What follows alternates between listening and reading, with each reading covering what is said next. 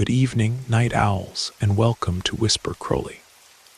Tonight, I will guide you into a world of darkness, hoping to help you relax and unwind.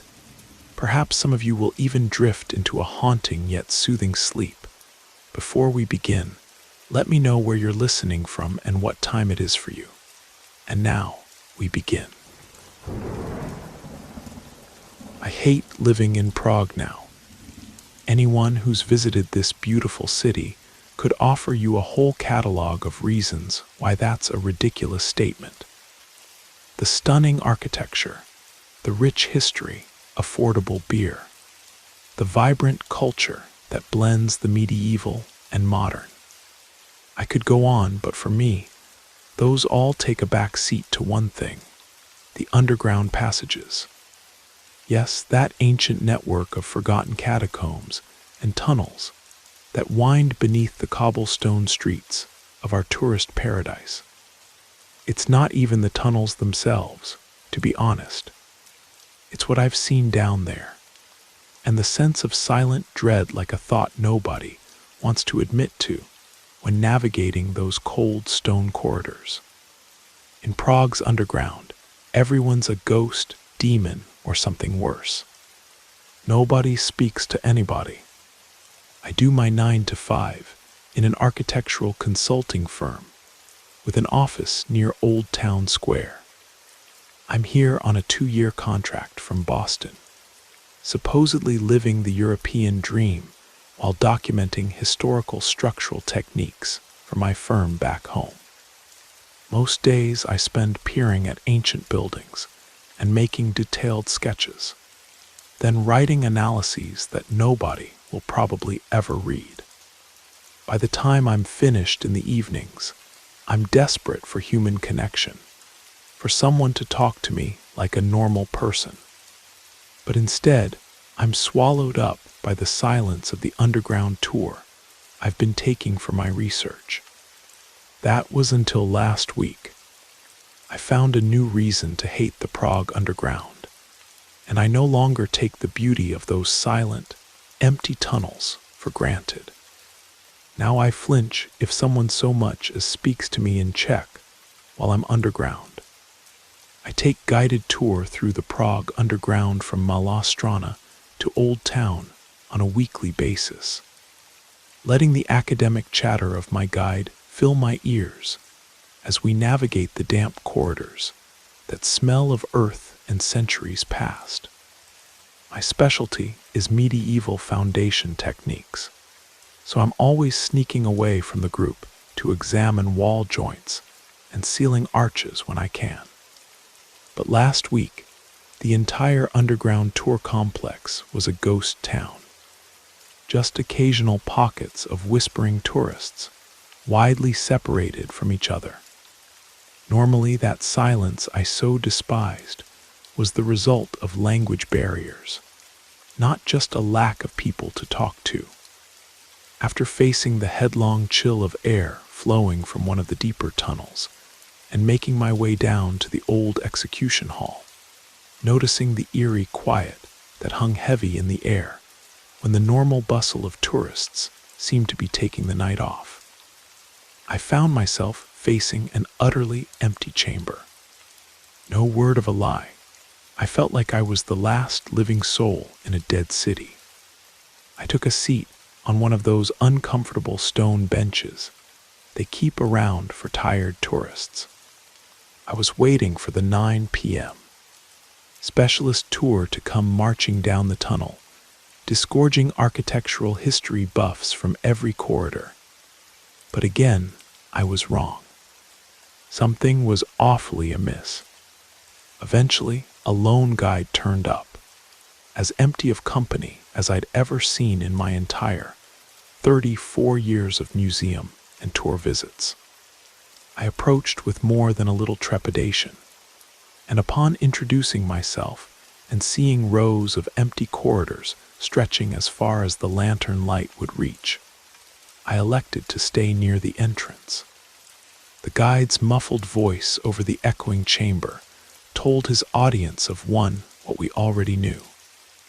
And we began our private tour deeper into the underground. I realized then that if I ever wanted to have a casual chat on my underground journey, I'd have to be the instigator of the conversation. So I cast my mental fishing line toward my unusual guide to check out what I was dealing with.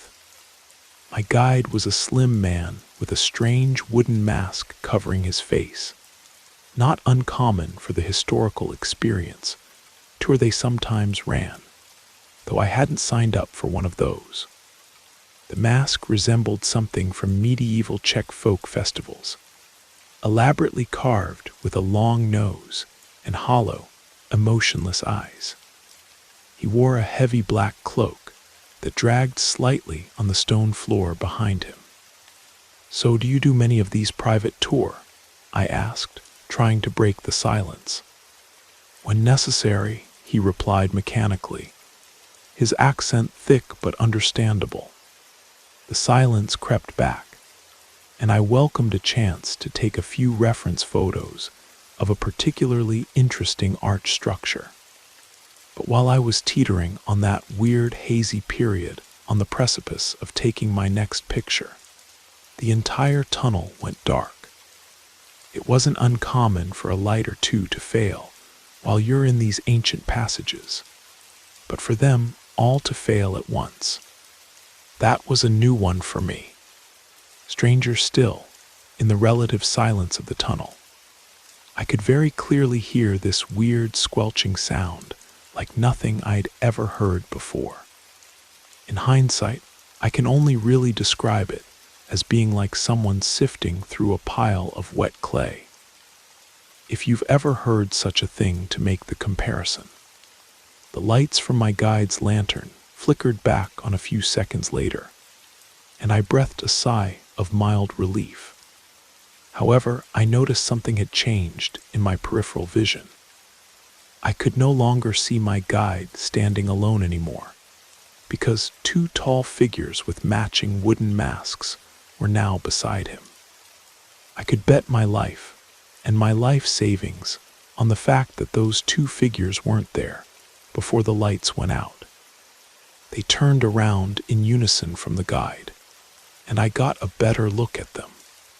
What struck me first was that they both seemed so eerily similar, wearing matching dark robes and elaborate wooden masks that covered their entire faces, with just small slits for eyes. Their hands were covered in what looked like thin leather gloves, and they moved in perfect synchronization. They looked like they'd just come out of some kind of folklore-themed costume party. But asking them about it was hardly on my mind as they drifted over almost weightlessly and stood across from me in silence. Their masks, they looked wrong if that makes sense. They weren't particularly horrific or anything, but they had this almost gray wooden complexion like aged oak. They were smooth beyond all belief, no rough edges or tool marks, nothing that could separate them from being utterly basic templates of what a Czech folk mask was supposed to look like. I never knew perfection could be so terrifying. "You guys get your masks from the same place?" I said jokingly, trying to break the ice. The blank-faced strangers remained silent. I noticed one was bigger than the other, perhaps a few inches taller with broader shoulders. It made a world of difference when they're standing across from you, staring at you through those hollow wooden eyes. "Sorry," I said awkwardly, just trying to ease the tension. "It's been a long day." I noticed the smaller one was holding what looked like an ancient leather bag that clinked like glass on glass every time we walked over an uneven stone in the floor. The guide wasn't speaking anymore. He stood motionless, his own mask betraying no emotion. The bigger masked figure seemed to register that I noticed this strange situation. "Which destination belongs to you?" he said slowly, mechanically, like Czech-accented English left a foul taste in his mouth. Pardon, which destination? He paused, choosing his words carefully. Is yours? Oh, I'm staying near Old Town Square. It's a little walk from the tour exit. Prague had plenty of non-native English speakers from pretty much any country you can name. So meeting people who were still getting into the swing of things was by no means an irregularity. But this guy, he didn't seem to have an accent any Czech person I'd met had. Like a bad text-to-speech generator, his cadence and syntax were utterly undefined, with a cluster bomb of weird, inappropriate pauses and incorrect pronunciations. How about you? I asked. The big one seemed to mull it over a little. We are stopping at. His eyes seemed to scan the tunnel around us. Old Prague, oh, cool. Cool, the silence was crawling back. I didn't want to let it. So do you guys work for the Historical Society? Or are you just enthusiasts? I asked. The little one cocked his head sideways, but remained silent. The big one did the talking. We're collectors, here to learn, here with a group. Oh, do you go to Charles University? I asked. No, he said without hesitation. Then where do you study, if it's okay to ask? The corners of the big one's wooden mask somehow gave the impression of lifting upwards. Even a more generous man than me couldn't call it a smile. But I could tell that a smile was what he was going for. His mask moved, but the eyes behind the slits never changed. A long, long way from here. I could tell you're not from around here, I said, trying to make conversation. Suddenly, the little one, without even moving his blank mask, gave the impression of utter nervousness. He slid a slender hand inside his robe, as if to grab something, but the bigger one stopped him with what I could only interpret as a glare, and turned back to me. What do you mean by that? He asked, his tone stern. I could feel a bead of sweat creeping down my temple. I just mean I figured you weren't from Prague originally. You know, from your accent. I assumed you were from somewhere in Eastern Europe, or something like that. That was a lie, but it seemed like what they wanted to hear. The little one slid an empty hand out from his robe and settled down his stance. Yes, the big one replied. Eastern Europe or something like that. Your friend, is he okay? He's looking a little tense. The little one jostled on his feet again and used one of his hands to steady his gently bobbing head. He hasn't said anything, I continued. He's fine. He doesn't speak, the big one said, seeming as annoyed as his voice would permit him to be. You ask lots of questions, don't you? Is that typical, or typical of others? I shrugged, feeling a little hurt by his bluntness. We cannot speak if you like. I was just quite curious about why you're here. You seem like interesting. Guys is all. The big one tried one of his full mask movements again and asked in a more confident tone. What is your name? Michael Novik, I replied. Something about a question asked by one of these strange people demanded an answer, regardless of whether you wanted to give it. We are here to obtain research samples, Michael Novik, he said, saying my name as one word, as though it was customary wherever they came from. This place has such a bountiful collection of different specimens. It was the most effective place to get a realistic, representative sample. They took longer on the larger words like bountiful and representative, sounding them out and putting emphasis on all the wrong parts. Occasionally, we would pass side chambers or intersecting tunnels, though nobody else was around. I was beginning to regret taking the late tour. especially such a strange, private one. "What samples are you collecting?" I asked, not entirely sure I wanted to know the answer. Without saying a word, the big one leaned over to his comrade and unzipped the leather bag, much to the little one's apparent discomfort. That glass-on-glass chinking was a collection of jars with strange mechanical lids, where I could see poorly defined red and pink masses floating in dark, viscous fluid. The slender fingers of the big one grabbed a jar at random and held it out for me to look at. I want to believe that my eyes were lying to me then, but I know what I saw. What looked horrendously similar to a human heart was bobbing gently up and down in the black fluid, and I suppressed the sudden urge to heave.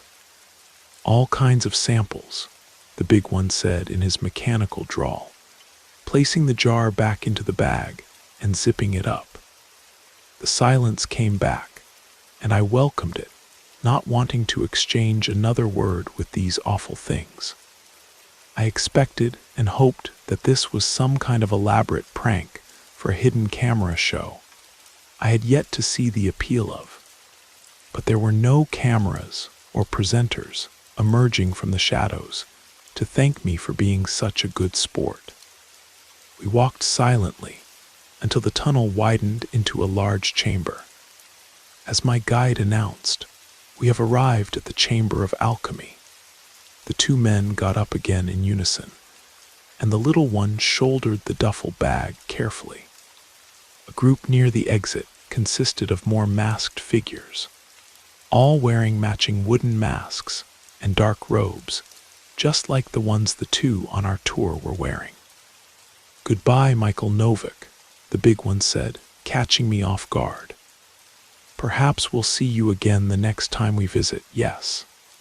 Without another word, the two walked out of the chamber and onto the main tunnel that led to the exit.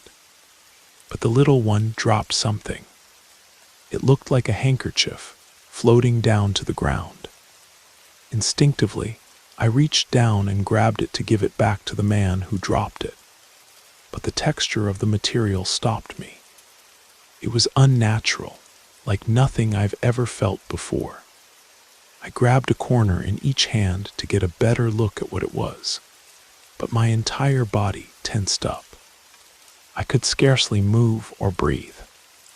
In my hands, I was holding a wooden mask, or rather, what appeared to be the face of one, staring lifelessly back at me. My head jerked up to get one more look at the two men who had just left the chamber, and I saw the little one gazing at the mask I was holding. His little eyes, now the only aspect of his face that was visible to me, were buried in a strange black mass of something insect-like that moved and grasped and squealed and chittered like nothing of this earth. The guide disappeared from view as those terrible eyes bore into me, until I could see nothing of them anymore. The rest of the journey back to street level was long and silent. I sat clutching the wooden face, feeling its smoothness, its alien texture. I haven't seen the two men or any of their strange masked friends since then. But the next morning, I saw a news report that a tourist had been found dead in the underground tunnels, his heart surgically removed from his chest and sewn up with equally surgical precision afterwards. Police don't know what to think, as no security cameras picked up any footage of people being anywhere near him during the time of his death. I've not really left my apartment since then either. I've had a lot on my mind, a lot to think about. Like, who exactly were those beings I was talking to in the tunnels? Where did they come from? And when will they be coming back?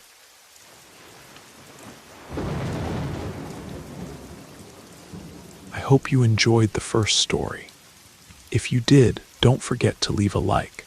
But if I didn't do my job well, feel free to give it a thumbs down. Either way, drop a comment and let us know where you're listening from and what time it is for you. Now, let's continue. Back in 1978, I was a fresh-faced deputy in Hollow Creek, Montana. It was my first real job in law enforcement, and looking back now, I sometimes wonder if I should have picked a different town to start my career.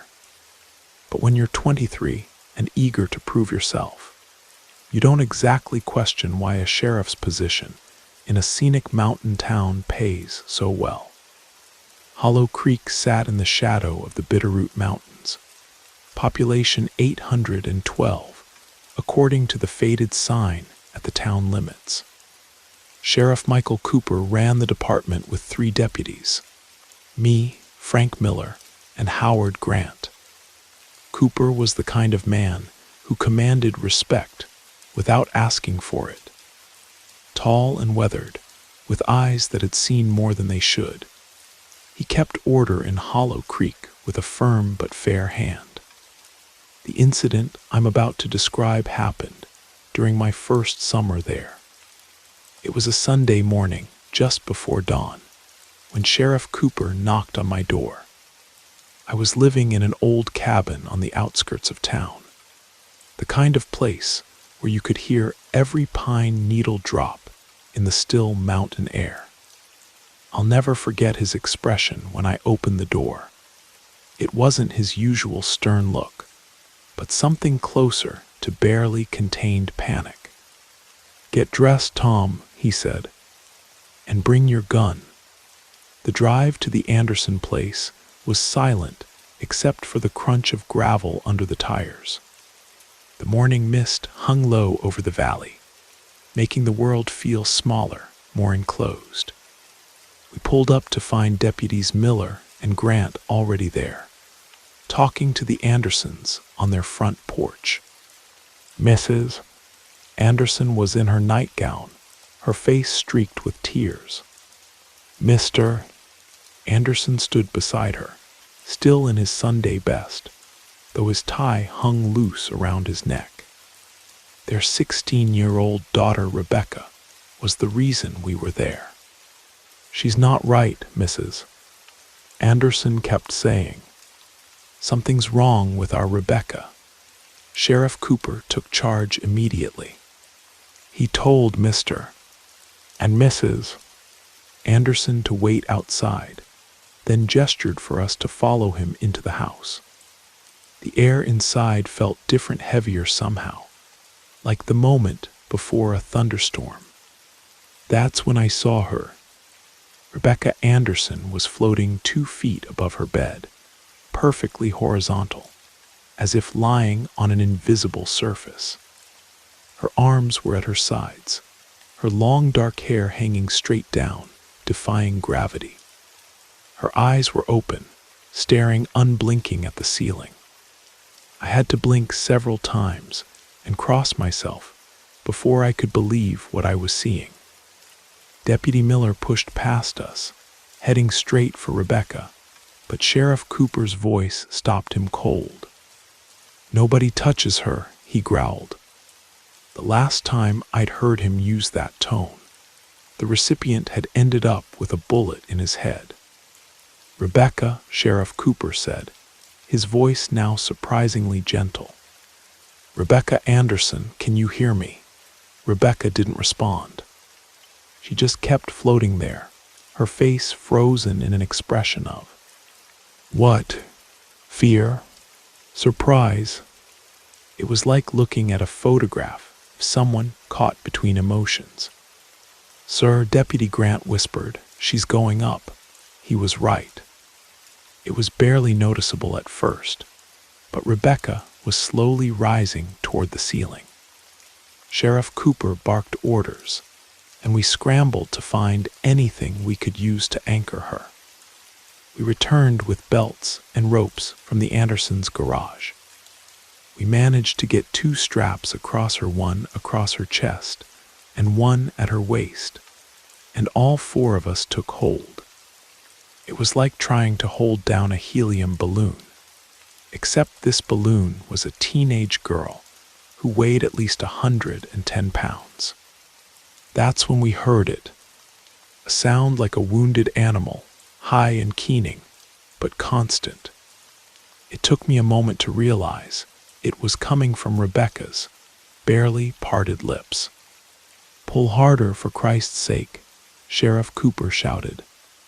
The sound from Rebecca's throat was getting higher, shriller.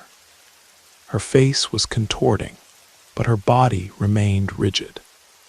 Then Mr. and Mrs. Anderson burst into the room, and all hell broke loose. Mrs. Anderson collapsed, wailing. Mr. Anderson rushed to help us pull, his face red with effort. "Rebecca, honey, stop this. This isn't funny anymore. Sir, she's going to hit the ceiling," Deputy Grant yelled. The noise suddenly stopped, becoming muffled.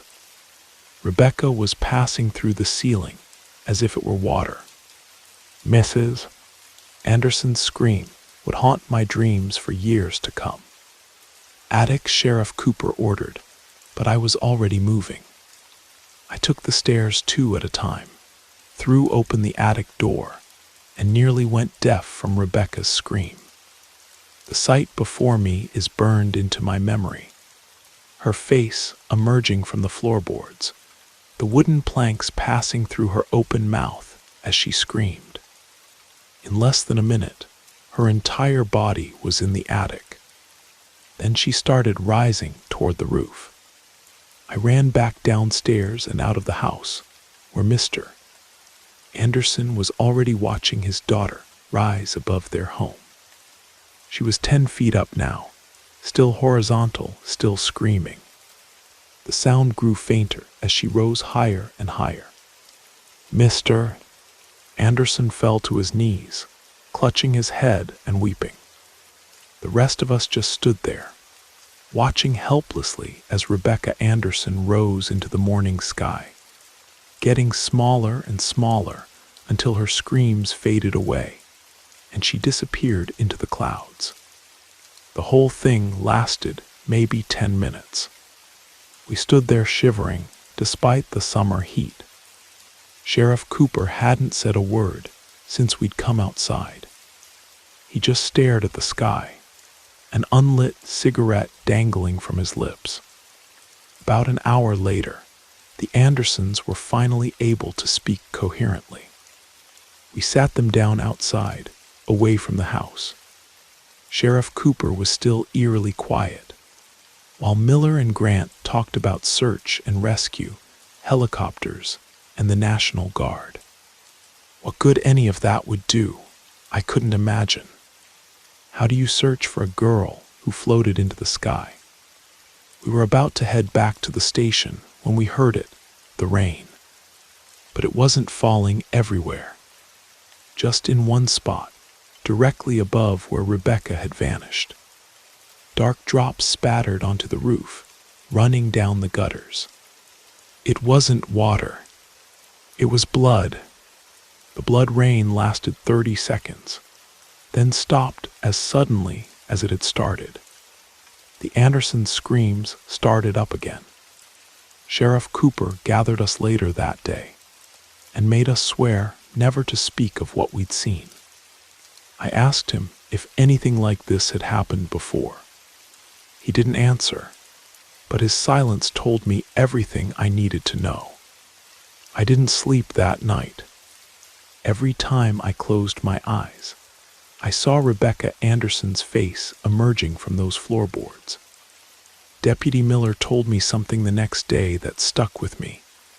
Maybe God called Rebecca Anderson to heaven, but he didn't like what he saw. Within a month, both Mr. and Mrs. Anderson were called to heaven too, right there in their house. Whatever called them didn't like them either. The Anderson house stood empty after that.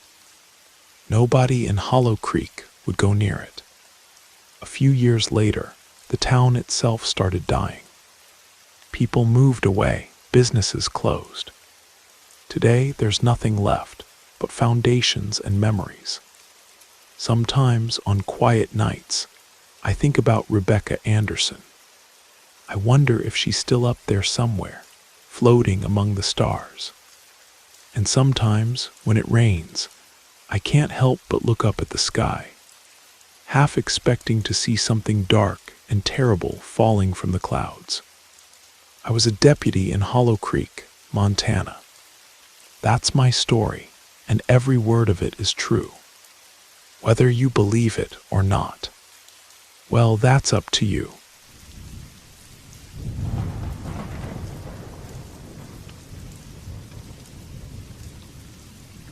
There are many stories about the Appalachian Mountains of North Carolina. The ever-changing scenery and the walls of mist and clouds alone are food for the imagination. Combined with the complex history and the assorted people who have called these mountains home, from the Cherokee Nation to European settlers, the stories are numerous. There are mountains that are sacred ancestral grounds, mountains that devour hikers who venture too far, and even the mighty stone man rumored to roam the highest peaks. There are mountains that belong to the spirits, and mountains where there were massacres, places where entire settlements were wiped out by disease, where locals claim to see mangled forms roaming the forest at night. These mountains have coal mines where, late at night, there's the smell of burning coal and the cries of those who were trapped inside. Whispers of a tragedy from long ago. And don't forget the mountain trails that are haunted by those who died building them, or stories of tourists and hikers said to be led astray by a small pale child dressed in buckskin. Videos posted online claim to show a little figure in animal hide, following hiking groups that never made it out of the mountains. I myself, as a biology student from California, think that the Appalachian Mountains are awe-inspiring in a purely scientific way. The highest peak in the region, Mount Mitchell, rises to 6,684 feet, and the Blue Ridge contains over 100 species of trees, more than in all of northern Europe. Exotic plants and animals unique to these ancient mountains draw large numbers of tourists and hiking enthusiasts every year. Despite being in the eastern United States, the sheer height and age of the mountain's harbor sites that should normally be seen in more northern areas, evergreen forests, alpine meadows, and ecosystems that have remained relatively unchanged for thousands of years. My interest in them was more or less educational, but one hears stories every now and then. The one that I would like to share with you starts with my grandfather, told to me by my grandmother. My grandmother's family owned land that spanned 3 mountains, not tall ones, mind you, but about 1,500 feet in height in North Carolina's Blue Ridge. They mostly planted apple trees, kept chickens, and lived off the land. They lived in a large house in the valley, where the fog settled thick in the mornings. When my father was in grade school, one afternoon after classes, my grandmother found him staring out of the window of his room. He just stood there, motionless, never blinking, not even swaying. My grandmother didn't know what to do. After watching my father for 5 minutes, my grandmother had enough and moved to shake him. My great-grandmother stopped her, saying that he had been hooked away, bewitched by the spirits of the mountains, and it was better to wait for them to bring him back. My grandmother claimed that my father stood for 3 hours straight, when suddenly my father looked at my grandmother as if nothing had happened and asked whether it was time for dinner yet. My father didn't remember a thing, except seeing a very big winged creature, that was bigger than the window with fiery eyes that disappeared in a few seconds. To my father, those 3 hours were just a few seconds. My father came down with a high fever that very night. Great-grandmother insisted that the winged creature was a mountain spirit, and that my father be kept away from windows and the outdoors for a few days, lest the spirits take him for good. Now my father had been sickly when he was younger. Both he and my younger brother were known to be prone to seizures if they had a fever around that age. My guess was that he did see a real hawk or eagle, and the stress triggered a seizure. He had zoned out for a while, I concluded. I was very excited about this winged creature, though. Ever since the area was first settled, there were stories about a massive flying creature in these mountains. Among the Cherokee legends, there was one particularly fascinating tale about a creature they called the night flyer, said to have the wingspan of a small airplane and eyes that burned like embers in the dark. Research among old settler accounts mentioned similar sightings, but dismissed them as exaggerations of encounters with large birds of prey. But what if my father's recollections were accurate? Maybe there really was an undiscovered species of a huge bird or bat hidden in the mountains. So on a whim, I accompanied my grandmother back home to visit my great-grandmother. I wanted to ask great-grandmother about the spirit, but never got the chance. I knew my way around pretty well, having gone on little hunting trips with my granduncles before. And once it was clear that I wouldn't be needed at the house, I asked to go out. Great-grandmother insisted that I take a dog with me, lest I got lost. I took one that didn't snap at me, a mangy yellow mutt that had a funny yelp. I wandered around idly, chatting to the dog. It was midsummer, and the mountains were shady and cool. I kept to the path, letting the dog choose the way. The dog kept to the regular hunting tracks that circled the property. A certain beetle caught my eye, and I ended up taking pictures of it for my professor. As luck would have it, I lost the dog. Now you can't whistle in the mountains. It's considered bad luck. Or so my grand-uncle said, so I resorted to calling the dog's name. Maybe it's because of the dense leaves, but I felt that my voice just wouldn't carry. Before long, my throat was dry, and I just gave it up as a bad job. The dog knew the way better than I did. It would probably be home before me.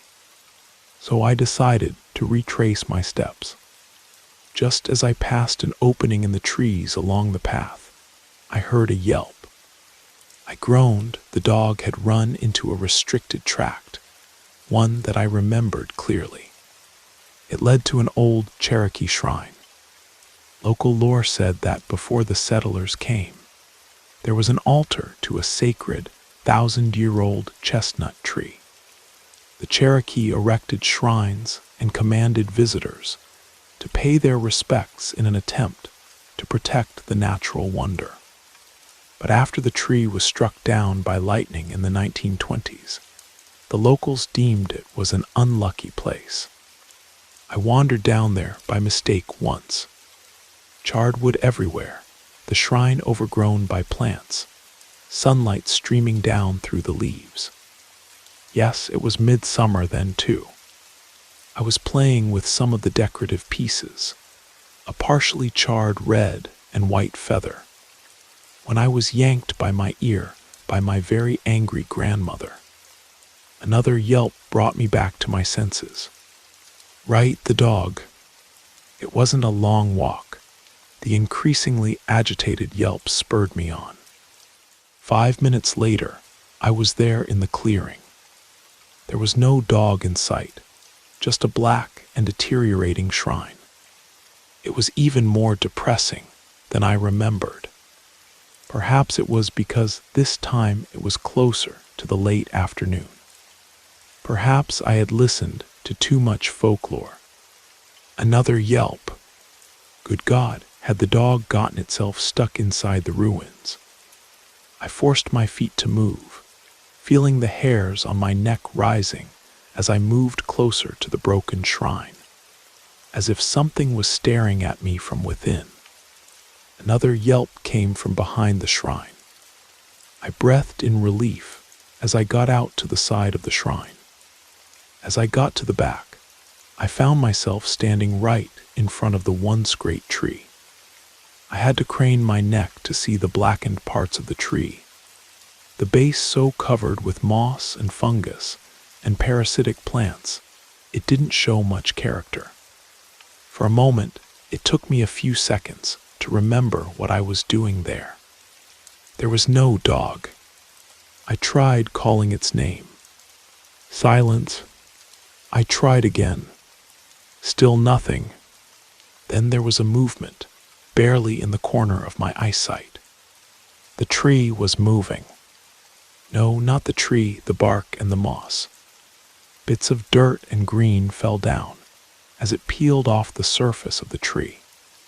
It flapped those great wings as if it was dusting itself. Those wings, I can't describe the color. It seemed ever-changing with every flutter it made. The only thing that remained constant was a pair of great eyes, fiery orbs that froze me on the spot. It was hypnotizing, luring, frightening. I couldn't breathe.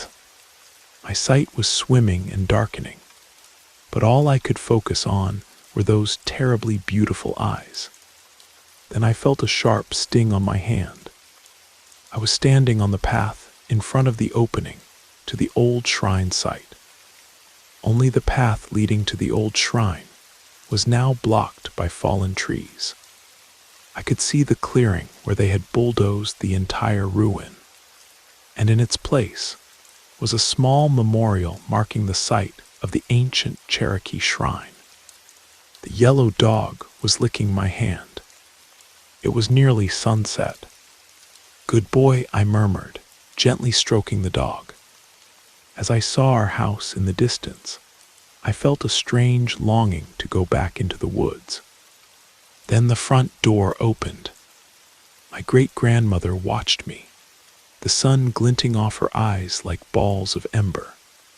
"Did you?" My voice trailed off. I felt like there wasn't a need to ask. I knew somehow that she had seen it too. Even to this day, when I'm hiking in the mountains, I feel a sense of being watched. It's not menacing, I think, just a presence of something from another time. Something with wings that span the gap between our world and another realm that most of us can only glimpse in our peripheral vision, or in moments when time seems to stand still. The night flyer of the Blue Ridge still watches over its domain, and sometimes, if you're very quiet and very lucky, or perhaps very unlucky, it will allow you to witness its magnificent wingspan unfurling against the ancient trees it has guarded for centuries.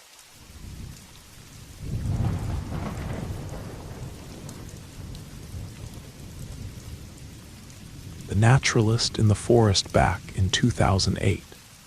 I was a student planning to apply to college and needed some extracurricular activities to include in my application. As most American teenagers know, one of the best experiences to have on your record is participation in outdoor leadership programs. I had signed up for the Junior Rangers program near the Adirondack Mountains in upstate New York.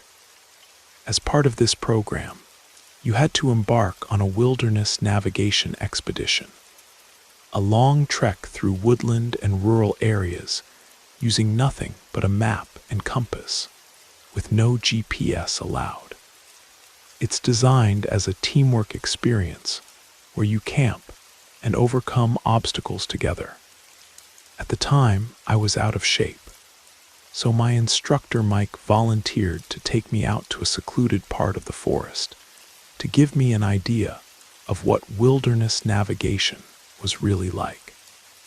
We didn't stay overnight, as I would have to during the real thing, but we hiked maybe 10 miles through woods and across a small mountain stream in pretty miserable weather. By the end of the journey, we were soaked to the bone and quite exhausted, looking forward to getting back to the ranger station and heading home.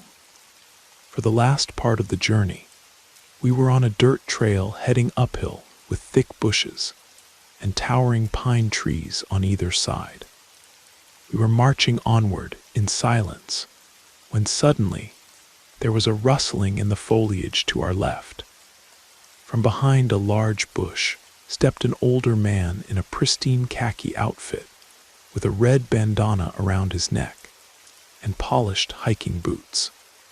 He looked to be in his late 70s or early 80s, very pale with liver spots dotting his face and a perfectly combed silver-white hair.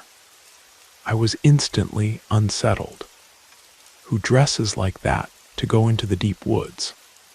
Seeing a man his age out there in those clothes, and weather conditions made me think this guy had lost his marbles. There was something else that took me a moment to notice. He was bone dry and didn't even have mud on his boots. We stopped in our tracks and stared at the man, who seemed just as frozen and shocked at seeing us. Mike made the first move, taking a step toward him and asking if he was all right. The old man continued to stare for a moment, not moving even a twitch. Then suddenly, he became very animated. It was as if he snapped out of a trance.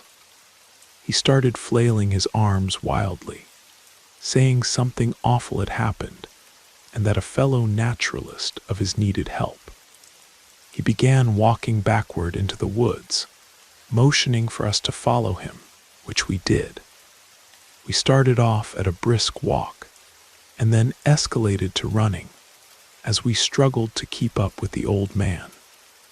After maybe a minute, he disappeared ahead of us, but we could still hear him, so we continued to follow the noise until we reached a huge slope. We stopped at the edge and looked down to see the old man standing at the bottom, motioning and pleading with us to follow him. I remember looking down and seeing that the slope was probably at a 40-degree angle, spanning perhaps 50 feet or more, and slick with mud. It looked like an accident waiting to happen, especially since there were no shrubs or roots to hold on to. I wondered how the heck did he get down there so quickly and so cleanly. At that distance, it was hard to see fine details clearly, but he still didn't appear to be wet or muddy at all. Mike and I looked at each other, and I saw that he was getting as unsettled as I was. Despite my apprehension, I took a step toward the edge, intending to try and make my way down, when Mike grabbed me firmly by the arm and pulled me back. "Something's wrong here," he said under his breath. We took a few steps back from the edge, and the old man at the bottom started getting highly agitated. He began pleading with us again to come down the slope, insisting he needed our help and that his colleague was in trouble. Mike shouted down to the old man that we would head back to the ranger station and call emergency services for him, assuring him that professional help would be on its way soon. The old man suddenly became furious. He began jumping up and down, demanding that we come down the slope immediately, or there would be consequences. His voice had changed drastically. He was practically growling his words, his hands clenched into fists, pounding his knees like an angry child throwing a tantrum. I've never seen a grown adult fly into such a rage in my life. His eyes looked like they were on the verge of bursting out of their sockets, and his skin went from pale to red almost instantly. We hurriedly made our way back the way we came, his demands and threats becoming less audible as we got closer to the trail. Once on the trail, we practically power marched the remaining quarter-mile or so to the ranger station. All the while, Mike was on the phone with emergency services, explaining that there was a possibly mentally disturbed old man wandering the trail. We were instructed to get to the station and wait for the park rangers so we could show them where we had encountered him. About an hour later, we met 4 rangers, 2 of whom had dogs with them and packs of supplies like first aid kits, emergency blankets, and so on. We led them to the exact spot and pointed the 2 rangers with dogs in the direction the old man had led us through the bushes. The search lasted all weekend, but there was no trace of the old man. The rangers said the only trail they could pick up was ours. They didn't find any footprints or anything belonging to the old man we encountered. One of the most experienced rangers pulled us aside afterward and told us about the history of that area. Apparently, 30 years earlier, a well-known naturalist who conducted tour in that part of the forest had led a group of hikers down a dangerous slope during bad weather. Several people fell to their deaths, and the naturalist himself disappeared, presumably having also fallen somewhere and died, though his body was never recovered. The rangers showed us old newspaper clippings they kept at the station. The missing naturalist looked nothing like the old man we saw. He was much younger in the photos, but he was wearing the same style khaki outfit with a red bandana. Mike and I never returned to that specific trail. We completed the Junior Rangers program on different routes, and I made sure to include the experience on my college applications. But to this day, I avoid hiking alone, and I always research the history of any trail before I set foot on it.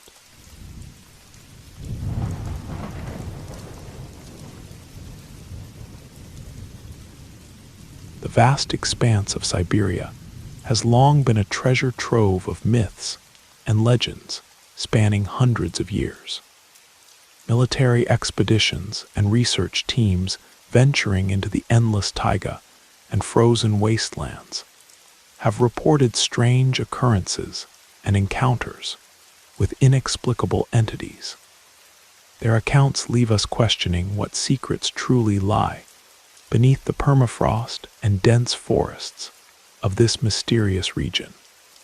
For generations, the frozen wilderness and abandoned mining towns of Siberia have been known as the graveyard of lost souls.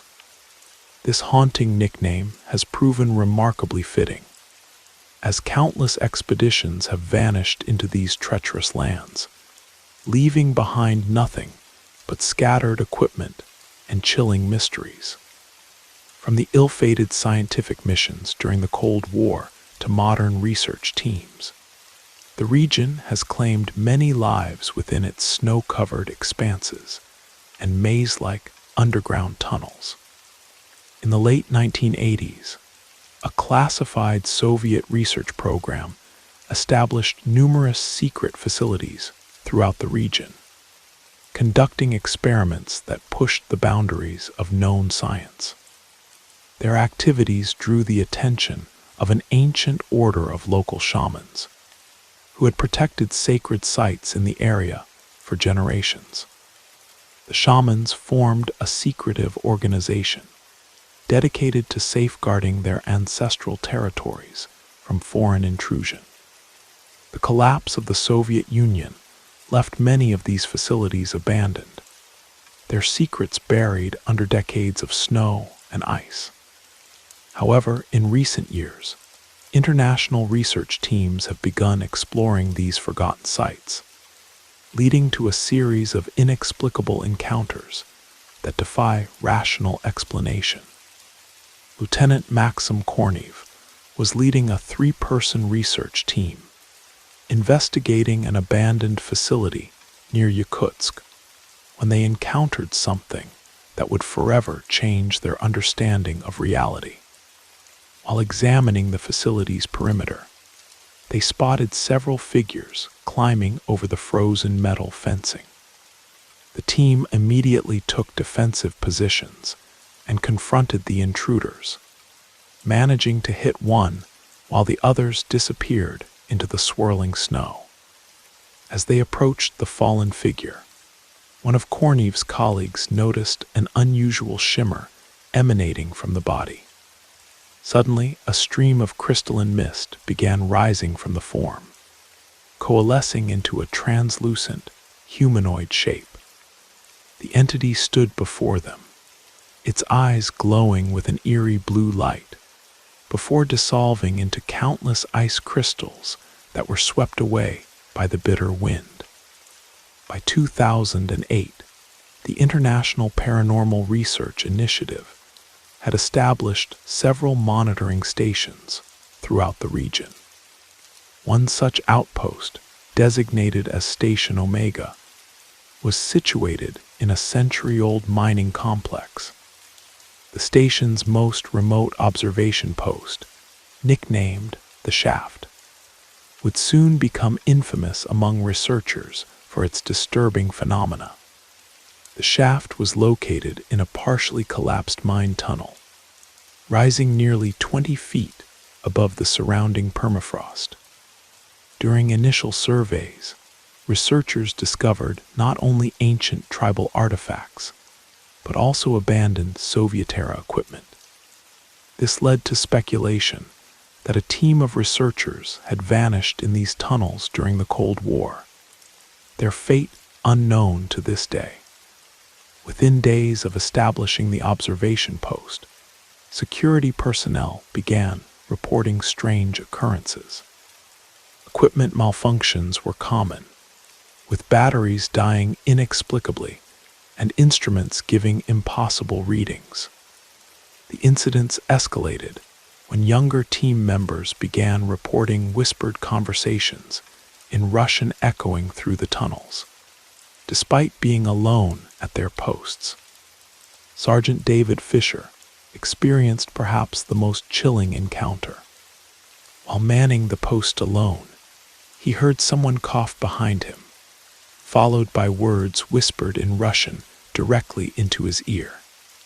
After this incident, he refused to return to the shaft, requesting immediate transfer to another location. The situation continued to deteriorate as researchers reported physical encounters with unseen forces. The security detail was doubled, but this did nothing to prevent the appearance of strange, floating orbs of blue light that would approach the observation post before vanishing into the darkness. Captain Igor Volkov reported one of the most detailed encounters. While scanning the horizon one night, he spotted a solitary figure standing motionless in the snow.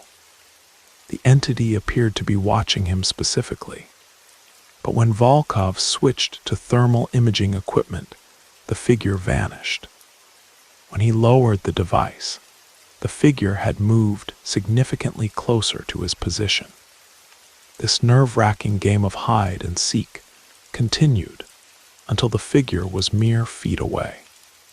Volkov fired a warning flare and raised his weapon, but found no traces of footprints in the fresh snow where the figure had stood. Moments later, he felt an icy whisper against his ear and was struck with tremendous force, leaving him with severe frostbite-like injuries across his torso. Similar incidents were reported at Station Alpha, where security personnel encountered the spirit of an elderly shaman who would materialize near their posts, performing elaborate rituals before vanishing into the snow.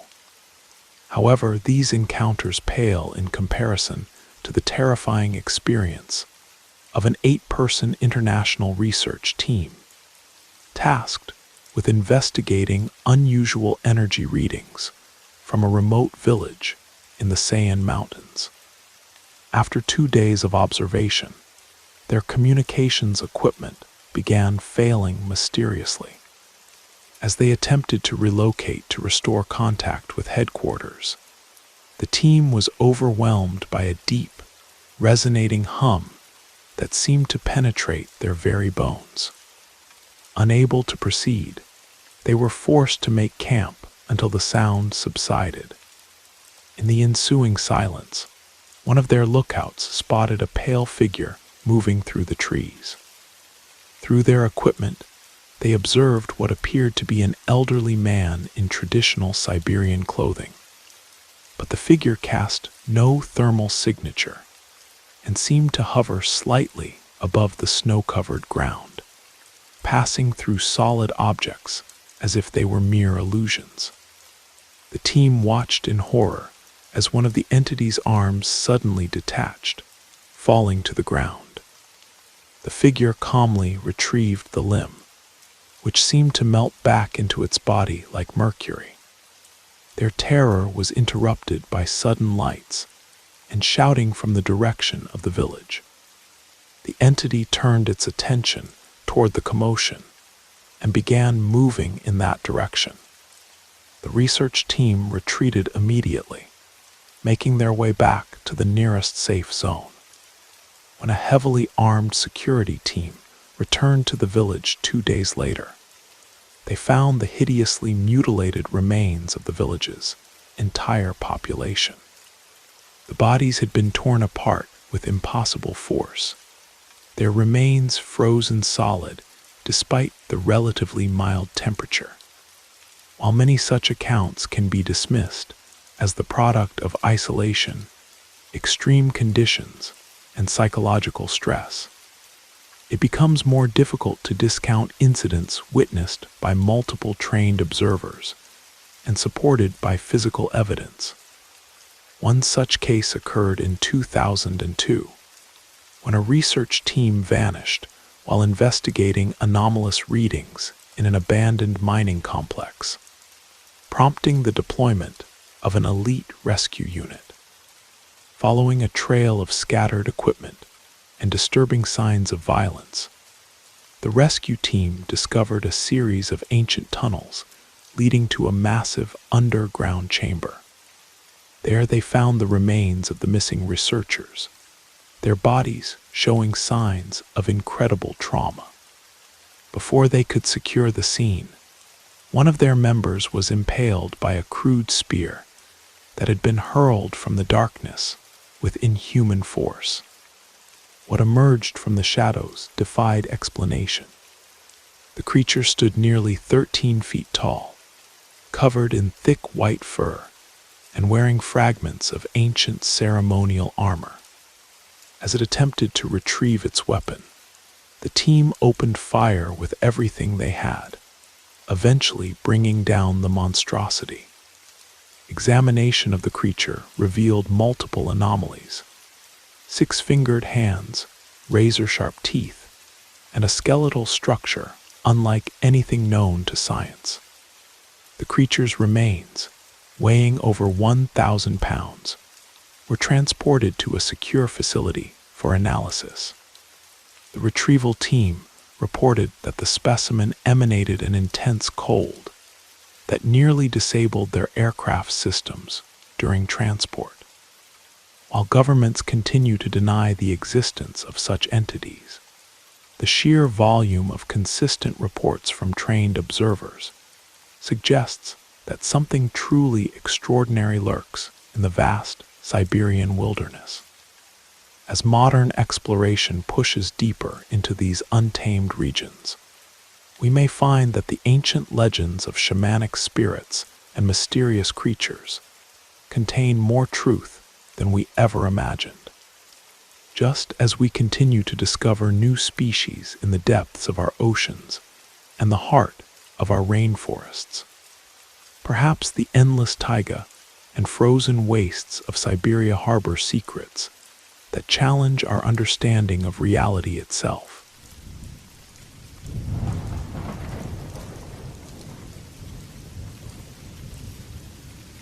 The autumn of 1978 changed Hollow Creek forever. After the Rebecca Anderson incident, a shadow seemed to fall over our town. People spoke in whispers, locked their doors earlier, and kept their children close. Even the mountains looked different, more threatening somehow, as if they were slowly leaning in toward the valley.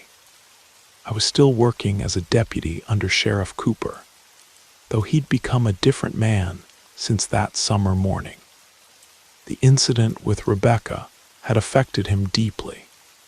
He spent more time alone in his office, studying old town records and making phone calls to God knows where. The story I'm about to tell happened in late October, just as the first frost was starting to bite. I was off duty, picking up supplies at Hopkins General Store. Jerry Hopkins and his son Jerry Jr. ran the only grocery store in Hollow Creek, a family business that had been there since the town's founding in 1884. I noticed something was off with Jerry Jr. as soon as I walked in. The usually cheerful young man looked haggard, with dark circles under his eyes that made him look twice his age. When I asked if he was getting enough sleep, his response sent a chill down my spine. "That damn train keeps waking me up," he said, his hands shaking as he bagged my groceries. "Every night, right on schedule. Can't get a minute's peace." I didn't think much of it at the time. 2 days later, I mentioned it to Deputy Miller while we were on patrol. He gave me an odd look. "Tom," he said slowly, "the Mountain Pacific Railroad hasn't run through Hollow Creek since 1962. The tracks were torn up when the lumber mill closed. That's when things started getting strange. Jerry Jr. got worse with each passing day. When I saw him again a week later, he looked like a walking corpse. His skin had taken on a grayish tinge, and his eyes seemed to sink deeper into his skull. "It's that goddamn train," he kept muttering, every night getting louder. The whistle calls my name now. I went to talk to Miss Adelaide at the library. If anyone knew the town's history, it was her. She'd been the librarian since before I was born, and her family had been in Hollow Creek for generations. "The midnight train," she said, her wrinkled face growing serious. "You're not the first to ask about it. Back in '62, just before they closed the line, there was an accident. A passenger train derailed in Oak Pass. They never found all the bodies." She pulled out an old newspaper from her archives. The yellowed pages told the story 27 passengers vanished into the mountain night. The search parties found the wreckage, but no victims. It was as if the train had been empty when it crashed. "Some say those passengers are still riding," Miss Adelaide whispered, "still trying to reach their destination." That night, I decided to stay at the store after closing. Jerry Jr. was getting worse, and I wanted to hear this train for myself. His father had gone home early, leaving us alone in the old building. Around 11:30, Jerry Jr. started pacing. "It's coming," he said. "Can't you hear it?" I heard nothing but the wind in the eaves and the hum of the fluorescent lights. "The tracks," he mumbled. "They're singing. They always sing first." Midnight came and went. No train. But Jerry Jr. was getting more agitated by the minute. His eyes were wide and unfocused, and he kept cocking his head as if listening to something just beyond hearing. There, he suddenly shouted. There it is. Can't you hear it? And then, impossibly, I did hear something. Not a train whistle, but a low vibration that seemed to come from the ground itself. It rose slowly, like a distant earthquake, building to a rhythm that felt almost mechanical. Jerry Jr. pressed his face against the store's front window. They're waving, he whispered. They want me to wave back. Who's waving, Jerry? The passengers. They're all at the windows. Some of them don't have faces anymore, but they're still waving. The vibration was getting stronger. The products on the shelves began to rattle. And then I heard a train whistle, but wrong somehow. It sounded hollow, like it was being blown through bones instead of brass. Jerry Jr. was crying now. They want me to board. They say it's my stop. They say I've been waiting long enough. Jerry, there's no train, I said, but my voice sounded weak even to my own ears. The vibration had become a roar, and the air felt thick, like we were underwater. I have to go, he said. I have to get on board, or it won't stop. It'll never stop. He walked toward the door. I tried to grab him, but he moved with a strength I didn't know he had. The door chimed as he pushed it open, stepping out into the October night. The roar was deafening now. Through the window, I watched Jerry Jr. walk toward Main Street, toward where the tracks used to be. He moved like a sleepwalker, arms slightly raised, his feet barely touching the ground.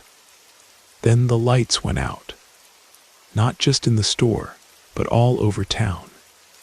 In the sudden darkness, I saw something that couldn't exist. A train, ghostly and translucent, gliding through the air where the old tracks had been. Its windows glowed with a sickly yellow light, and in each one, shadows moved and waved.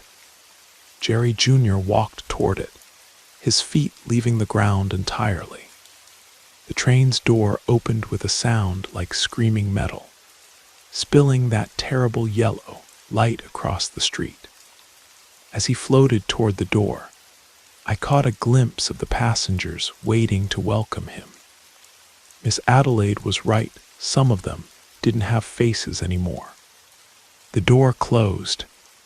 The train whistle sounded one last time, echoing off the mountains like a lost soul's cry. Then the ghost train faded away, taking Jerry Jr. with it. We found his body the next morning, sitting peacefully in his father's stockroom. The coroner said it was heart failure, but I knew better.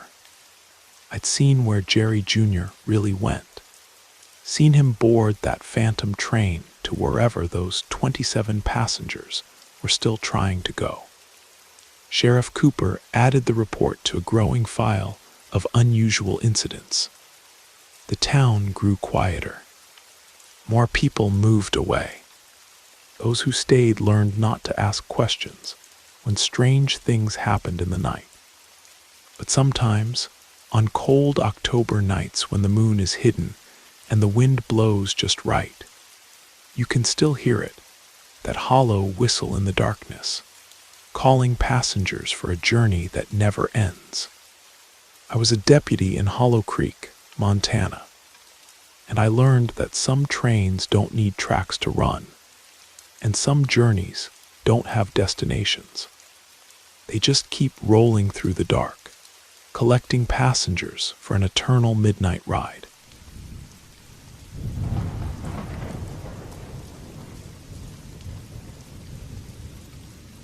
I haven't thought about this in years. Back when I was 10, my family moved to a small town in the Berkshire Hills.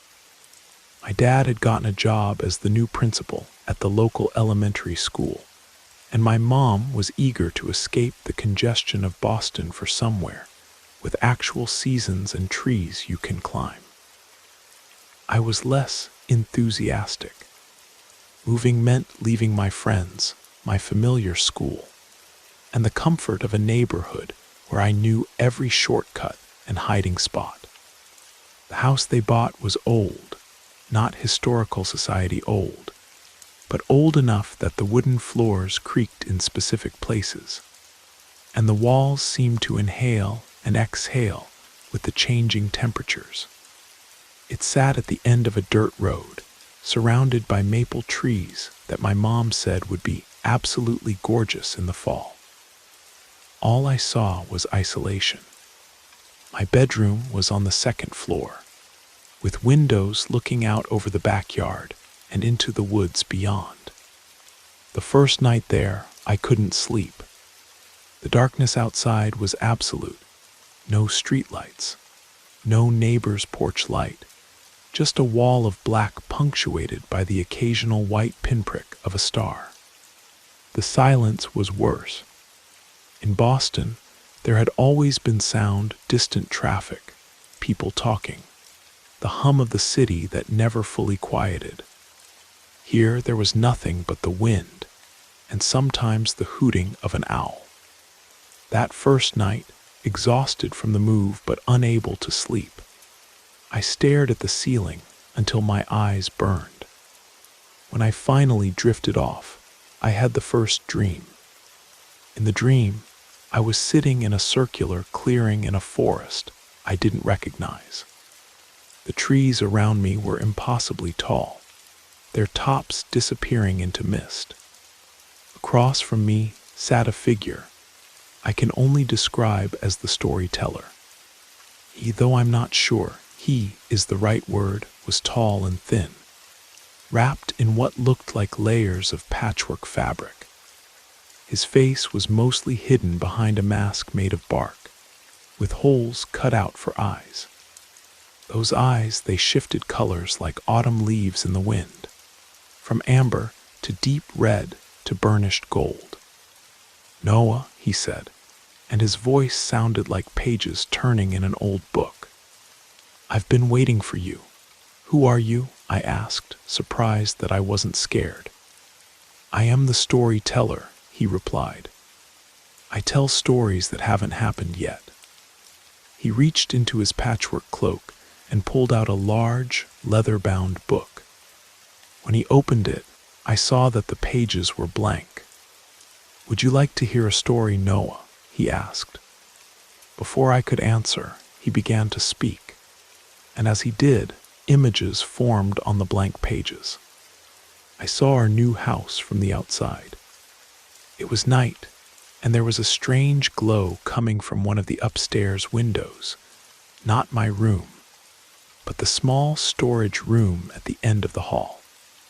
In the image, the glow intensified, and then flames began to lick at the window frame.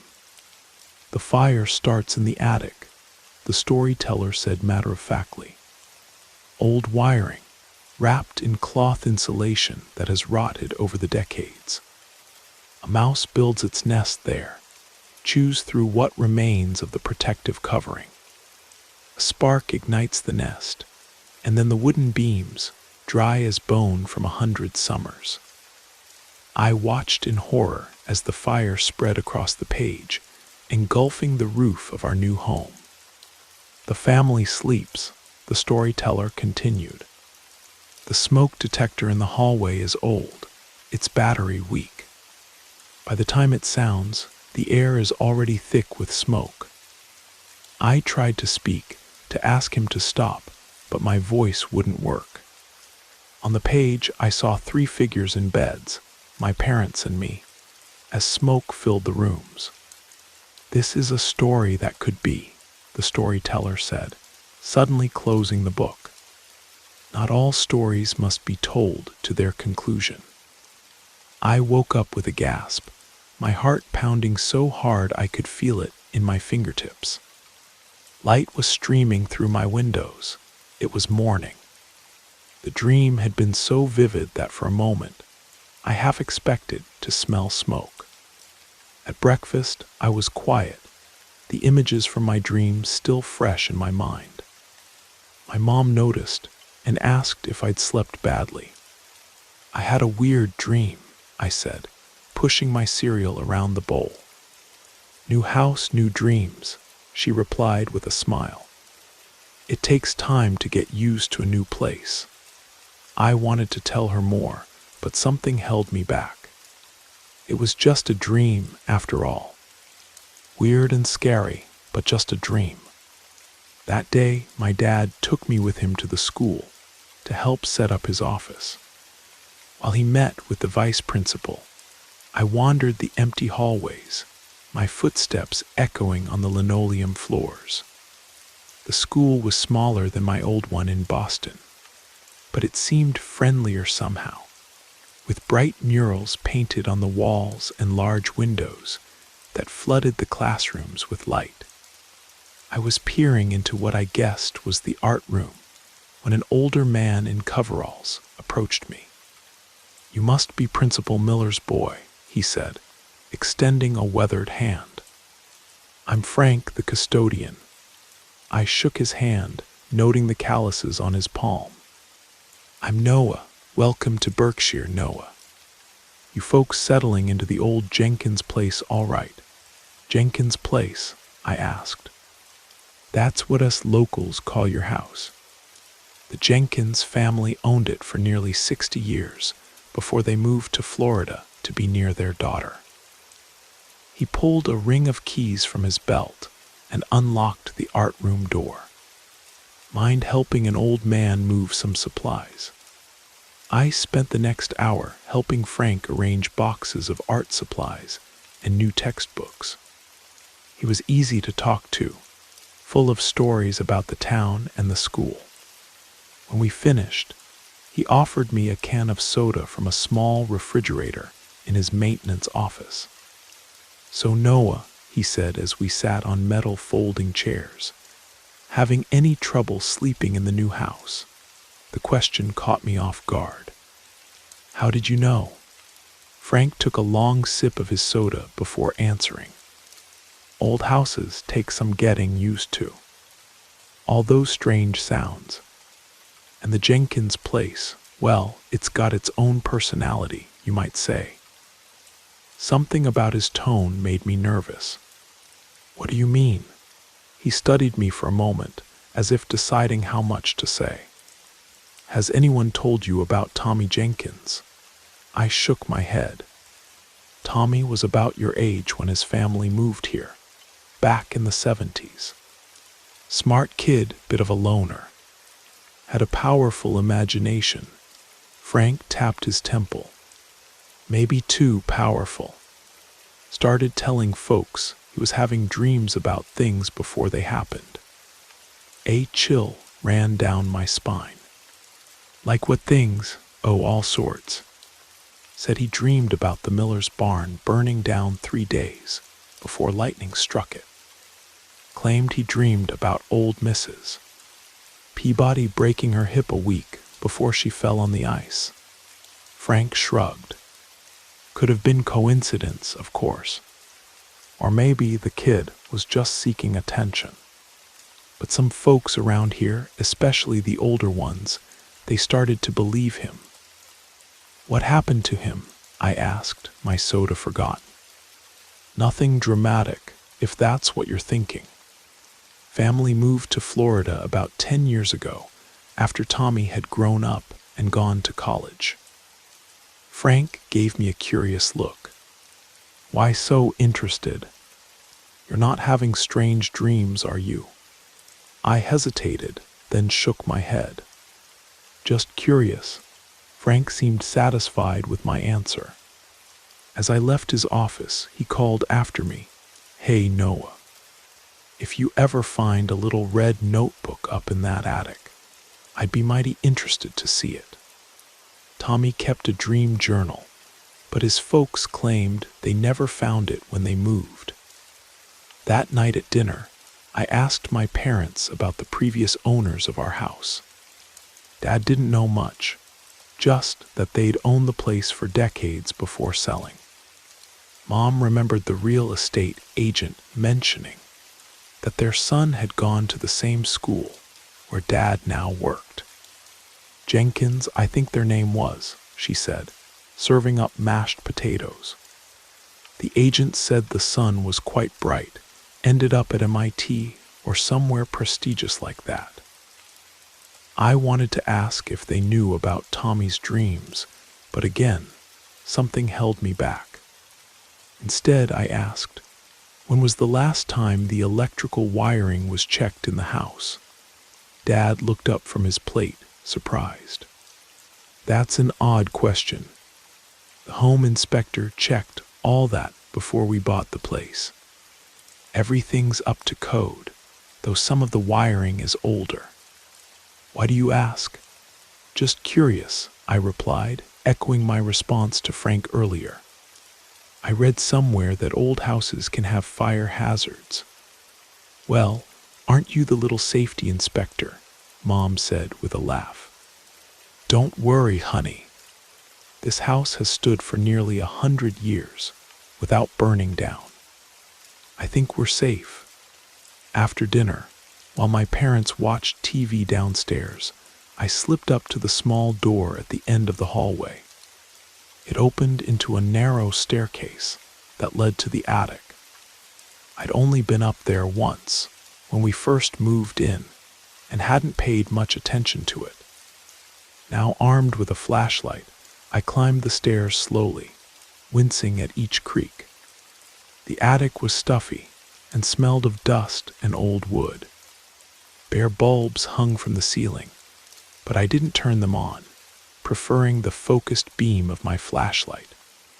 Cardboard boxes containing our still unpacked belongings lined one wall. The rest of the space was empty, except for a few pieces of furniture left by the previous owners.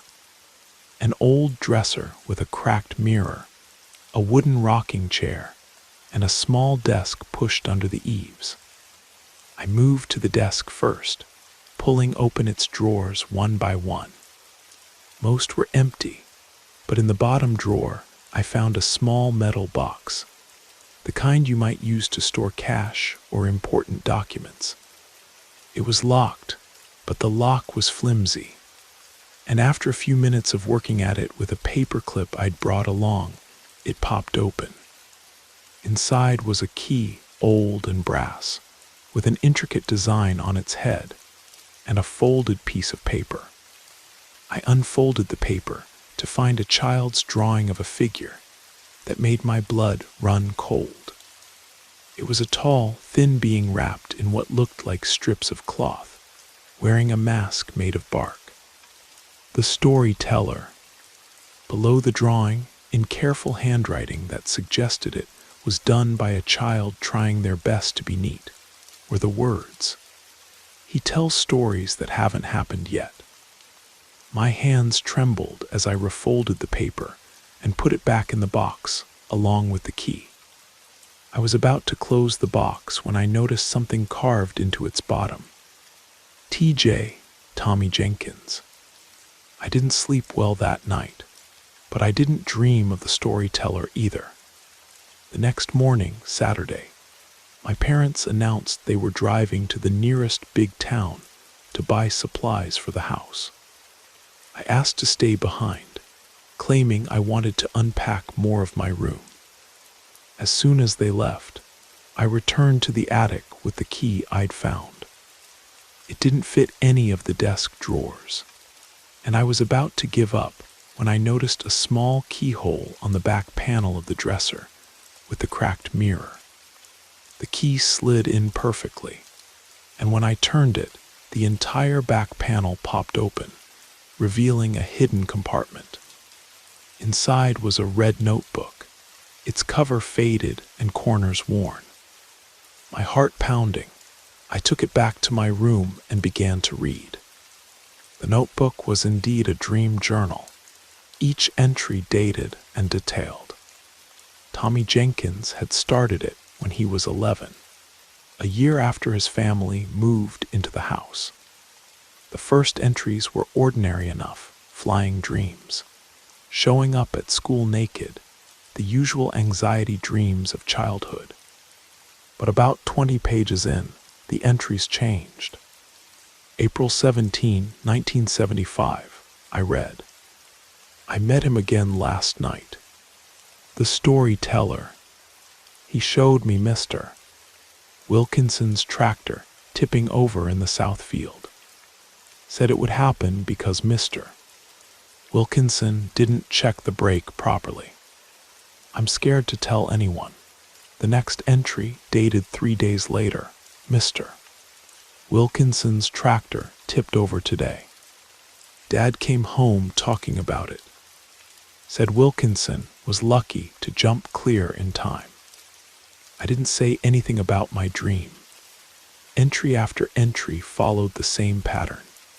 Tommy would dream of the storyteller, who would show him something about to happen in town, sometimes minor, like a delivery truck breaking down, sometimes more serious, like a child falling through thin ice on the pond. And each time, Tommy would record when the event actually occurred. I read for hours, fascinated and terrified in equal measure. In some cases, Tommy had tried to prevent what he'd seen, warning a classmate not to ride his bike down Maple Hill, telling his mother to call his aunt about a gas leak. Sometimes he was believed, sometimes not. The successes seemed to give him confidence, but there were failures too, times when he wasn't specific enough, or when people dismissed him as having an overactive imagination. Near the end of the notebook, the entries took a darker turn. Tommy began to question his sanity, wondering if the dreams were causing the events rather than predicting them. The final entry, dated just before his 13th birthday, chilled me. I'm not writing these dreams down anymore. Maybe if I stop acknowledging him, the storyteller will go away. Maybe if I don't hear the stories, they won't come true. I'm hiding this notebook where no one will find it. If you're reading this, whoever you are, and you've met him too, be careful what stories you let him tell you. Not all of them have happy endings. I closed the notebook, my mind racing. Was I going through the same thing Tommy had experienced 30 years ago? Was the storyteller real? Or was this some kind of shared delusion, perhaps triggered by the house itself? That night, I placed the notebook on my bedside table, and despite my fear, found myself almost hoping to dream of the storyteller again. I had questions only he could answer. My wish was granted. Once again, I found myself in the circular clearing, sitting across from the bark-masked figure. This time, I noticed details I'd missed before. How the patchwork of his cloak seemed to contain scraps of different eras, from colonial homespun to modern synthetic fibers. How the tree behind him was carved with hundreds of tiny symbols. How the ground beneath us seemed to pulse slightly, as if breathing.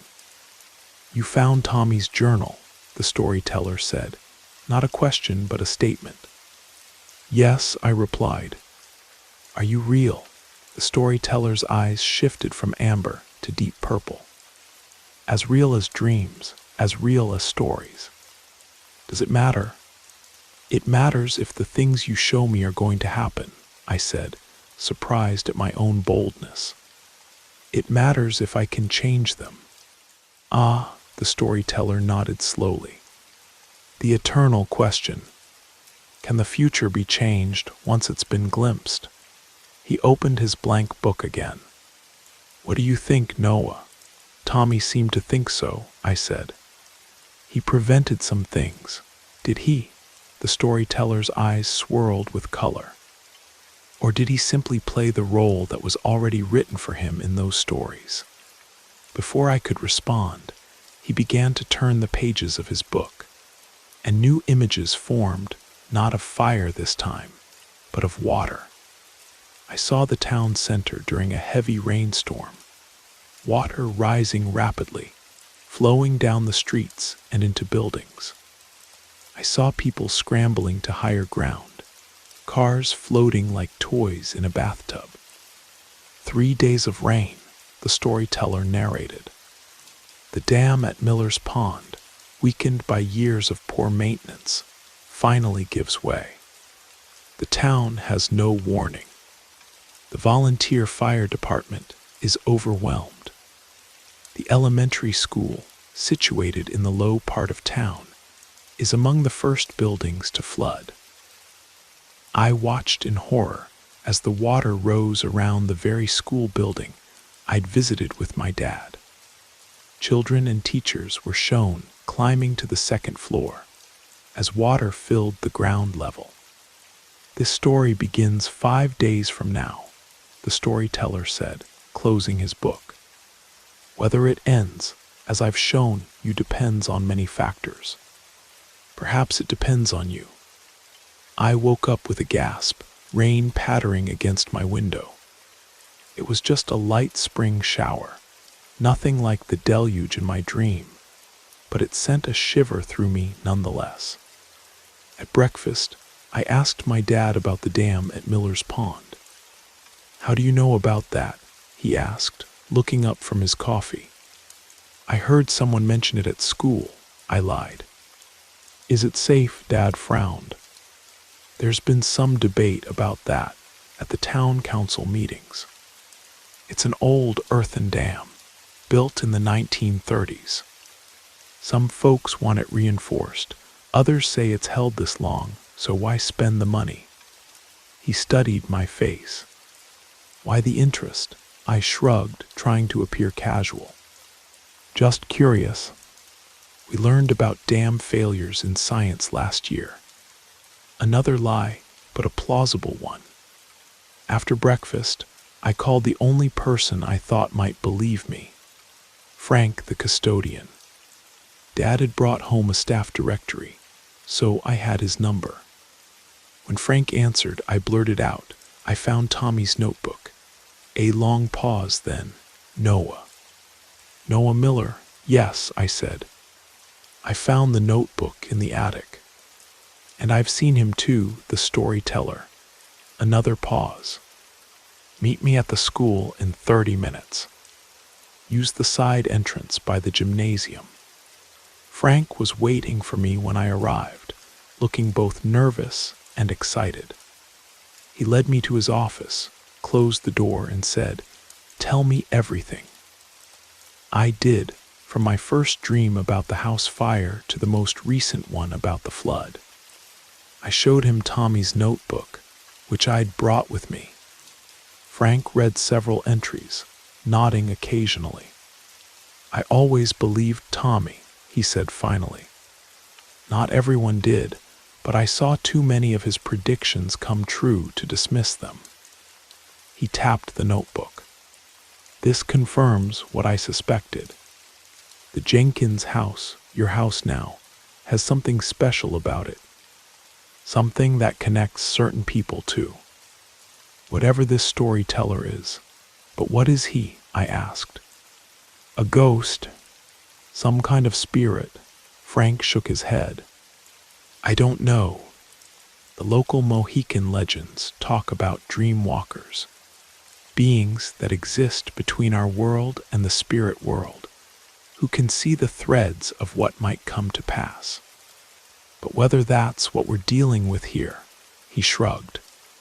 "The more important question is, what do we do about the dam?" I said. "If my dream is like Tommy's, we only have 5 days before it breaks." Frank's expression turned serious. "The town council won't listen to a 10-year-old boy, claiming to have had a prophetic dream, notebook or no notebook. We need evidence." He thought for a moment, then stood up. "Come with me." We drove in Frank's pickup truck to Miller's Pond, about 3 miles outside of town. The dam was a long earthen structure, with a concrete spillway in the center. Even to my untrained eye, it looked old and poorly maintained, with vegetation growing along its sides and cracks visible in the concrete. Frank parked at a small lot near the dam, and we walked along its top. "I've been fishing here since I was a boy," he said. Always thought this dam looked sketchy, but nobody ever listens to the school janitor about civil engineering.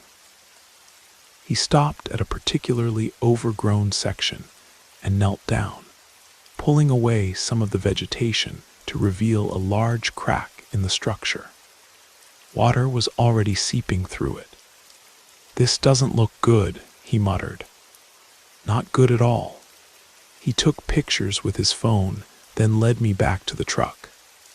"I've got a buddy who works for the state environmental office," he explained as we drove back to town. "Retired engineer. If anyone will take this seriously, it's him." Over the next 2 days, Frank worked his connections while I tried to act normal around my parents. It wasn't easy. I jumped every time it rained, and I kept checking the weather forecast, which indeed predicted heavy storms in 4 days' time.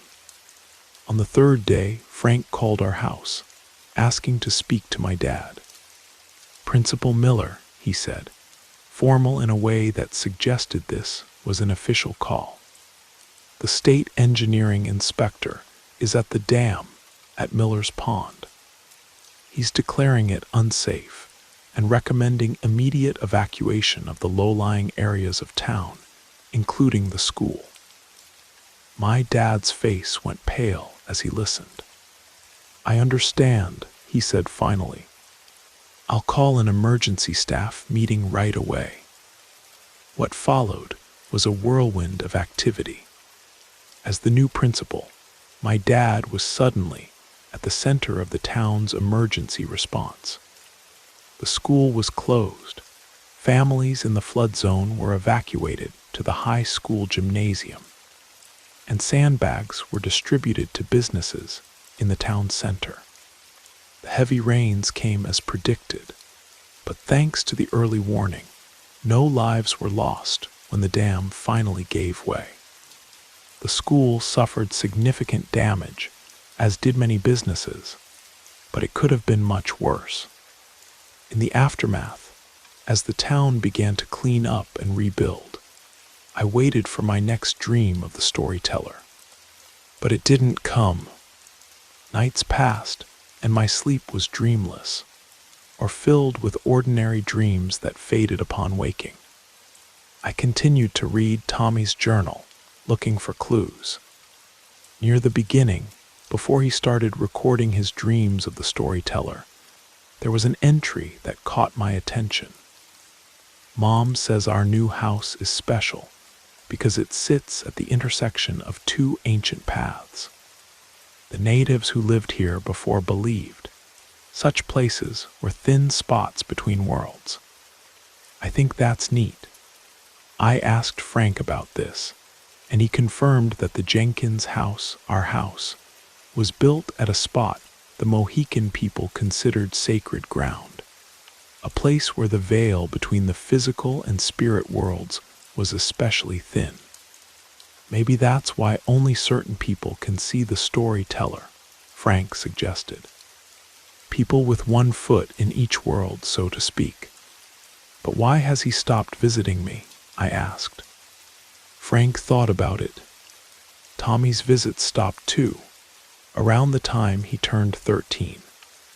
"Maybe you only get a certain number of stories. Maybe you've done what you needed to do." I wasn't sure if I felt relieved or disappointed. Part of me was glad to be free of the burden of knowing what might happen before it did. Another part missed the connection to something beyond the ordinary world. As the weeks passed and summer began, I settled into life in Berkshire. I made friends at summer programs, explored the woods around our house, and gradually the storyteller began to feel like a distant dream. Tommy's journal stayed hidden in my closet, a reminder that it had all been real. Then, on the last day of summer, before school was set to begin in our newly repaired building, I found a small package on our front porch, addressed to me. Inside was a carved wooden mask, miniature in size, but unmistakably like the one worn by the storyteller. With it was a note written in familiar, careful handwriting. Noah, I heard about what happened with the dam. It seems we share a connection. I've been monitoring news from Berkshire since my parents sold the house, wondering if whoever moved in next might experience what I did. The storyteller doesn't visit me anymore, but I've never forgotten him. The stories he tells don't have to be tragedies. Sometimes their warnings were meant to heed. Sometimes they're gifts.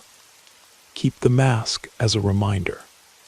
You never know when you might need to listen to another story. Thomas Jenkins, Ph.D., Department of Theoretical Physics, MIT.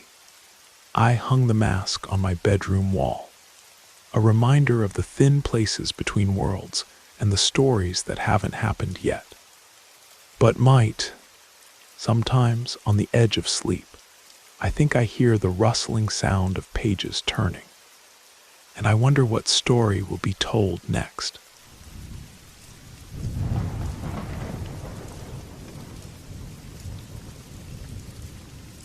The Shadow Watcher. This starts around when I was 13 years old, back in 1995. I grew up in Pinewood, Wisconsin, a town so small it barely qualified for its own zip code. It's worth mentioning that I didn't have a very good home life, but I also wasn't very aware of this fact. I suspected that maybe families were sometimes just like that. Houses were always messy and decrepit. Parents were always either insanely controlling and accusatory, or they weren't around at all. At this point in my life, I would have to take a bus to school. I would wake up very early to catch it, and it was almost always still dark outside when I walked to the bus stop. In the corner of my eye, there it would be in my yard, the tall, wavering figure. It was maybe 6.5 feet tall with no distinct features, just a dark humanoid silhouette that seemed to ripple and shift like smoke caught in a gentle breeze. Its edges were never quite solid, and where a face should be, there was only deeper darkness. It gave me a deep sense of unease whenever I caught a glimpse of it, but oddly enough, it would just stand at the end of the yard. When I would try to look at it directly, it would fade like morning mist, leaving me wondering if I'd seen anything at all. I thought maybe it was just my imagination. As time went on, the Shadow Watcher would appear in different places. When we moved across town to a smaller house near the paper mill, it followed. I figured I brought it with me somehow. Sometimes at night, when everyone was asleep and the house was dark, in the pitch-black living room, I could swear I saw its smoky silhouette standing in the middle of the room or sitting on the couch. I avoided passing the living room at night altogether because of it. When I realized the Shadow Watcher probably wasn't going anywhere, I decided I should name it. I had an issue with personalizing things growing up. I would give objects names and personalities. It prevented me from wanting to throw things away, and I still sometimes struggle with this. But in this instance, naming it was what I used to be less scared of it.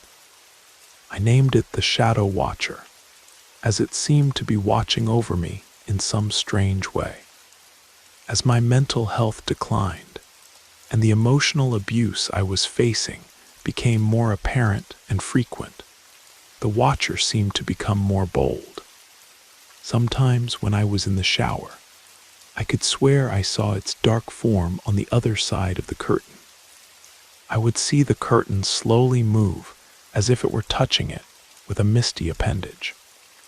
I would press my back against the wall of the shower and watch it slowly test the curtain barrier. It never tried to open it. It never made noises. I could just see its familiar tall shadow from behind the curtain. The watcher scared me, but I felt confident telling myself it wasn't dangerous. One of the houses it followed us to had a long, poorly lit hallway, so any time of day, if my door was open, I would see it drift past quietly and quickly in the darkness. It almost became comforting to have it there. My mother was rarely home, and my brothers didn't seem to notice it. It was like the watcher was there to check up on me. I started to whisper into the dark living room at night, "Good night, Shadow Watcher." And I would see it slowly shift away from the couch, like it acknowledged me in some way. Fast forward to now. I live with my girlfriend, and I started seeing a therapist, though I haven't mentioned the watcher. When I started taking medication and addressing old trauma, the watcher started to show up less and less frequently. The last I saw of it was in the living room of our apartment. It was standing there, its smoky form too tall for the room, so its upper portion seemed to bend forward slightly where the ceiling would have constrained a solid being. I waved at it, just a small gesture of acknowledgement. Its form rippled in response, almost like it was waving back in its own way. I said to it, "Good night, Shadow Watcher." "Thank you." It seemed to bow its head a bit. I walked to my bed, and it stayed there in the living room. In the morning, as always, it was not there, but in the following nights, it hadn't shown up either. I was a bit sad to have it leave, but I'm sure it's for the better. I like to think it moved on to better things, or perhaps its purpose was fulfilled. I know I certainly found my way to a better place in life. Sometimes I wonder if the Shadow Watcher was my own creation, a manifestation of my mind, trying to provide me with some form of constant companionship during those lonely years. My therapist once asked me about coping mechanisms I developed as a child. I didn't mention the watcher specifically, but I told her I used to imagine someone was looking out for me. She said that's a common and healthy response to isolation. What's strange is that last winter, my girlfriend mentioned seeing a dark, tall figure standing in our bedroom doorway when she woke up in the middle of the night. She thought it was me until she reached over and felt me asleep beside her. When she looked again, it was gone. I didn't tell her about my childhood companion. Some things are better left in the shadows.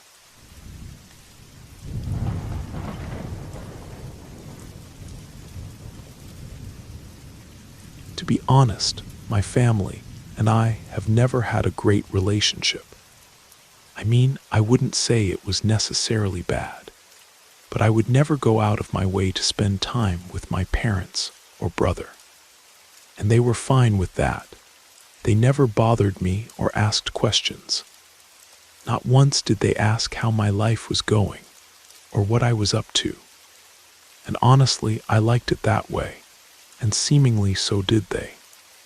This is why I found it bizarre when I heard a knock on my bedroom door, followed by my mother seeking permission to come in.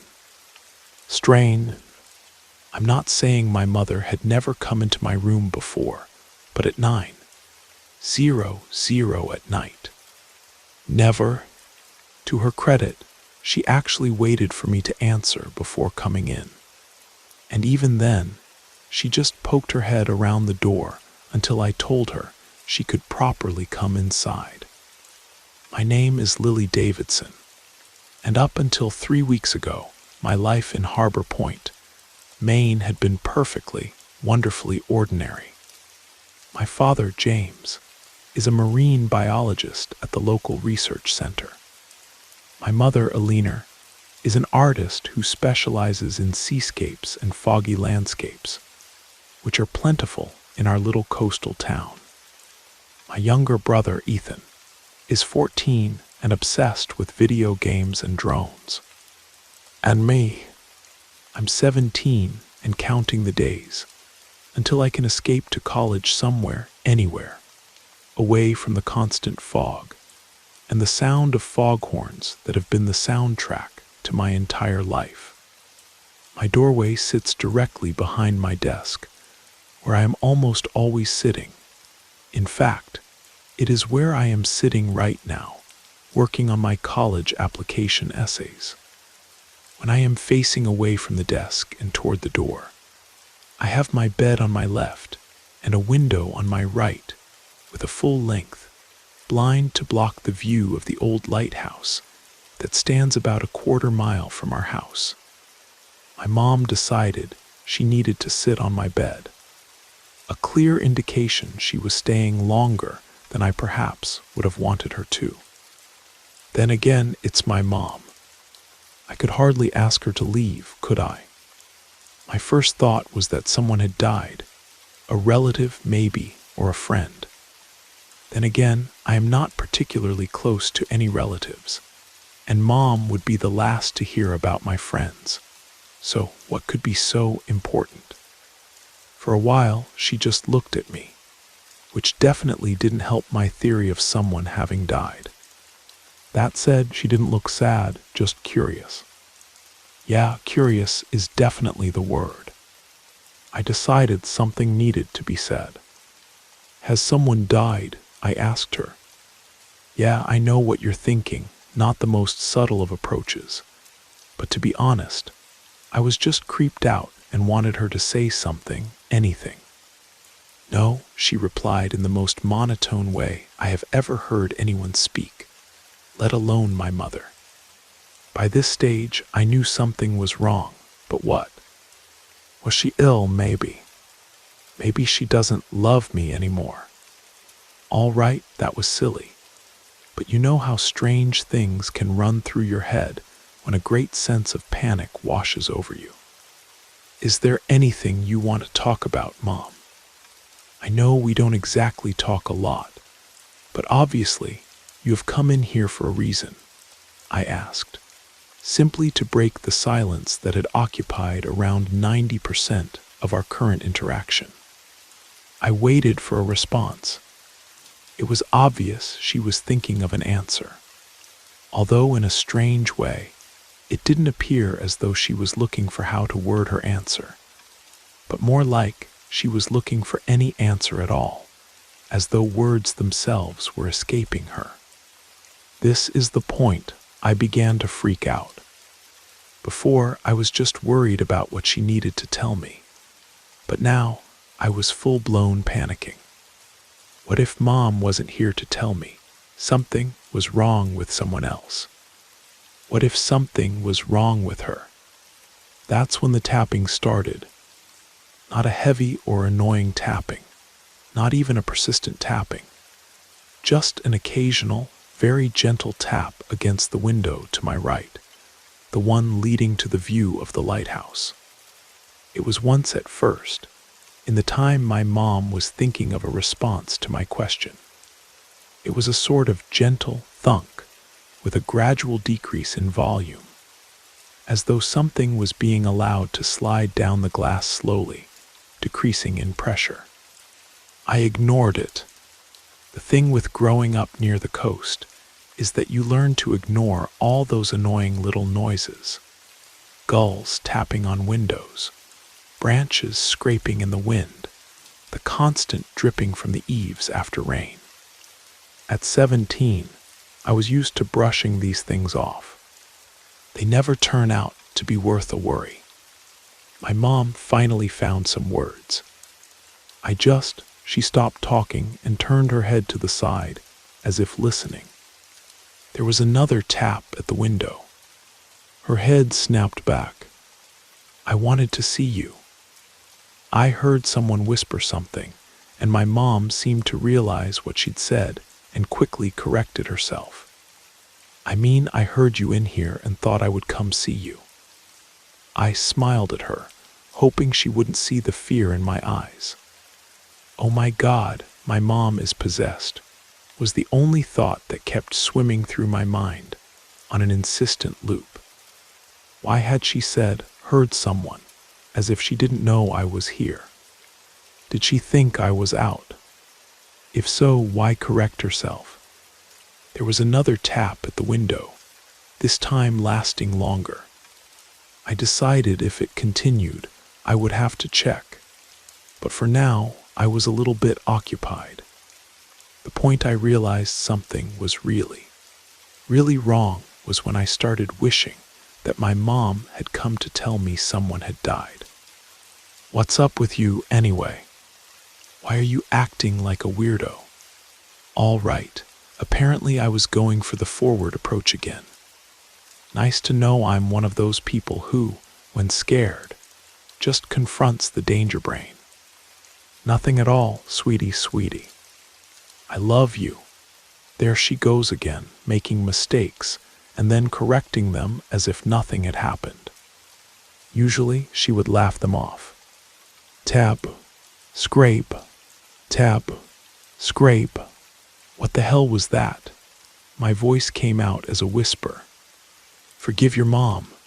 The words came out flat and monotone. Tap, scrape, tap, scrape. Grand. What the hell are you talking about? I spun on my chair, shaking, the most scared I've ever been in my relatively short life. I opened the blinds, looking out at the lighthouse that stood tall against the darkening sky. Standing in the beam of the lighthouse, with a shaking and scarlet-stained arm reaching toward my window, was my mother. Tears streamed down my face. My breathing became shallow. My real mom, that is, not the demented doppelganger on my bed, was bleeding from her head and mouth. I'd never seen so much blood before, and probably never will again. My mother slowly lifted her hand and brought it down on the window, letting out a long groan as she did so. Her hand caused a light thunk and a quiet dragging noise as she slowly allowed it to drag down the glass, clearly too exhausted to pull it away.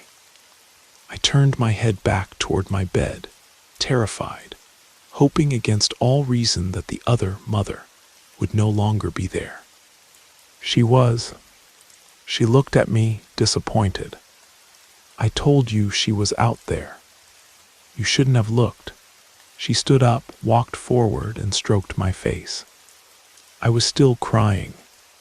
It's been an hour since then. I am still in my room, typing this.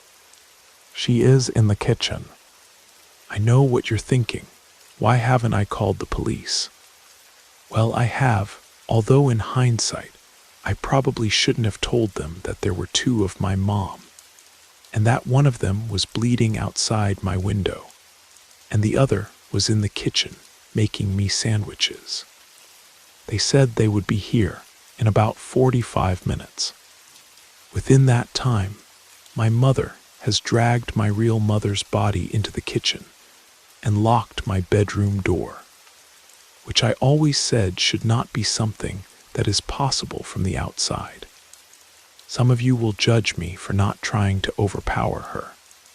But even though she isn't technically my mom, it's still very hard to bring yourself to physically attack someone who looks, and even smells, just like the woman who gave birth to you. Imagine punching your mom in the face, and then tell me you would have done things differently. You may also be wondering why I have decided to write this down. Well, with the police not exactly believing my story, I decided that I needed to record it somewhere. Maybe some of you will believe me, will understand what happened here. I'm still here after all. For now, at least. There is still time. Wait, it's too late. The police are here. I can hear the officer now. The mom monster thing has answered the door, and the officer is explaining my phone call to her. I am shouting. He's heard me. He says he is coming now. He is screaming loudly. I can hear someone coming down the corridor. It's him. He's asking if I need help. Wait. No, he said. Do someone need help? The following is the account of James Davidson, Lily's father, compiled from his statements to police and journal entries found in his study.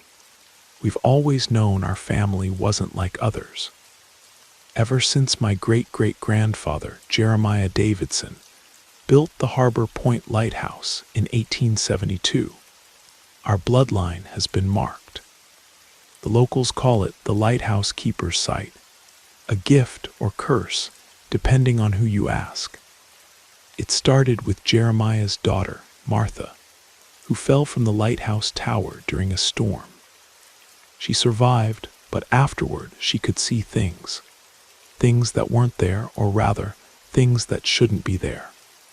She would speak to relatives long dead, warn of ships that would wreck days later, and describe versions of her family members that scared the local townsfolk. The doctors at the time called it brain damage from the fall. The fishermen's wives called it the second sight.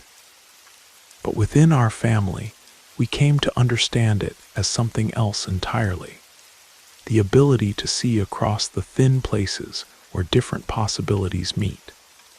The gift has appeared sporadically in our family, always after an accident or trauma, always in the women, and always connected to the lighthouse. My grandmother had it. My sister had it briefly before she moved away from Harbor Point, seemingly leaving the gift behind. And now it seems my Lily has it too. 3 weeks ago, Lily was helping me maintain some of the research equipment we keep in the old lighthouse. The fog was coming in thick, one of those pea soup days when you can't see your hand in front of your face. I warned her to be careful on the stairs, but you know teenagers. She was hurrying, texting her friends, not watching her step. She fell from the second landing. The doctors at Portland General said she was lucky. A concussion, some bruising, but no lasting damage. They discharged her that same night. But Alina and I knew better. We watched for the signs. They started small. Lily calling her brother by our grandfather's name, setting the table for 5 when there were only 4 of us, looking puzzled when her mother entered a room, as if she'd already been speaking with her.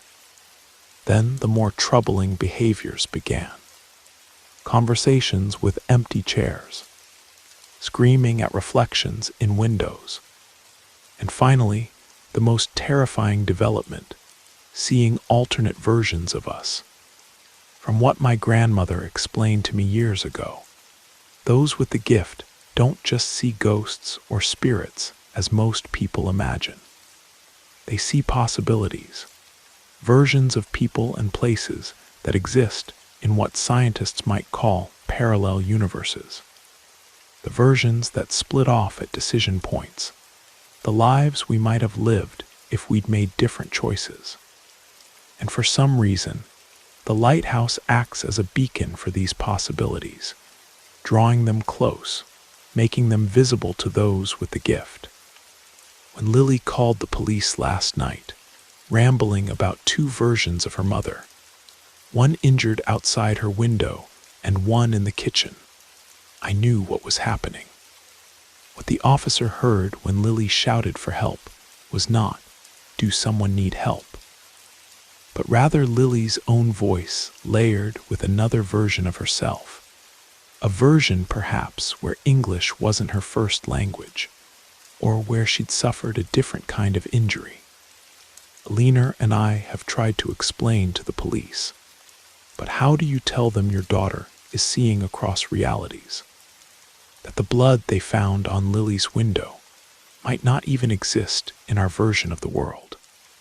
They've taken her to the psychiatric ward at Portland General for evaluation.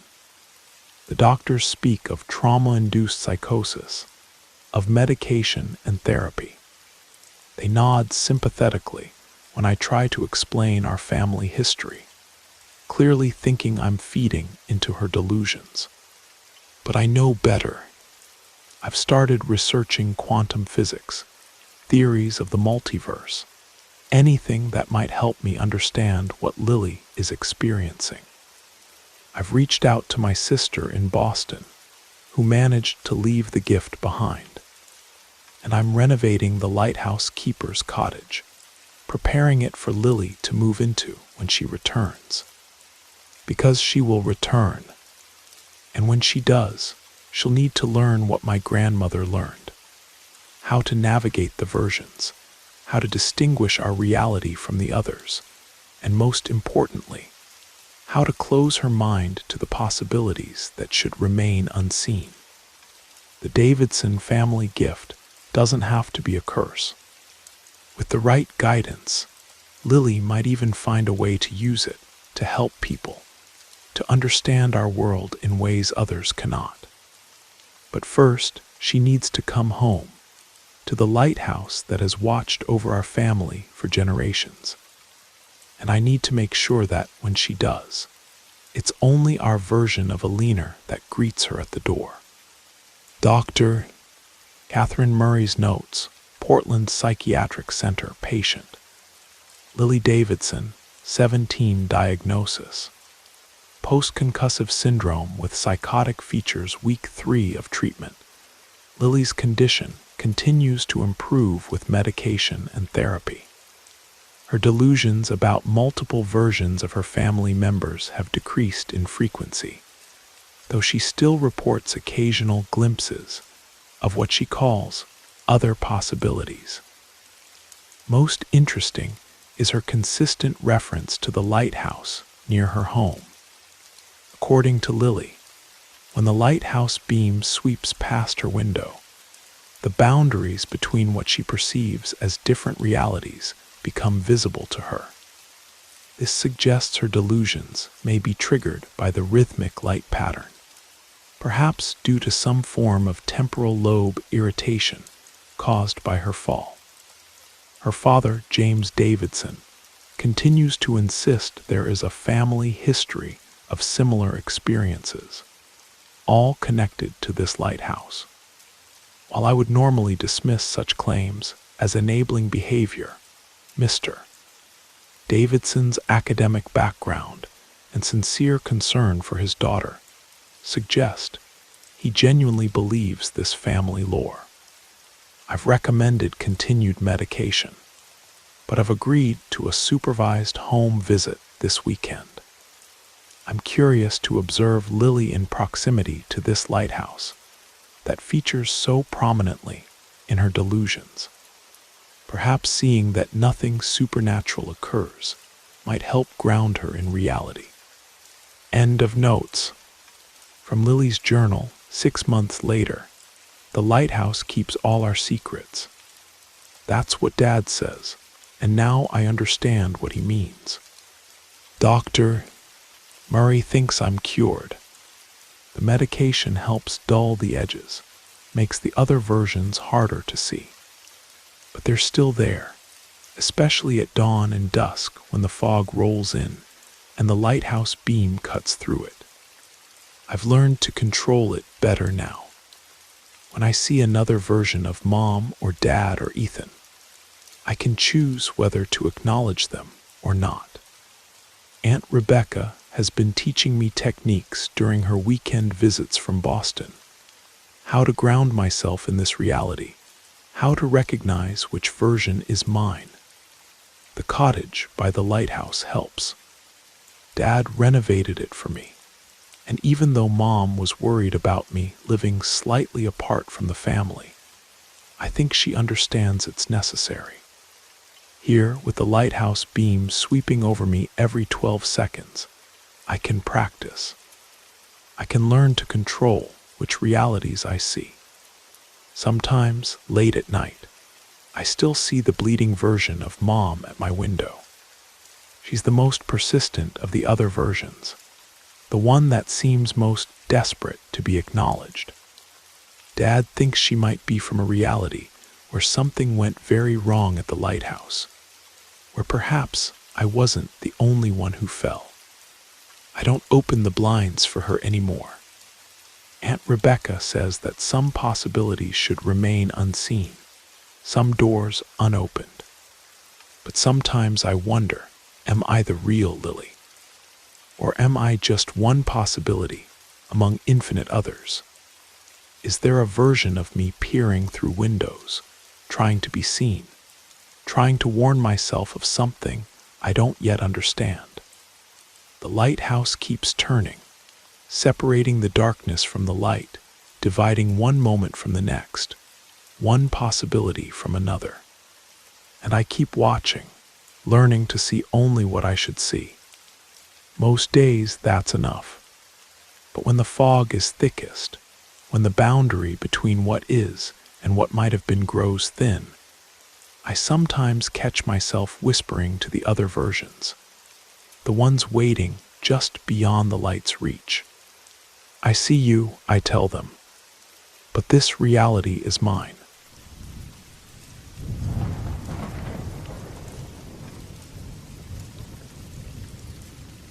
Nearly 20 years have passed since the last human expedition set foot on the red sands of Mars. While official statements cite budget constraints and technological limitations as the primary reasons for this prolonged absence, a growing number of voices suggest something far more unsettling lies at the heart of this mysterious withdrawal from Martian exploration. Between 2040 and 2045, the International Space Alliance successfully completed 4 manned missions to the Martian surface through their ambitious Horizon program. The final mission, Horizon 4, concluded on December 3, 2045, when the crew Marcus Reeves, Isabella Torres, and Aidan Frost made their safe return to Earth aboard the recovery vessel Atlantic Guardian. Despite plans for 3 additional missions and the construction of a permanent research base, all manned expeditions to Mars ceased abruptly. The official narrative points to shifting economic priorities and political tensions between the Alliance and emerging private space corporations. The program's costs had ballooned from an initial estimate of 50 billion credits to well over 150 billion. The limited duration of surface operations, no more than 14 days per mission due to radiation exposure limits, made it increasingly difficult to justify such enormous expenditure. Yet beneath this conventional explanation lies a web of disturbing accounts and inexplicable incidents. Throughout the years following the Horizon program's sudden termination, multiple crew members have come forward with stories that challenge our understanding of Mars. They speak of unusual formations in the sand that appeared and disappeared overnight, unexplained lights moving across the crimson sky, and most disturbingly, vast geometric structures glimpsed through dust storms that seemed to vanish when approached. In 2060, an anonymous post appeared on the global network, claiming to be from a former medical officer who had treated returning Horizon crews. The source alleged that Horizon 4 wasn't simply the last successful mission. It was the mission that encountered something that changed everything. According to this testimony, while exploring a deep canyon near Olympus Mons, the crew discovered the wreckage of an unregistered spacecraft. The vessel bore no official markings, but its design suggested it belonged to the Aurora Corporation, a private space enterprise that had supposedly abandoned its Mars program years earlier. The disturbing detail wasn't just the presence of this secret mission, but the condition of the craft and its crew. The vessel appeared to have been systematically dismantled from the outside, its reinforced hull peeled away like layers of an onion. The crew members found inside had suffered inexplicable failures of their environmental suits, not from impacts or decompressions, but from what seemed to be precise, purposeful breaches. A joint investigation by the European Space Agency and the Asian Space Coalition allegedly reached the crash site in 2050. Dr. Maya Patel, a specialist in xenoarchaeology, was brought in to analyze the findings. The mission successfully landed near the coordinates from Horizon 4's logs, only to experience a series of catastrophic system failures. Their last transmission, received by the Ganymede station, contained fragments of panicked voices describing moving shadows and impossible geometries in the Martian dust. During Horizon 2's orbital phase, pilot Isabella Torres and science officer Aidan Frost reported an anomaly that has fueled decades of speculation. While passing over the Val's Marineris, they detected what they described as crystalline harmonics, a series of mathematical patterns in the background radiation that defied natural explanation. Mission Control dismissed the phenomenon as instrument malfunction, but subsequent analysis of the raw data suggested otherwise. The most compelling evidence of something unusual on Mars comes from Horizon 3's exploration of the Noctis labyrinthus region. The crew's geologic survey revealed a network of perfectly straight tunnels extending kilometers below the surface. More intriguingly, their seismic equipment recorded patterns of movement that suggested large-scale mechanical activity deep within the planet. When they deployed subsurface probes, the devices returned data showing vast empty chambers that shouldn't exist at those depths. William Parker, a former Horizon program communications specialist, broke his silence in 2055 with an astonishing claim about Horizon 1. During the critical first landing, Commander Marcus Reeves switched to the medical monitoring channel and reported something that never made it to the official transcripts. He described what appeared to be artificial structures rising from the Martian soil, geometric forms that seemed to shimmer and shift when viewed directly. These structures reportedly housed what Reeves called activities of obvious technological origin. The Horizon 1 crew allegedly captured extensive footage of these anomalies, but within days of their return, nearly 60% of their visual data was quarantined under the pretense of radiation damage. Reeves, who passed away in 2058, reportedly confided in close friends that the structures they encountered appeared to be actively monitoring human presence on Mars. He believed they were automated systems left behind by something that still maintained a presence beneath the planet's surface. Recent robotic missions have provided their own mysterious data points. The Pathfinder 7 rover photographed what appears to be regular patterns of light emerging from certain craters during dust storms. The Chinese Tianwen-4 orbiter detected unusual energy signatures that some scientists argue could indicate massive electromagnetic activity deep within the planet. Some researchers have proposed an even more radical theory, that Mars itself might be more than just a natural celestial body. They point to peculiar aspects of its composition and orbit that suggest artificial modification in the distant past. Seismic data from Horizon missions revealed that certain parts of the planet produce echo patterns consistent with enormous hollow spaces, leading to speculation about the possibility of engineered structures spanning thousands of kilometers beneath the surface. When Horizon 3 deliberately crashed their spent descent stage into a specific region of interest, the impact produced resonance patterns that continued for over 3 hours. The planet seemed to ring with a regularity that suggested internal structures far more complex than natural geological formations would allow. As we examine the accumulated evidence from the Horizon program, it becomes increasingly difficult to dismiss all these incidents as mere equipment malfunctions or psychological stress.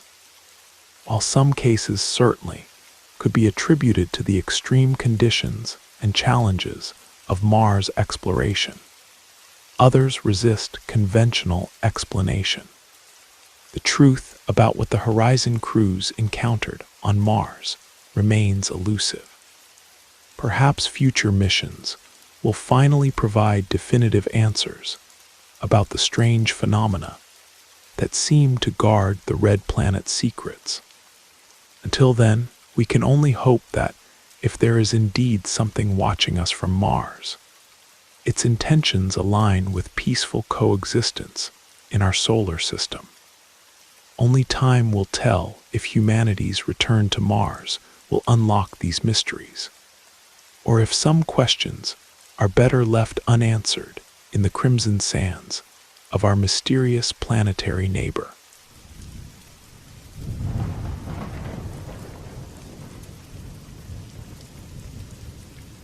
There's a children's rhyme that still haunts the hallways of Pine Valley Elementary School.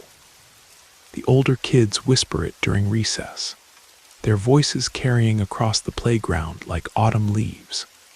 Little Alice Munro went to play in her father's forest one spring day. The spiders danced their deadly dance. Now she's trapped in their evil trance. It's a disturbing rhyme, made more so by the fact that Alice Munro was real. She disappeared in 2015, when we were both 7 years old. I was in her class, sat next to her during science lessons, shared cookies with her at lunch. Sometimes I still dream about her last day at school, how excited she was about her upcoming birthday party. Pine Valley has always been different from other places in Northern California. The forest that surrounds our town isn't like normal forests. Normal forests don't have warning signs every 50 feet. Normal forests don't require special permits and protective gear to enter. Normal forests don't have 4,000 species of spiders, including ones that shouldn't exist in North America. The Munro family owned the land for 3 generations. Dr. Robert Munro, Alice's grandfather, purchased it in the 1970s after discovering unprecedented arachnid diversity in the area. He built a research station, brought in experts from around the world, and eventually declared the whole area a private scientific preserve. Alice's father, Dr. William Munro, grew up in that forest. He followed in his father's footsteps, becoming one of the world's leading arachnologists. He married Dr. Elizabeth Munro, a brilliant evolutionary biologist who specialized in adaptive mutations. They were the perfect scientific power couple, and Alice was their perfect little girl. Well, almost perfect. What the playground rhyme doesn't mention is that Alice wasn't supposed to be in the forest that day. The preserve had strict rules.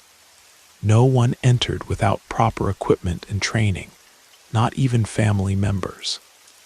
Dr. William had refused Alice's request to have her birthday party at their house because they were scheduled to fumigate one of the research buildings. It was a reasonable excuse, but Alice didn't see it that way.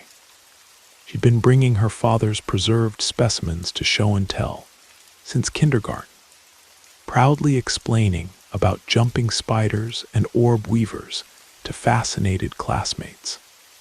The forest was her backyard, her heritage. Being denied access was like being told she couldn't go home. The day Alice disappeared, I remember seeing her at her father's research station. My mom worked in administration there, and sometimes I'd wait in the lobby after school. Alice was arguing with her father, tears streaming down her face. "It's my birthday," she kept saying. "It's not fair." She ran out of the building and straight into the Pine Valley Preserve. "Doctor," William chased after her immediately, not even stopping to grab proper protective gear. That was the last time anyone saw them. At least, the last time anyone saw them as they were. The search teams found evidence of multiple spider bites on Dr. William's protective suit when they recovered it 3 days later. He'd survived somehow, but both his legs had to be amputated below the knee. Alice was never found. The investigation was chaos. Search teams entered the preserve, but they couldn't cover it all. 2 officers were bitten by a species of spider previously thought to exist only in Southeast Asia. Both died within hours. The search was officially called off after a week. The preserve earned a new nickname after that, the Spider Forest. It became the subject of urban legends and ghost stories. People claimed to see strange things moving in the trees at night, shapes that were too big to be normal spiders. But here's what most people don't know about the spider forest. The Monroe family had been studying more than just spider species diversity. Hidden in Dr. Robert Monroe's old research notes were references to evolutionary anomaly spiders displaying impossible behaviors, impossible sizes. My mom found some of these notes years later, after the facility was shut down. There were photographs that shouldn't exist, spider specimens larger than dinner plates, with markings that looked almost like human features. Notes about social behaviors that spiders shouldn't be capable of. Observations of what Dr. Robert called adaptive hybridization. One night, during my senior year of high school, I broke into the old research station.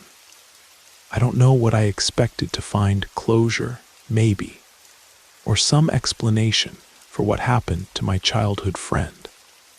What I found instead was Dr. William Monroe's private journal. The final entry was dated 3 months after Alice's disappearance. It read, "The transformation is almost complete. She moves differently now, but her eyes, all of them, still recognize me. The others have accepted her. She's happy here. This is what evolution looks like at the edge of possibility." The journal ended there, but a photograph fell from between its pages. The image was blurry, taken at night, but I could make out a shape in the trees.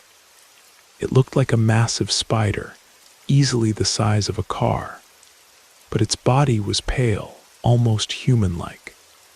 Its face, God help me, its face had familiar features, even with the additional eyes clustered across its forehead.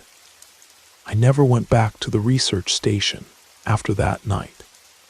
But sometimes, when I drive past the preserve, I swear I can see movement in the trees. Massive shapes shifting in the canopy, moving with an unnatural grace. And sometimes, just sometimes, I think I hear a child's laughter echoing from deep within the spider forest. The Pine Valley Preserve is still there, though it's been officially closed for years. Warning signs still line its borders, though the text has faded. Local kids dare each other to touch the fence, to peek through the overgrown gate. But nobody goes in anymore. Nobody except, perhaps, Dr. William Monroe, who still lives in town, though few people see him. Some say he makes regular trips into the preserve, carrying supplies into the forest at night. I recently visited the elementary school as part of my teaching internship. The kids still sing that rhyme during recess, though they've added a new verse. Little Alice Munro went to stay, where the spider children dance and play. In webs of silk and shadow deep, her father's secrets she will keep. I don't correct them when they sing it. After all, some truths are better left hidden in the dark spaces between trees, where thousands of eyes watch and wait, and where evolution takes paths we were never meant to understand.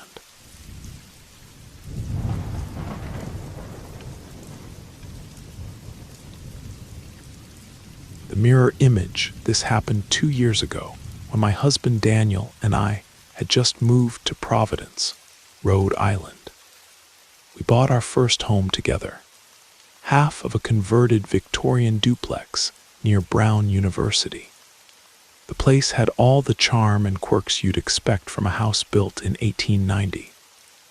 High ceilings, ornate moldings, creaky floorboards, and drafty windows that rattled when the winter winds blew in from the bay. We were in our late 20s, just starting our careers, Daniel as an architectural historian at the university, and myself, a leaner, as a restoration specialist at the local museum. Our shared love of history and antiques was what brought us together in the first place, and our new home became the perfect showcase for our growing collection of vintage finds. The most significant of these was a massive oak wardrobe we discovered at an estate sale in Newport. The piece was beautiful, 7 feet tall, with intricate carvings of forest scenes, and a full-length beveled mirror on the door. The elderly woman selling it told us it had belonged to a famous stage actress from the early 20th century, who allegedly used it as a portal to practice conversations with herself before performances. Daniel and I laughed at the story, thinking it was just a sales tactic, but we couldn't resist the wardrobe's beauty. It took 4 men to move the wardrobe into our bedroom, where it dominated the entire wall opposite our bed. Something about its presence made the room feel different, smaller somehow, despite its high ceiling.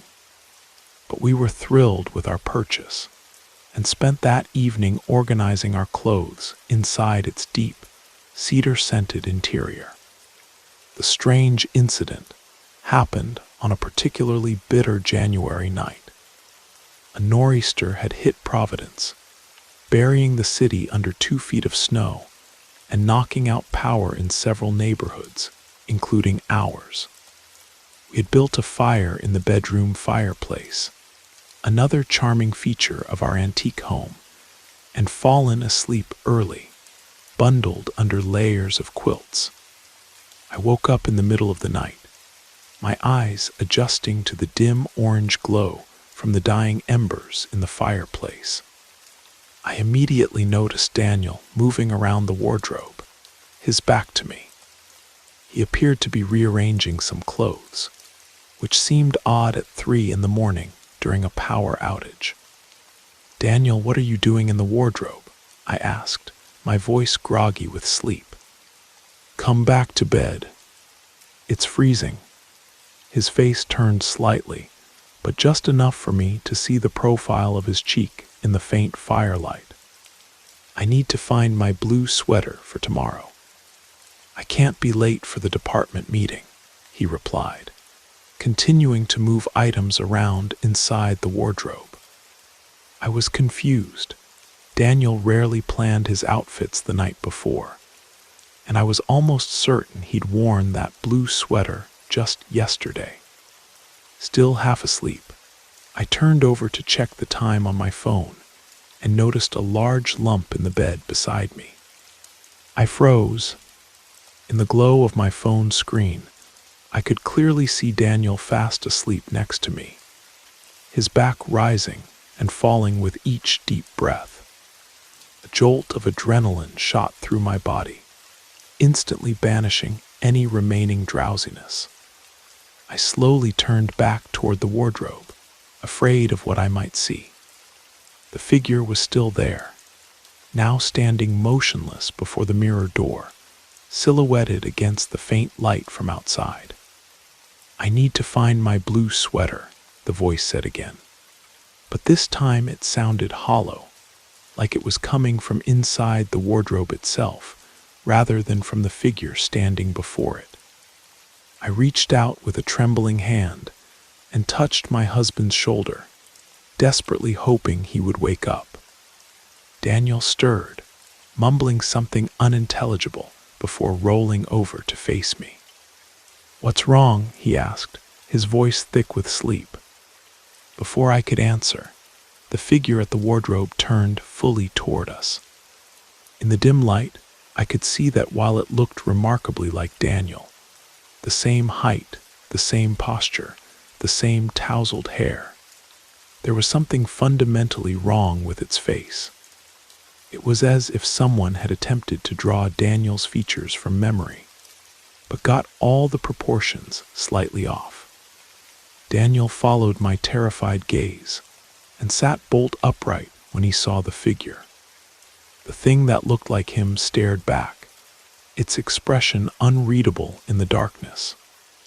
Then, without a word, it turned and stepped into the wardrobe, disappearing completely as if walking through a doorway. We sat frozen in our bed for what seemed like an eternity. Finally, Daniel jumped up and cautiously approached the wardrobe, grabbing a fireplace poker on his way. With trembling hands, he pulled open the door, revealing nothing but our neatly hung clothes and the reflection of our frightened faces in the mirror. We spent the remainder of that night huddled together on the living room sofa, unable to return to our bedroom. When morning came, Daniel insisted on removing the wardrobe from our house immediately. We paid an exorbitant amount to have movers come that same day, despite the snow-covered streets. The woman who had sold us the wardrobe wasn't surprised when we contacted her about what had happened. She confessed that the actress who had owned it had a twin sister who died under mysterious circumstances. According to local legend, the actress would sometimes see her dead sister in the wardrobe's mirror, wearing her clothes and practicing her lines. We donated the wardrobe to a historical society on the condition that it never be used in a residential setting. Sometimes I still wake up in the middle of the night, feeling watched. I turn over to check if Daniel is beside me, and even though he always is, I can't shake the feeling that somewhere, in some other place, another Daniel is looking for his blue sweater, getting ready for a department meeting that will never happen.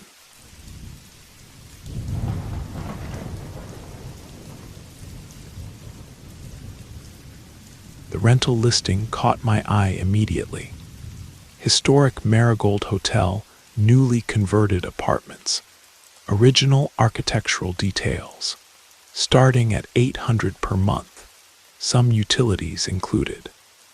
The price seemed impossibly low for downtown Portland, especially for a building as magnificent as the Marigold.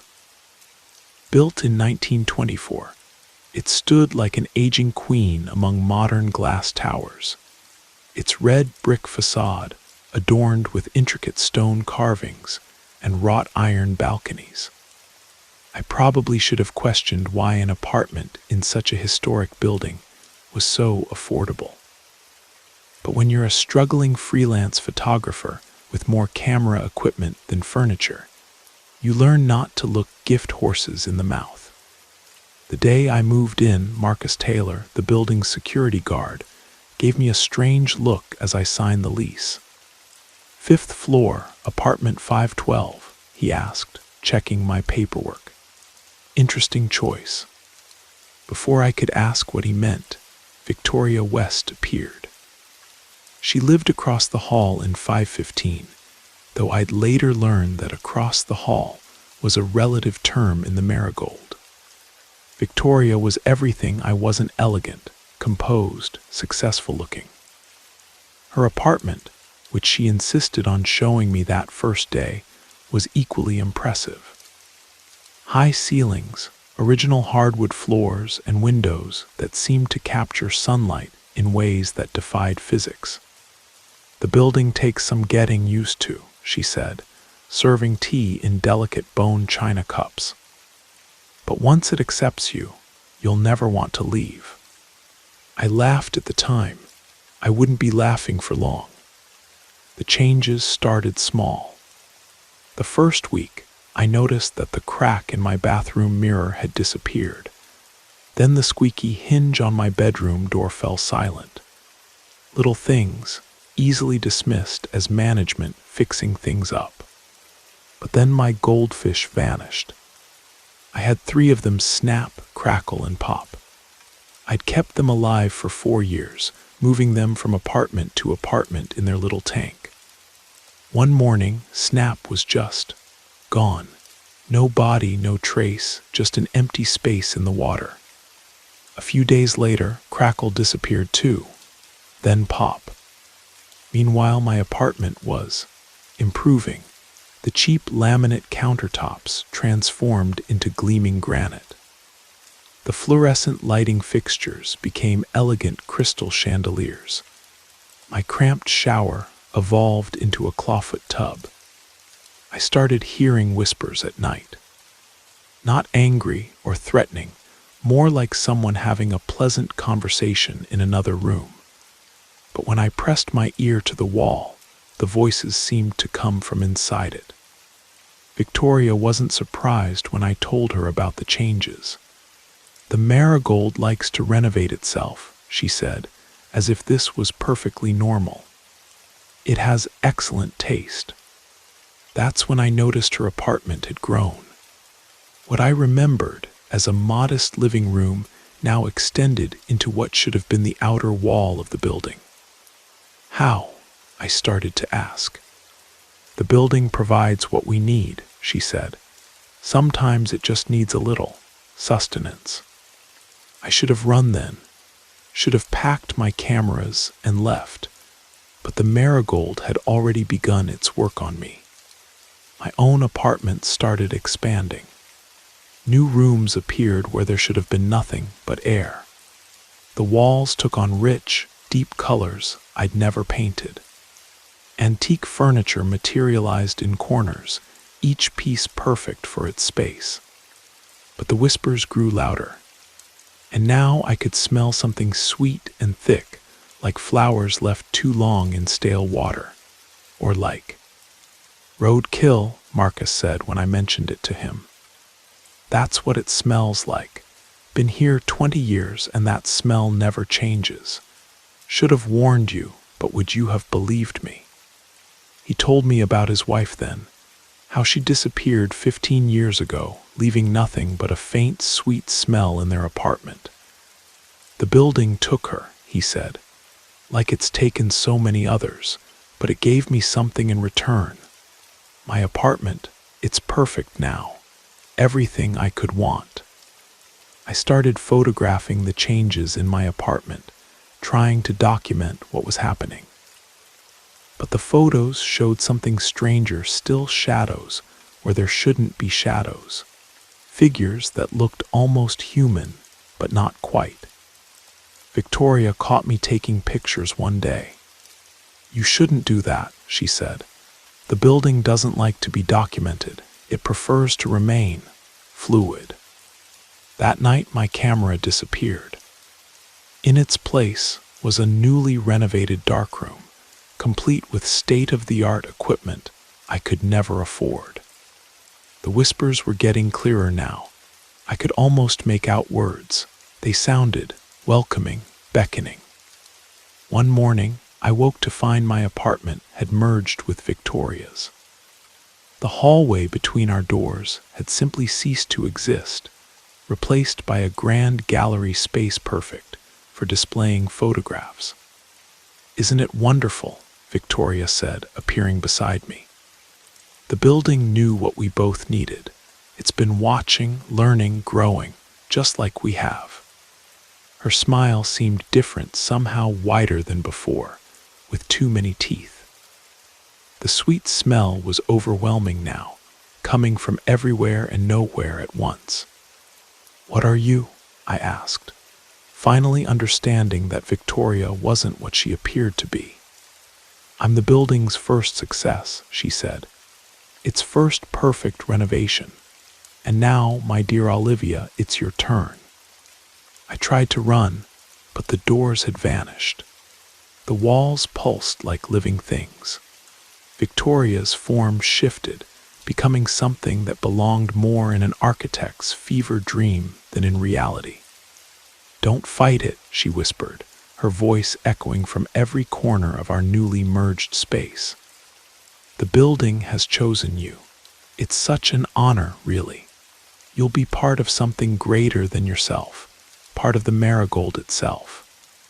I feel the changes beginning now. My skin feels like wallpaper ready to be peeled. My bones are becoming load-bearing beams. The whispers are inside my head, teaching me how to reshape reality, how to make rooms from nothing, how to feed the building's endless hunger for growth.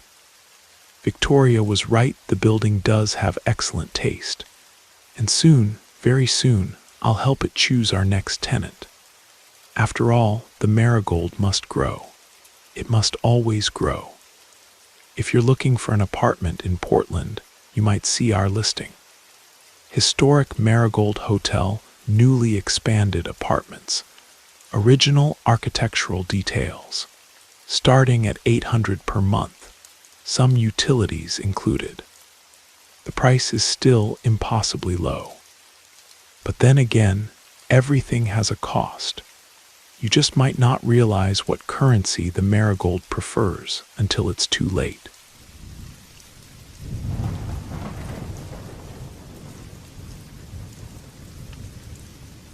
I live in Svartisen Research Station, and nothing has ever happened here worth writing about. Because, well, Svartisen is located in the remote Arctic wilderness of northern Norway, where the population consists of exactly 23 scientists and support staff. 11 days ago, on the 3rd of March, an older woman who runs the biochem lab in the East Wing was found unconscious in her bathroom by a colleague who was checking why she hadn't shown up for the morning briefing. The staff were really agitated and told security that Dr. Kovic, the unconscious woman, had been acting disoriented and complaining of migraines before she collapsed in her washroom. Sad and unpleasant, but not really news when you're stationed at the edge of the world. But a day later, one of the junior lab assistants developed a rash and started bleeding from her ear. She was flown out to Tromsø immediately, but died 12 hours later. Within the next few days, 2 other researchers from the same lab also showed similar symptoms. This started a storm in our small research community. In a facility with only 23 people, attempts to keep information contained and maintain calm were an utter failure. It was on the emergency channels by the following day. 9 people who had been in contact with the affected lab team also started exhibiting similar symptoms. None lasted more than a few days. By last Friday, 18 people across the station who had indirect contact with the lab team were reported missing or dead of natural or unknown causes. All had exhibited similar symptoms just before their deaths. It was at this point that I became directly affected. My colleague, Christoph, returned from the medical unit in a complete wreck.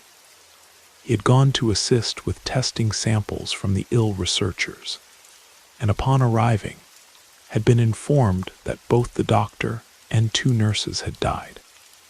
Everything I just told you was relayed to me by Christoph. I fact-checked what I could. Christoph was literally hysterical. He was speaking a full octave higher than usual and at twice the speed. I have never seen him act like that before. His shoulders and arms had bruises so big I thought maybe he'd been in an accident on the way back from the medical unit.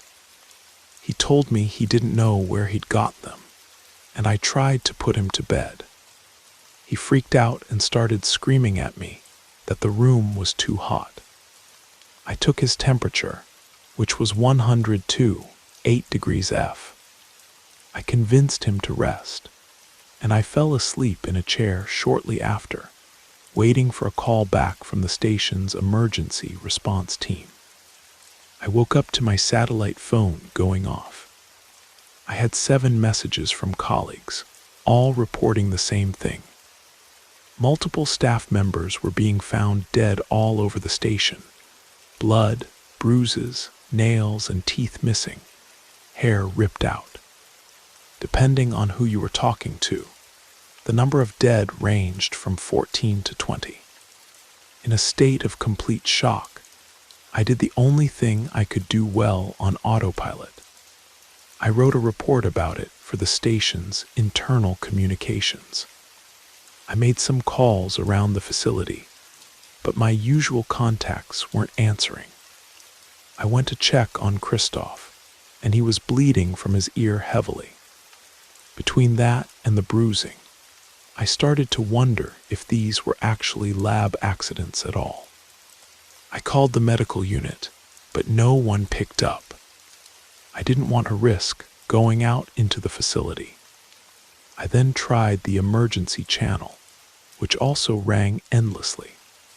I called the one member of the security team I knew personally, and she told me that they were reporting the central medical unit was running a skeleton crew, because most of the medical staff had either fallen ill or been found dead in their quarters.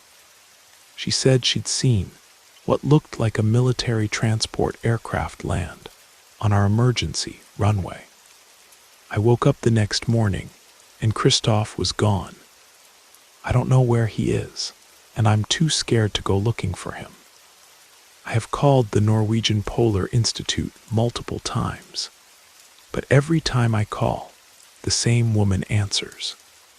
The first time, she took a statement and said they'd get back to me.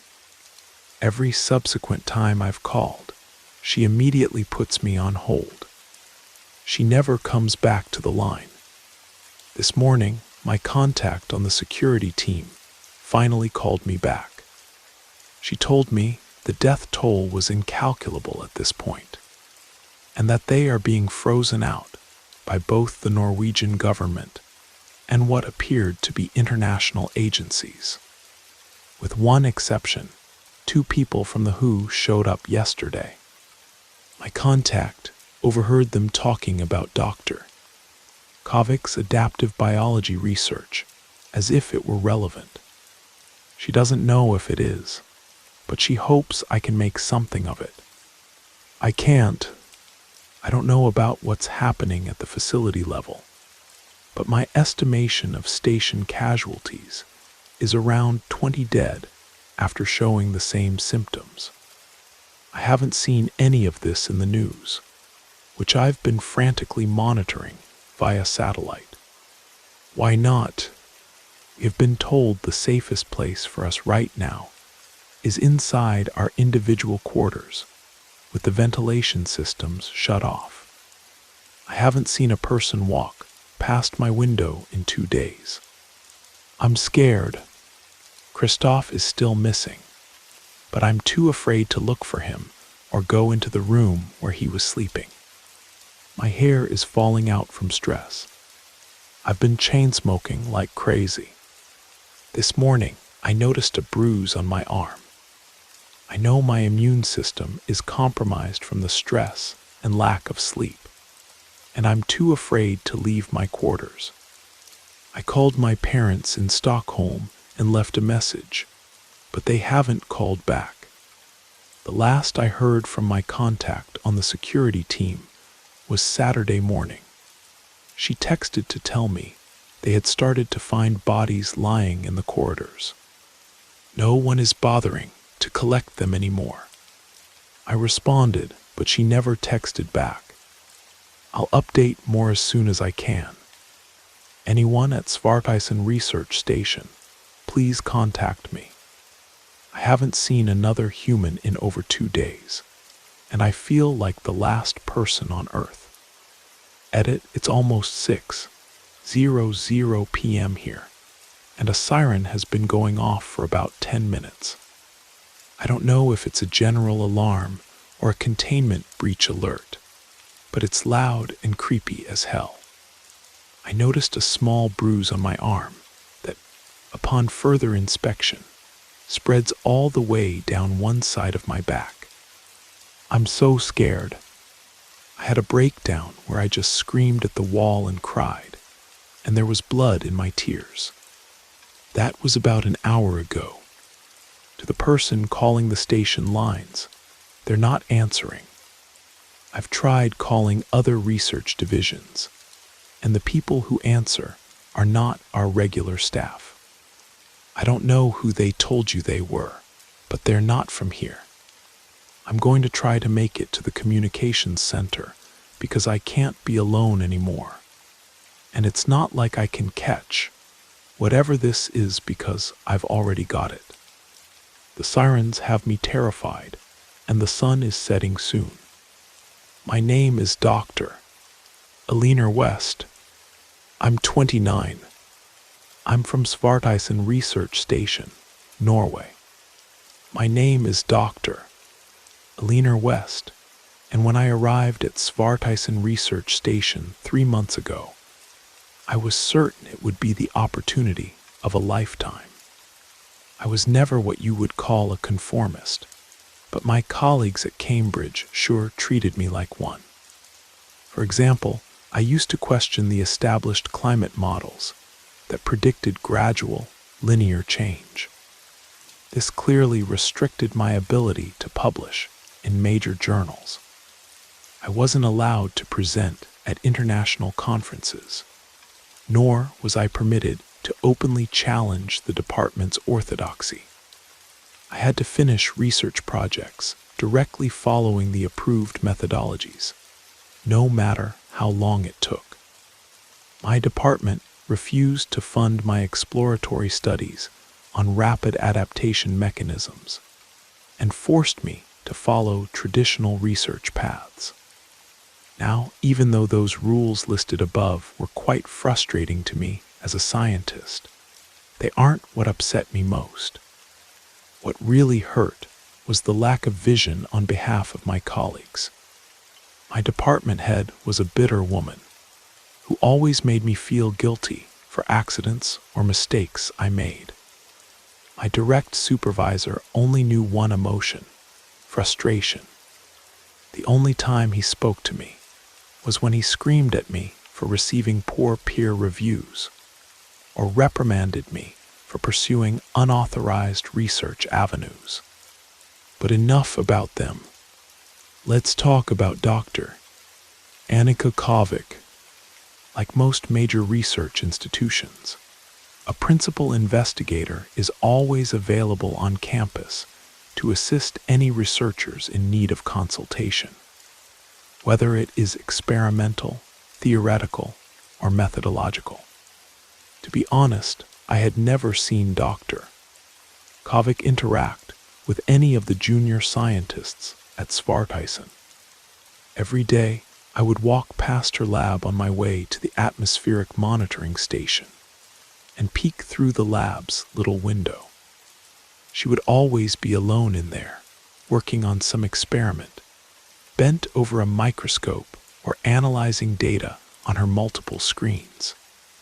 I guess most researchers were too afraid to speak about their problems to a scientist of her caliber. For this reason, it took me 3 weeks to muster enough courage to go into her lab.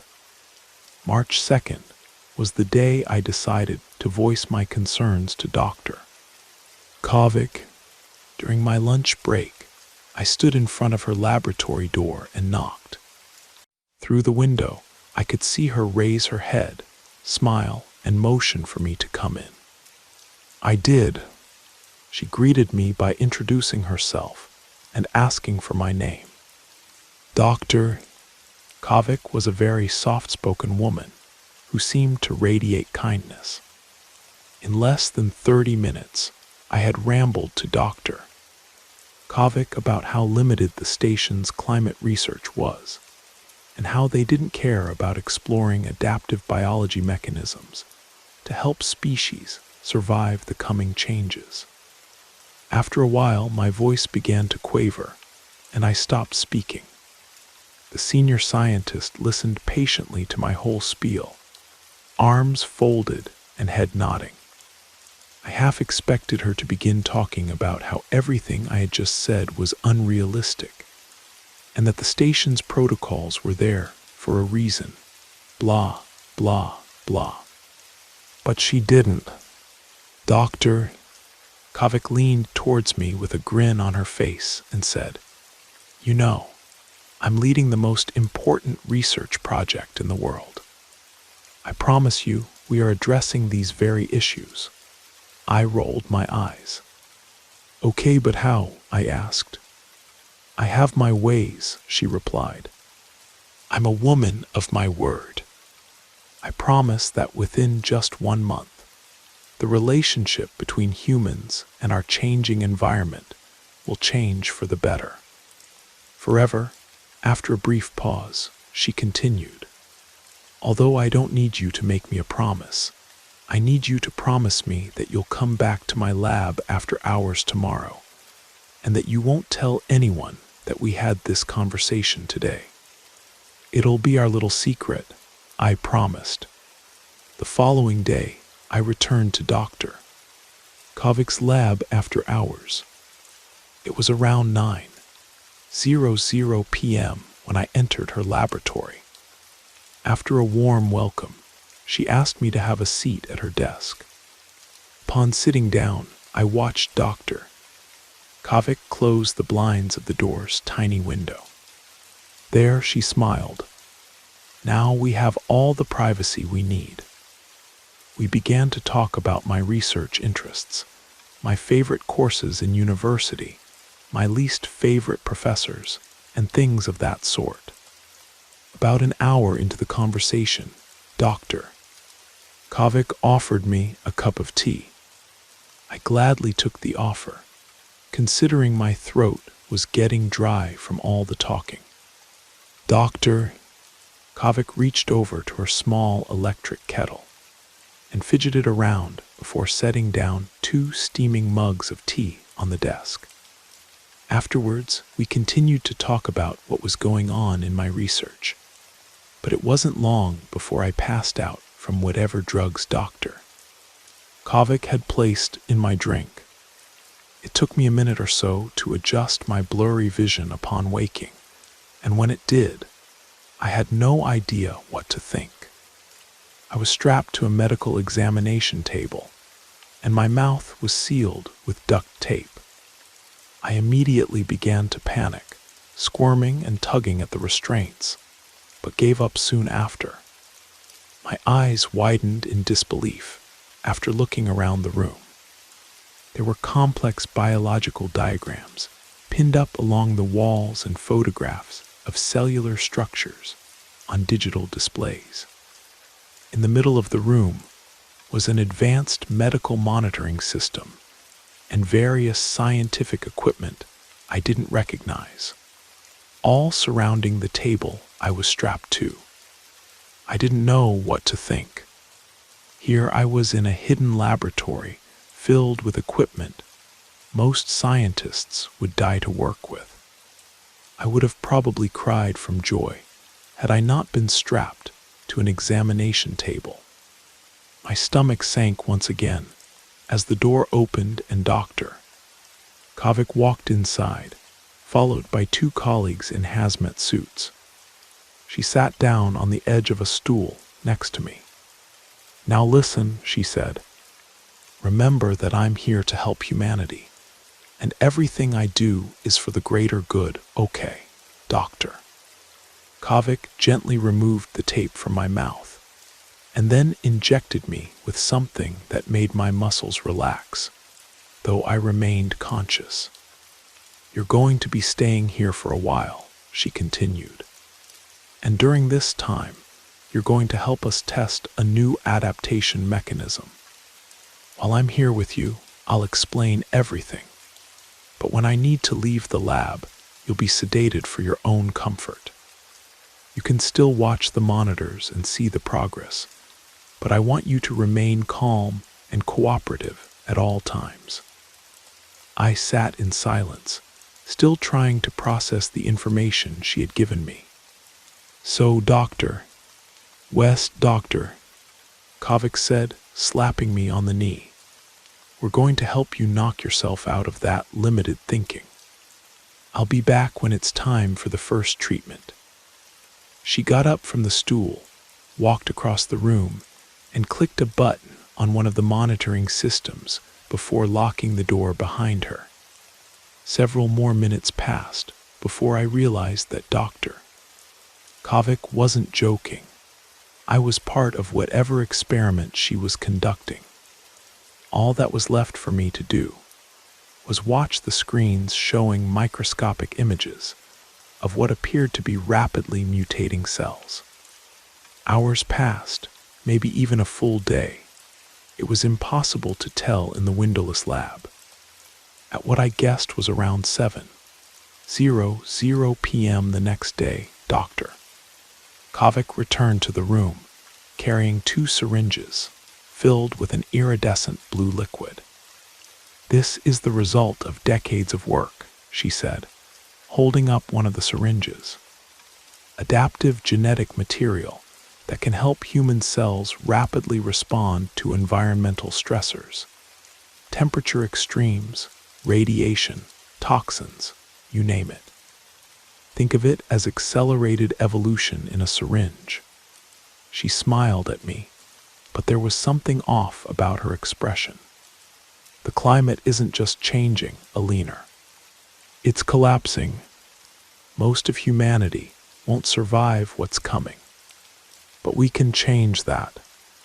We can adapt ourselves to survive in the new world rather than futilely trying to prevent the inevitable." "That's insane," I whispered. "You can't just inject unproven genetic material into humans." "Of course we can. We've done it dozens of times already." Some subjects responded poorly, but we're refining the process with each iteration. She gestured to the screens showing the mutating cells. "Those are yours, by the way. We've been testing your cellular response to the preliminary treatment you received in your tea." I felt nauseous as the implications sank in. "The people who have been getting sick, Dr. Kovic nodded. "Early test subjects.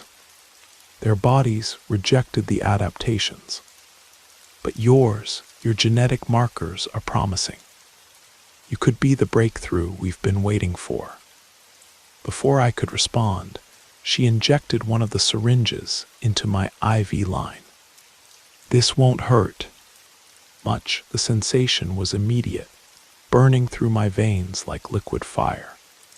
I screamed, but Dr. Kovic simply watched with clinical detachment, taking notes on a tablet. "The pain is temporary," she said. "The cellular restructuring causes nerve stimulation. It will pass." She was right. The pain did eventually subside, replaced by a strange tingling sensation throughout my body. I felt simultaneously energized and exhausted, my mind racing, while my body fought to adapt to whatever she had put into me. Over the next few days, I drifted in and out of consciousness as Dr. Kovic and her team monitored my response to the treatment. They took blood samples, tissue biopsies, and constantly checked my vital signs. Through my delirium, I gathered pieces of their conversations. Remarkable adaptation rate, 56% more efficient oxygen usage, temperature tolerance expanded by 30 degrees in both directions. But the cellular degradation is still accelerating. When I was lucid enough to speak, I asked Dr. Kovic what was happening to me.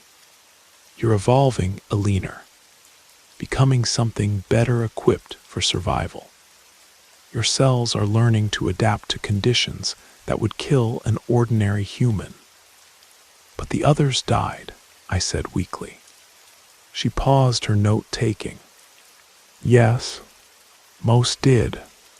Their bodies fought the changes too aggressively. Their immune systems turned against them. That's what caused the bleeding, the bruising. But you're different. Your body is accepting the modifications." I wasn't sure if that was good news. On what I estimated was the 5th day of my captivity, an alarm sounded throughout the facility. Dr. Kovic rushed in, visibly panicked. "There's been a containment breach," she said, hurriedly disconnecting me from the monitoring equipment. "Some of the test subjects developed unexpected abilities. They've escaped containment and attacked the staff." "What abilities?" I asked, my voice hoarse. She ignored my question and began preparing a new syringe. "I need to accelerate your treatment. You're our most successful subject, and I can't risk losing you in this chaos." "No," I tried to struggle, but my restraints and weakened state made resistance futile. "This is the culmination of my life's work, Alina. The next stage of human evolution. With this final treatment, you'll be able to survive virtually anything: extreme cold, heat, radiation, even extended periods without oxygen." "And what about my humanity?" I whispered. Dr. Kovic's eyes softened momentarily. "A small price to pay for the survival of our species." She injected the syringe into my arm, and the world dissolved into agony. When I regained consciousness, I was alone. The restraints had been removed, and the laboratory was in disarray, equipment overturned, papers scattered. Through the small window in the door, I could see flashing emergency lights in the corridor beyond. I stood up, surprised by the ease with which my body responded despite days of immobility. I felt different, stronger, more aware. I could hear conversations from rooms away, smell chemicals I couldn't even name, and my vision seemed sharper, with colors I had never perceived before. Making my way cautiously out of the lab, I encountered scenes of carnage in the hallways, bodies of researchers and security personnel, some with injuries that defied explanation. Some appeared to have been mauled by animals. Others showed signs of bizarre mutations, skin hardened into carapace-like plates, elongated limbs, malformed facial features. I found my way to my quarters, where I discovered Christoph huddled in a corner. He looked up at me with eyes that were no longer entirely human. The irises had expanded, pushing out the whites, and the pupils had become vertical slits like a cat's. Alina, his voice was different too, deeper, resonant, with an undertone that made my skin crawl. What did they do to you? I caught a glimpse of myself in the mirror and froze. My skin had taken on a faint bluish tinge, and my eyes, like Christoph's, had changed, though in a different way. Mine had become almost crystalline, faceted like an insect's, though still recognizably human in overall shape. The same thing they did to you, I think, I replied, surprised by how calm I felt. But I think my body accepted it differently. Christoph laughed, a sound that was half sob. They were trying to save us, you know, from the coming environmental collapse. Make us able to survive in a world that's too hot, too cold, too toxic. He held up his hand, and I watched in horror as the fingers elongated, the nails hardening into points before returning to their normal shape. Instead, they turned us into monsters. Not monsters, I said, though I wasn't entirely convinced. Just adapted. I tried to piece together what had happened.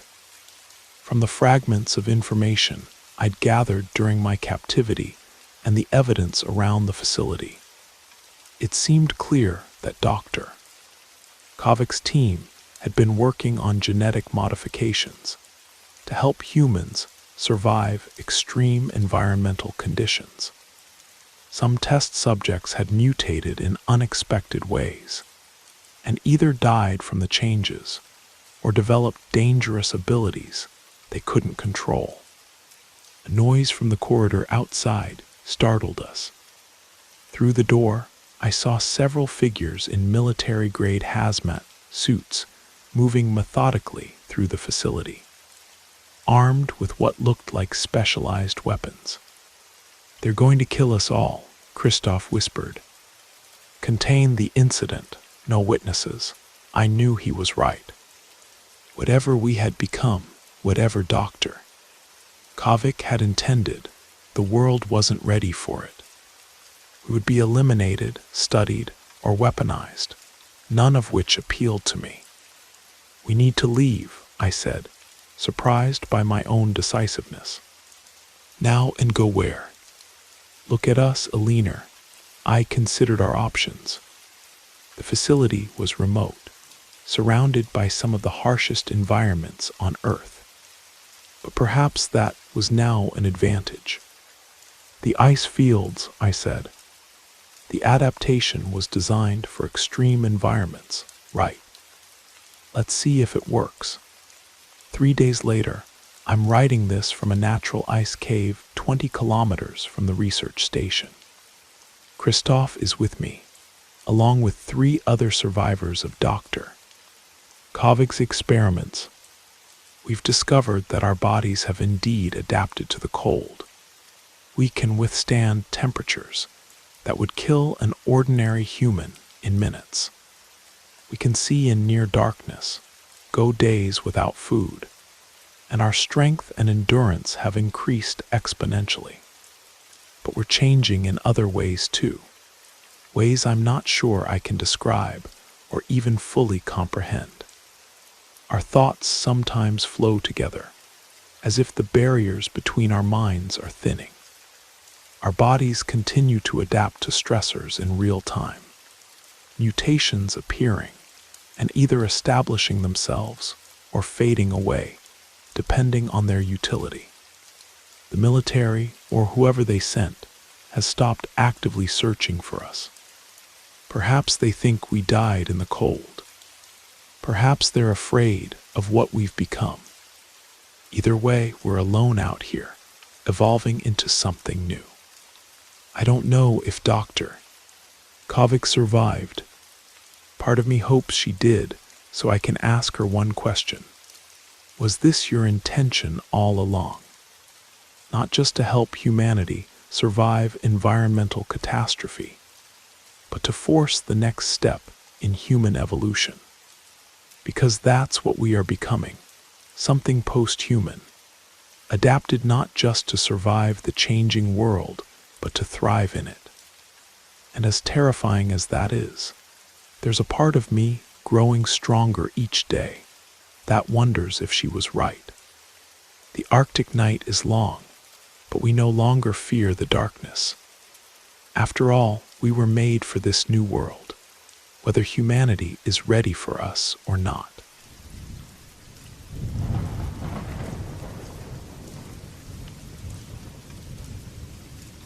If you travel to the frozen north today, you're in for a grim surprise.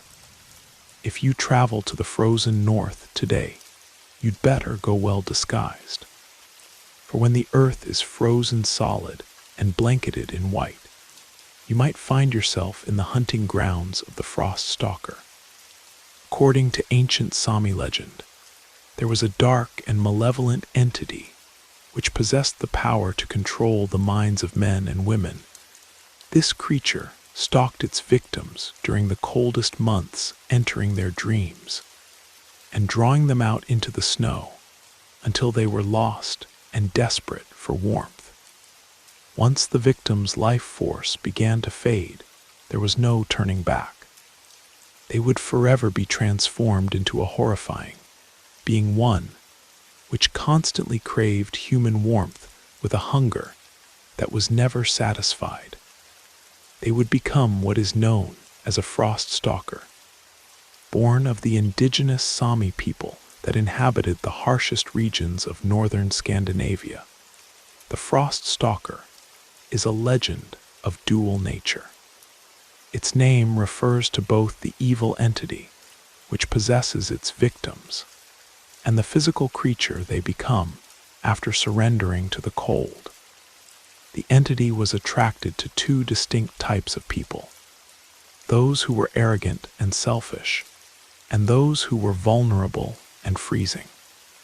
It was said to haunt people in their sleep, filling their dreams with visions of warmth and comfort, luring them away from safety and into the deadly cold, starting with those they held dearest. The physical frost stalker, however, was far more terrifying.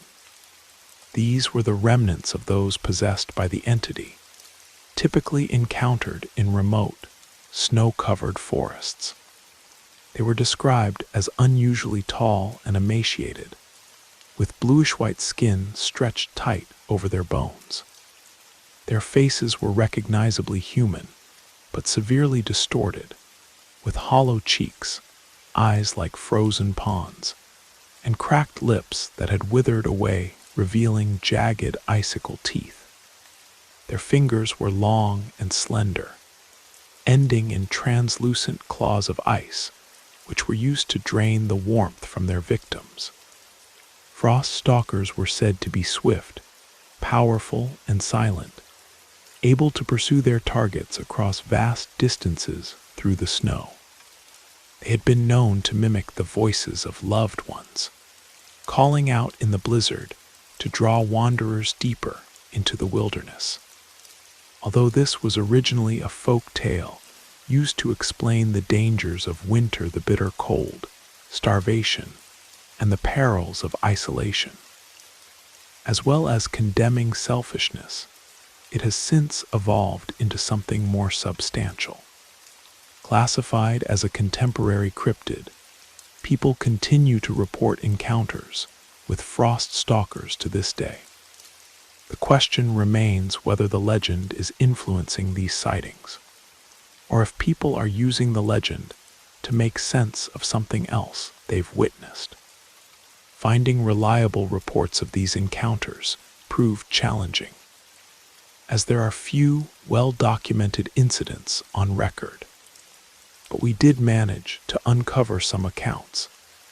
None of the stories we are about to share is supported by concrete evidence. They are purely anecdotal, but intriguing nonetheless.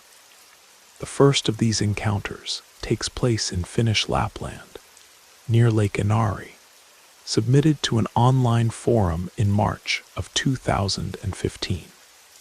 The user, Marcus Lindgren, states that he and his wife had relocated to the area the previous summer. The property came with about 5 hectares of land and was primarily surrounded by dense pine forest. They spent their first few months renovating the rustic cabin before settling in for what would prove to be an exceptionally harsh winter. The snowfall at the beginning of that year was the deepest the region had experienced in a generation. Their nearest neighbors lived about 3 kilometers further along Route 71, and the constant whiteout conditions only intensified their sense of isolation, though they actually enjoyed the solitude. The sun would disappear just after 3 p.m. during those midwinter evenings, and with the normal forest sounds muffled by the snow, an eerie deep blue twilight enveloped everything. Night after night around midnight on the 21st of January, Marcus reports that he was awakened by one of his dogs barking and pawing frantically at the front door. Assuming it needed to relieve itself, he left his wife sleeping and made his way downstairs. As soon as he opened the door, the dog bolted for the tree line surrounding the property, growling and barking at something in the darkness beyond. No matter how many times he called her back, she kept running without even glancing toward the house. After hurriedly pulling on his snow boots and grabbing a flashlight, he ran across his yard and soon found himself standing at the forest's edge, calling her name and shining his light between the trees. He could hear branches snapping in the distance as his dog moved through the underbrush, still growling and barking at whatever she sensed was there. But then suddenly, everything went quiet. He took a cautious step just inside the tree line and stood motionless for a moment, listening. There wasn't even a whisper on the wind. He advanced a few more steps, called again, and still heard nothing. He recounted that he must have walked another 7 meters before he found himself among a cluster of silver birch trees. And that's when he heard it. Kultasny. It was his wife's voice coming from behind him. He turned around, fully expecting to see her standing at the edge of the tree line, but there was no one there. Then he heard it a second time. Kultasny. At this point, he realized something was very wrong. Like before, it sounded as if it came from behind him, but now it was from deeper within the forest. He directed his flashlight into the branches, sweeping back and forth, when he suddenly noticed movement about 3 meters ahead of him. What he initially thought were branches straightened up to reveal a long, slender figure. When the beam passed over its face, the eyes reflected no light. They were just frozen, hollow orbs.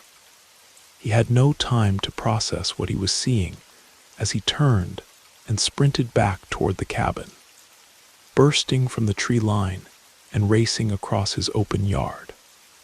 Only when he reached his front door and found his dog sitting there waiting for him did he look back. But there was nothing there.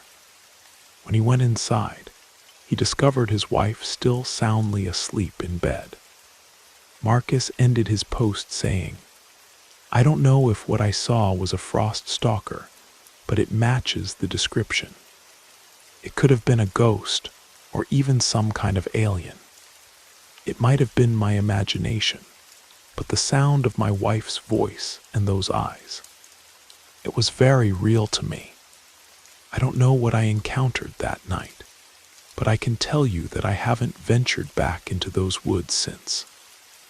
Later that same year, a man named Olaf Thorvaldsson would have a chilling experience while working in Femundsmarka National Park, Norway.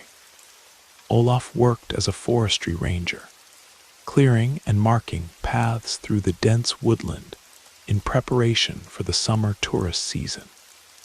Unlike many of his colleagues, he lived far from the main office, and often spent his weekends in a remote ranger station, while everyone else returned to civilization. During December, the first heavy snows began to blanket the region, and it was just after 9 p.m. on the weekend of the 15th that Olaf would receive an unwelcome visitor. As he recalls, the snow was falling heavily, and he had just added another log to the wood stove.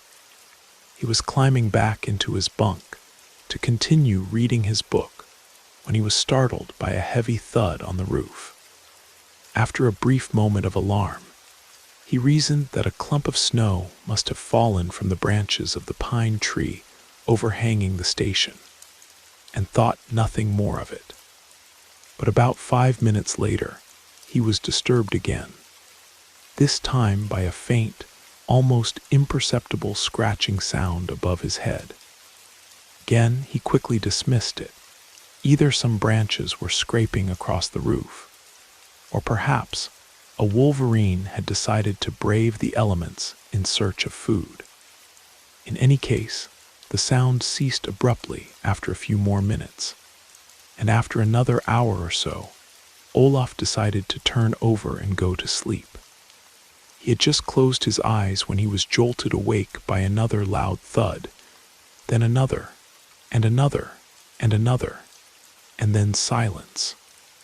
Olaf remembered a shiver running up his spine, as it sounded exactly like someone walking across the roof of the station. It was definitely not a wolverine. The thuds had been too heavy, and they sounded distinctly bipedal. He considered that someone might be playing a prank, but then he remembered just how isolated he was, and wondered who could possibly be out there at that hour, and in such weather. He knew he needed to investigate, but felt understandably apprehensive. For several minutes, he sat looking out of his window, hoping to detect any movement. Given the frigid temperatures, he was already fully dressed. He pulled on his boots, opened the door, and cautiously stepped out onto the porch. There he stood in the silent night, as the snow fell without a sound, knowing that something was out there watching him. There was nothing on the roof, but his attention was drawn to the high branches of a nearby pine. He couldn't distinguish anything in the darkness, and he never understood why, but for some inexplicable reason, he had the most overwhelming feeling that there was a presence observing him. He reached for his flashlight, but something prevented him. Somewhere in the recesses of his mind, he heard a voice warning him that if he illuminated the darkness, he would not survive until morning. Instead, he turned around and went back inside, securing the door behind him. Hours passed with no further disturbances, but he had been so unnerved by what he sensed that he couldn't even close his eyes. Eventually, exhaustion overcame him. He awoke several hours later, and looking out the window, was relieved to see that the first light of dawn was beginning to appear. The scene outside was peaceful and still, but in the half-light, he noticed on the porch just outside the door bare humanoid footprints in the fresh snow. And in that moment, he knew that something had been watching him while he slept.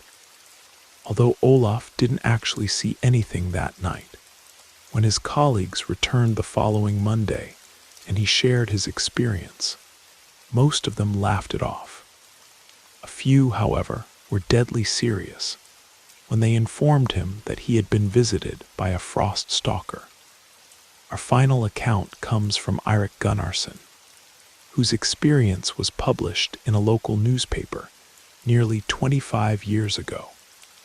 Eirik was a hunter from Östersund, Sweden, born in 1939. He had spent decades hunting in the forests of Jämtland County. During that time, he had become thoroughly accustomed to the wilderness. He had heard numerous strange tales, about the northern forests. He had even heard unusual sounds on previous expeditions, but he had never witnessed anything out of the ordinary and dismissed the stories he had been told. Relatives described him as an honest, practical man with a straightforward approach to his pursuits. The account of his encounter was published some years after his death and was submitted by his daughter Astrid. It occurred in December 1983, while her father was on a hunting trip in the remote forests of Jämtland. Eirik was 3 days into this particular expedition when he experienced something he was never able to explain, and which prevented him from hunting alone for many years afterward. It was early afternoon, and progress had been difficult. He had tracked a large elk for quite some distance over challenging terrain which was covered in deep snow. He finally spotted his target when he approached the edge of a large clearing. Being some distance away and downwind of the animal, he had time to be patient as he carefully moved into position and aimed his Husqvarna rifle. When he finally took the shot, he was disappointed to see the elk flinch and then dash into the trees beyond. He had struck it in the side, but his aim had been slightly off. Still, if it was wounded, it would soon succumb to its injuries, and all Eirik had to do from that point was follow the trail of blood. He was about halfway across the clearing when things began to feel strange. He described the air seeming to turn heavy and dull, and everything becoming eerily silent. All the typical forest sounds vanished, and he was suddenly overcome by an unusual sense of exposure, as if he was being watched. He continued forward, but not without considerable unease. Just inside the tree line on the opposite side of the clearing, he saw the elk lying on its side, its flanks heaving as warm breath, visible in the frigid air, escaped from its nostrils. He approached to within 10 meters of the dying animal, hunting knife in hand, when he noticed something unusual just behind the elk. There was a mass of pale blue-white which at first glance resembled a drift of snow, but now he could see that it was moving, as if attached to the wounded elk. He advanced just a few steps closer before stopping completely. His jaw dropped as he watched an inhuman face rise up from behind his kill. It had frost around its mouth, and according to Eirik, wore the most malevolent expression he had ever encountered.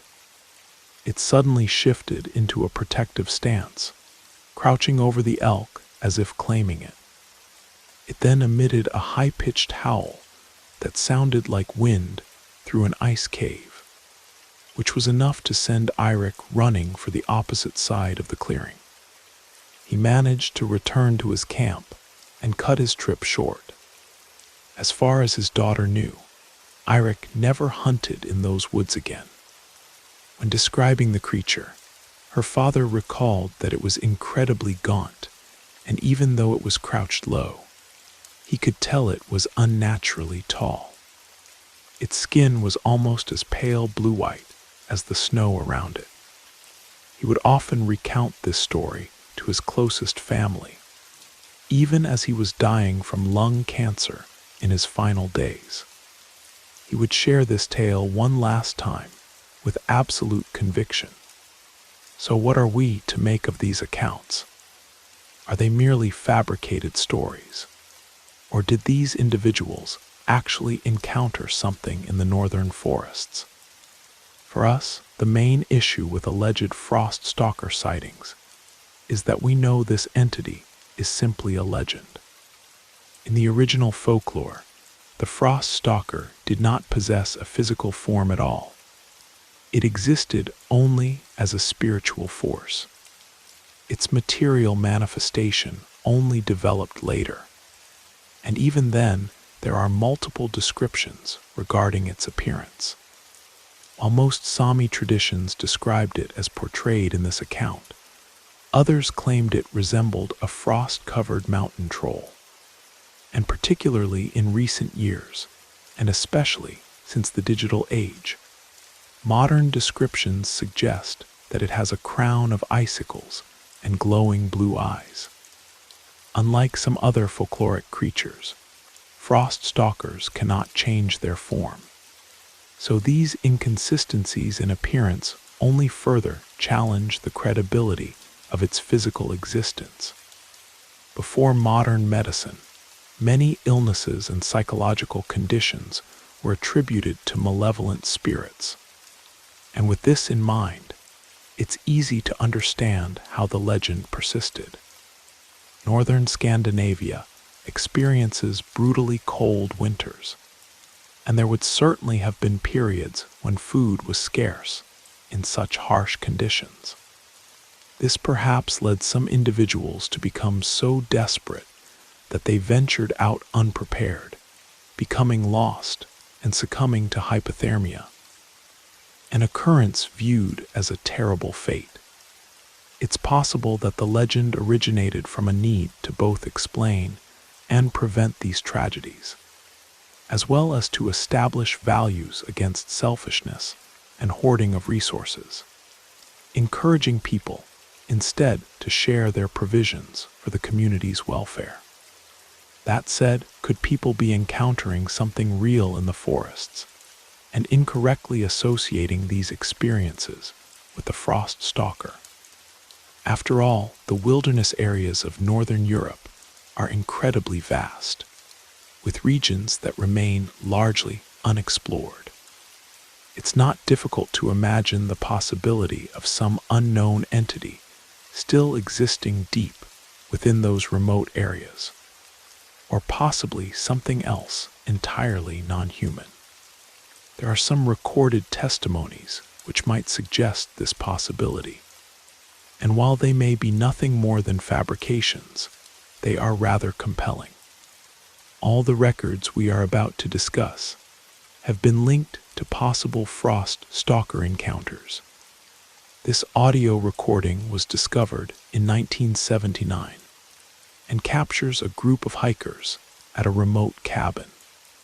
At one point, an unusual vocalization is heard, just as a humanoid figure is allegedly recorded moving on all fours in the background, circling around the campsite.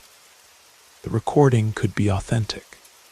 However, we find it unusual that there appears to be little reaction from the group, despite the clear sounds of something approaching.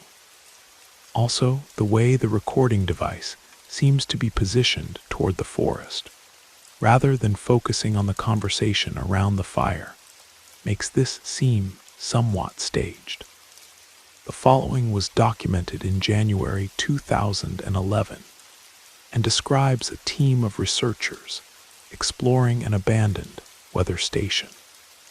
They begin to hear strange sounds coming from another part of the building, and when they investigate, they encounter something that sends them fleeing. The account is somewhat vague, and we don't get a clear description of what they saw. The whole situation seems contrived and follows predictable patterns, so we believe this is likely fabricated. The next piece of evidence was a photograph taken in 2003 at a remote cemetery surrounded by pine forest. And the photographer only noticed something unusual when he examined the image 6 years after it was taken. It appears to show a humanoid figure peering from behind a headstone, which many people have described as having inhuman features, while others have identified it as a frost stalker. The time gap between capturing and analyzing the photo is interesting, but it could easily be someone standing behind the grave marker, positioning a mannequin in the frame before removing it when the camera moves. This final record was found in a journal from the mid-1990s, No one has claimed ownership of the writing, and the author has never been identified. It describes a couple hiking through the forest and coming face to face with a strange entity, which then proceeds to pursue them. The journal entry ends abruptly.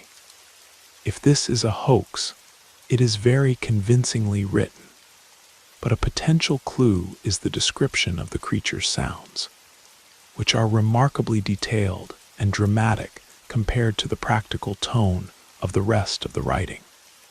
When all is said and done, it appears the legend of the frost stalker is precisely that, a legend. It endures today in Sami folklore and internet horror stories. It also gives its name to an actual medical condition known as frost stalker syndrome, where the sufferer develops an irrational fear of freezing to death or becoming lost in winter conditions. And for most people, that's as real as it gets. On the other hand, we can't help but wonder whether the legend evolved from deeper truths. Was there something more that the Sami people understood? Could there be something waiting in those frozen forests?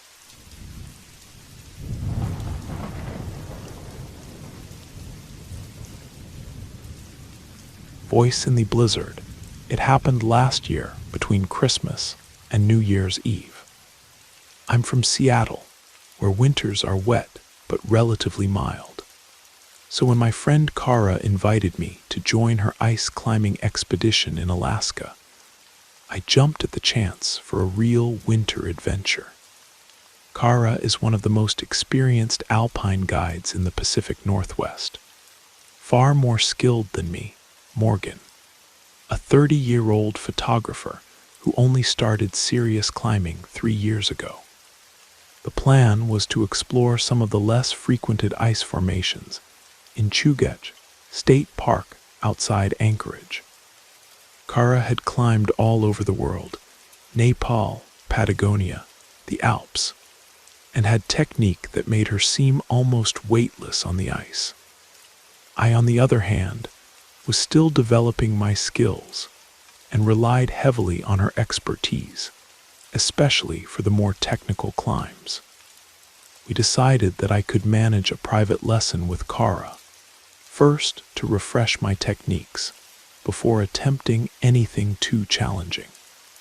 On our first day, we headed to a relatively straightforward ice wall that was popular with beginners. The temperature was hovering around 0 degrees Fahrenheit, but the clear blue sky made for perfect climbing conditions.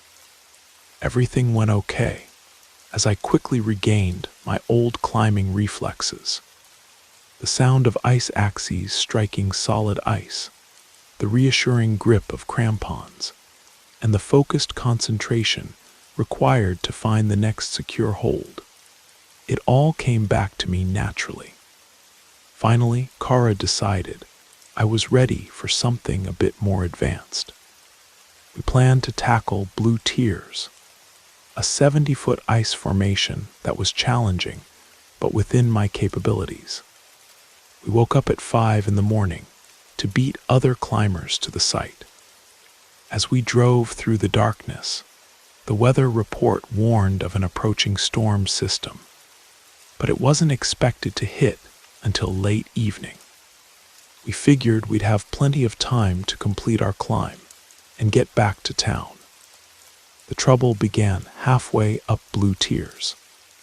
The weather changed with the frightening speed that Alaskan storms are famous for. What had been a crystal clear morning suddenly darkened as clouds rolled in, bringing whipping winds and horizontal snow. Kara, who was belaying me from below, shouted that we needed to descend immediately. The wind was so fierce, it nearly pulled me off the ice wall. My fingers, despite the insulated gloves, began to go numb. I carefully started my descent, focusing on each placement of my axes and crampons. The visibility was dropping rapidly, and soon I could barely see 10 feet below me. That's when I heard it, a strange calling sound carried on the wind. At first, I thought it was just the storm playing tricks. The way wind sometimes creates eerie whistles when it passes through certain landscapes. But then the sound became more distinct, almost like someone was calling for help. I paused in my descent, straining to hear. The voice became clearer. It was Kara, calling my name, seemingly from above me. "Morgan, help. I'm stuck." This made no sense. Kara was below me, belaying my descent. I looked down through the swirling snow, but couldn't see her anymore. "Kara," I shouted against the wind.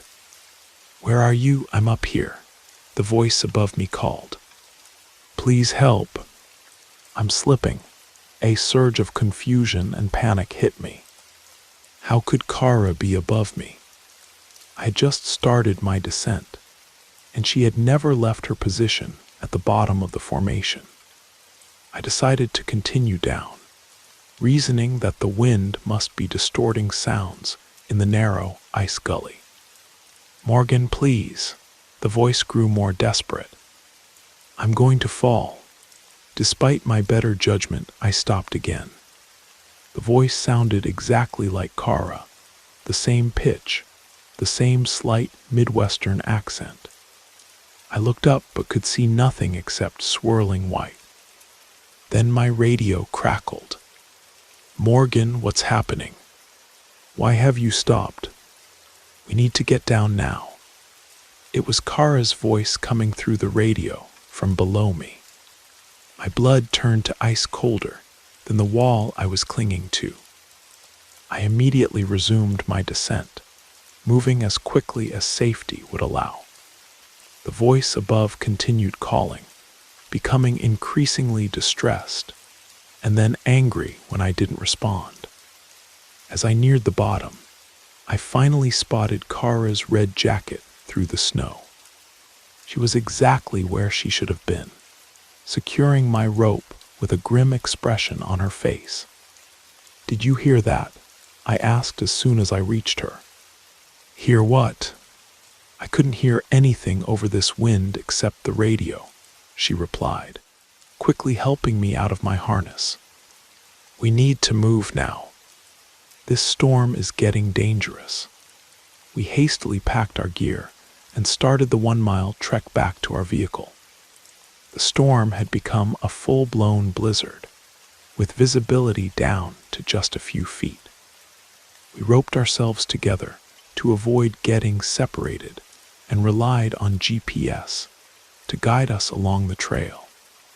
About halfway back, the strange voice returned, this time seeming to come from just off the trail to our right. "Kara, Morgan, over here," it called. It still sounded exactly like Kara.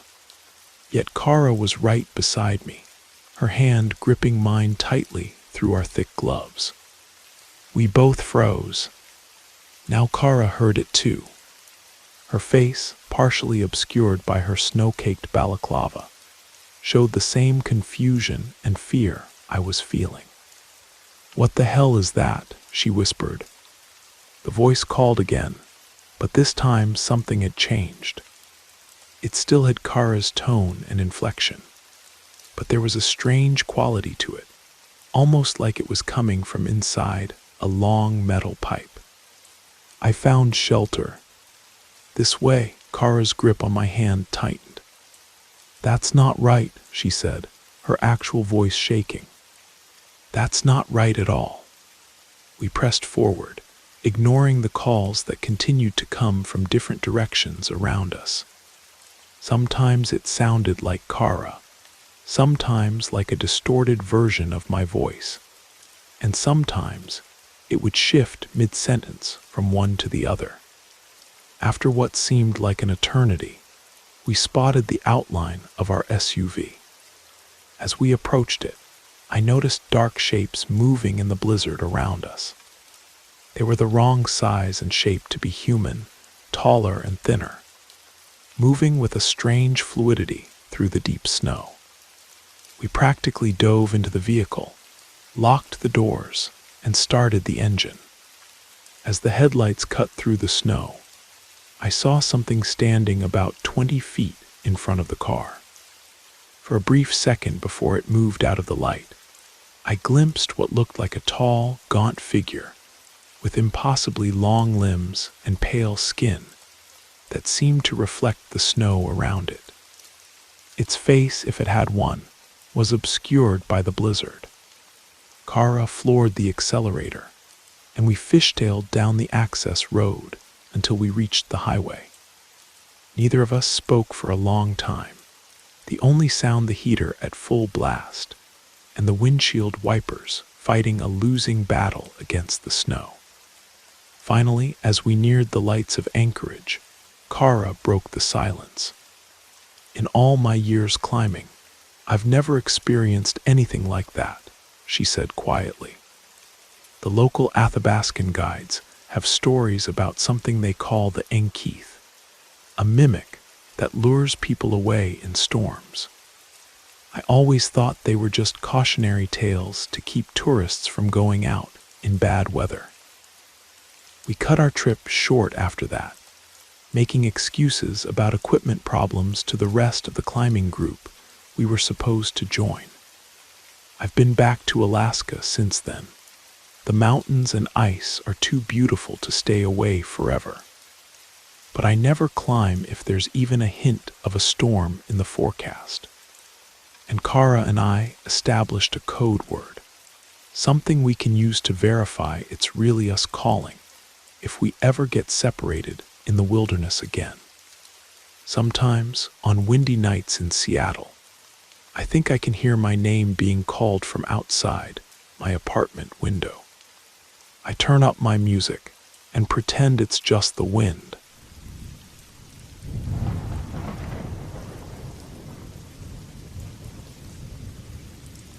I met Lena among the dusty shelves of the university's ancient library.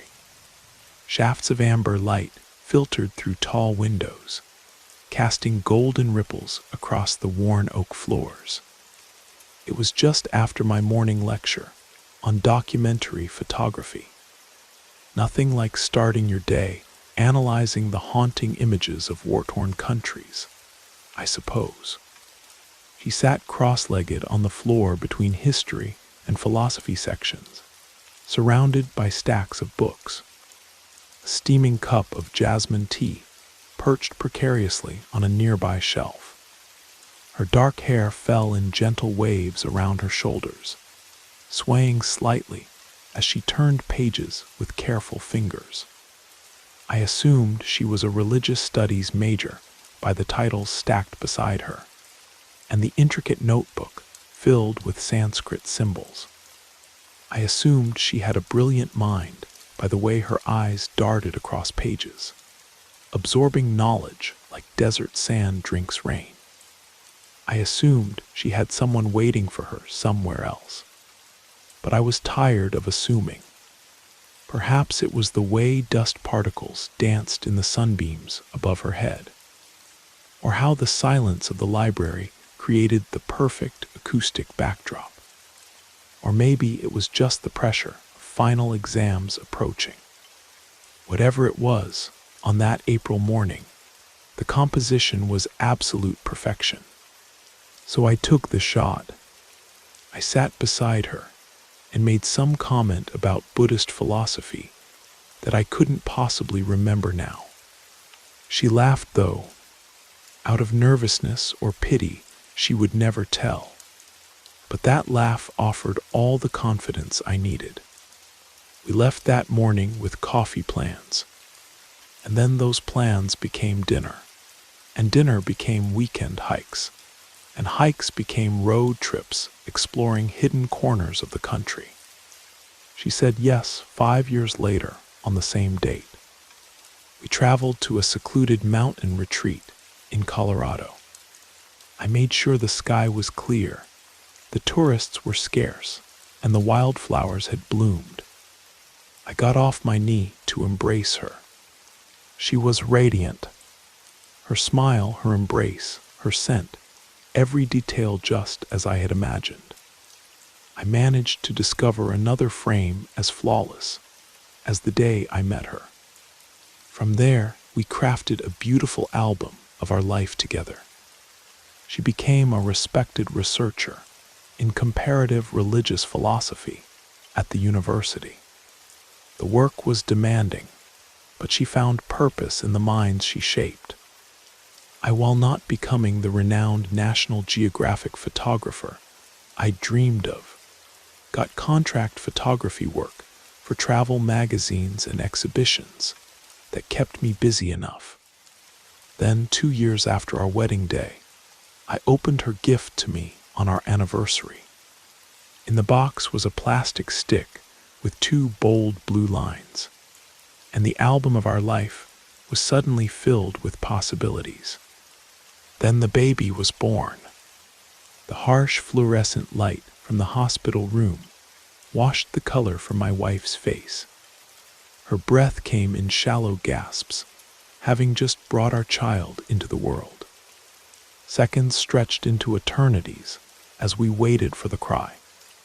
The electric hum of medical equipment vibrated through the room. The chemical scent of antiseptic masked the rawness of birth. The cry, when it came, wasn't what we expected. It was merely a whimper, a gasp, a struggle. I caught a glimpse of the baby before the nurses whisked him away. His limbs were unnaturally thin, his joints swollen and misaligned. His torso seemed compressed, as if invisible hands had pushed his shoulders toward his hips, and his eyes, protruding slightly from their sockets with an alert, almost frightened gaze.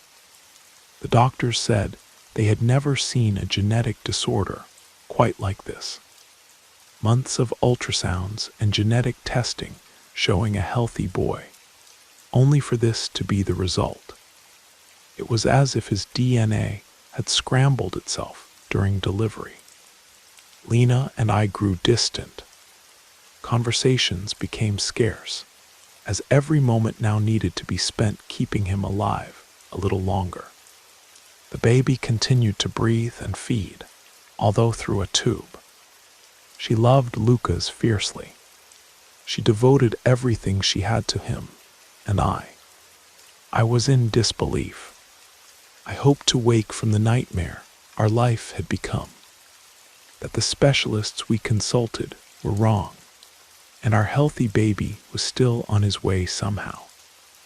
Lena didn't return to her research position, even after her leave expired. I stopped accepting photography assignments for nearly a year.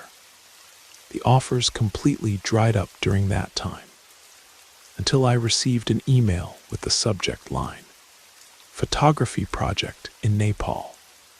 We are an ancient monastery located in the Himalayan highlands, 3 days' journey from Kathmandu. Our spring renewal festival approaches, and as this is a once-in-a-lifetime ceremony, we wish to preserve it through your lens. All we ask is 7 days of your time, and we will provide everything you need. If you are interested, we can discuss compensation and travel arrangements. Resources are not a concern. We believe our practices will be of particular interest to you, Mr. Rice. May you find peace on your path. Lama Dorje I was immediately suspicious after reading the email. Why would their practices interest me specifically? Beyond the strange closing, I was never particularly spiritual. Given recent events, my attitude toward faith had grown far worse than ever. The longer I sat with the email, the more disgusted I felt at the thought of accepting such an offer. Weeks passed since Lama Dorje's initial email. I applied for over 60 jobs during that time, seeking stable income. Of the applications I submitted, I received only 5 responses, all with essentially the same apologetic rejection. Lena's time was wholly dedicated to Lucas. She responded to his every labored breath or whimper, refilling his feeding tube or adjusting his medication. She was completely consumed while I could hardly look at him. I was disgusted with myself for feeling this way. Guilt stabbed at me constantly. Our savings evaporated entirely. We began putting every expense on credit cards, digging ourselves into a hole $4,000 deep in just a few months. We feared losing our home. We feared losing Lucas. We feared everything. And still, rejection after rejection arrived with my name in the heading. I took shifts driving for a rideshare service, but every paycheck was like trying to fill the Grand Canyon with a teaspoon of sand. Then another email arrived, not addressed to me this time, but to Lena. She showed me the message. "I hope this message finds you well. I wanted to follow up regarding a previous email to your husband. We are willing to pay $20,000 for his services. We are deeply interested in his documentary style and hope he will consider working with us for a week. Our offer is negotiable. If interested, I can send travel arrangements to our monastery. The festival begins soon, and we would be honored to hear from you. May you find peace on your path." Lama Dorje, I felt my integrity crumbling as I read through the email. $20,000 for 7 days sounded too extraordinary to be legitimate. Options were limited, however, and a week away might provide a much-needed break from the crushing weight of our reality, even if it meant enduring spiritual platitudes. Perhaps a once-in-a-lifetime ceremony could even be fascinating. I told Lena I would accept the offer. It was the first genuine smile I had seen on her face since Lucas was born. I decided her smiles were worth selling out to a monastery for a week.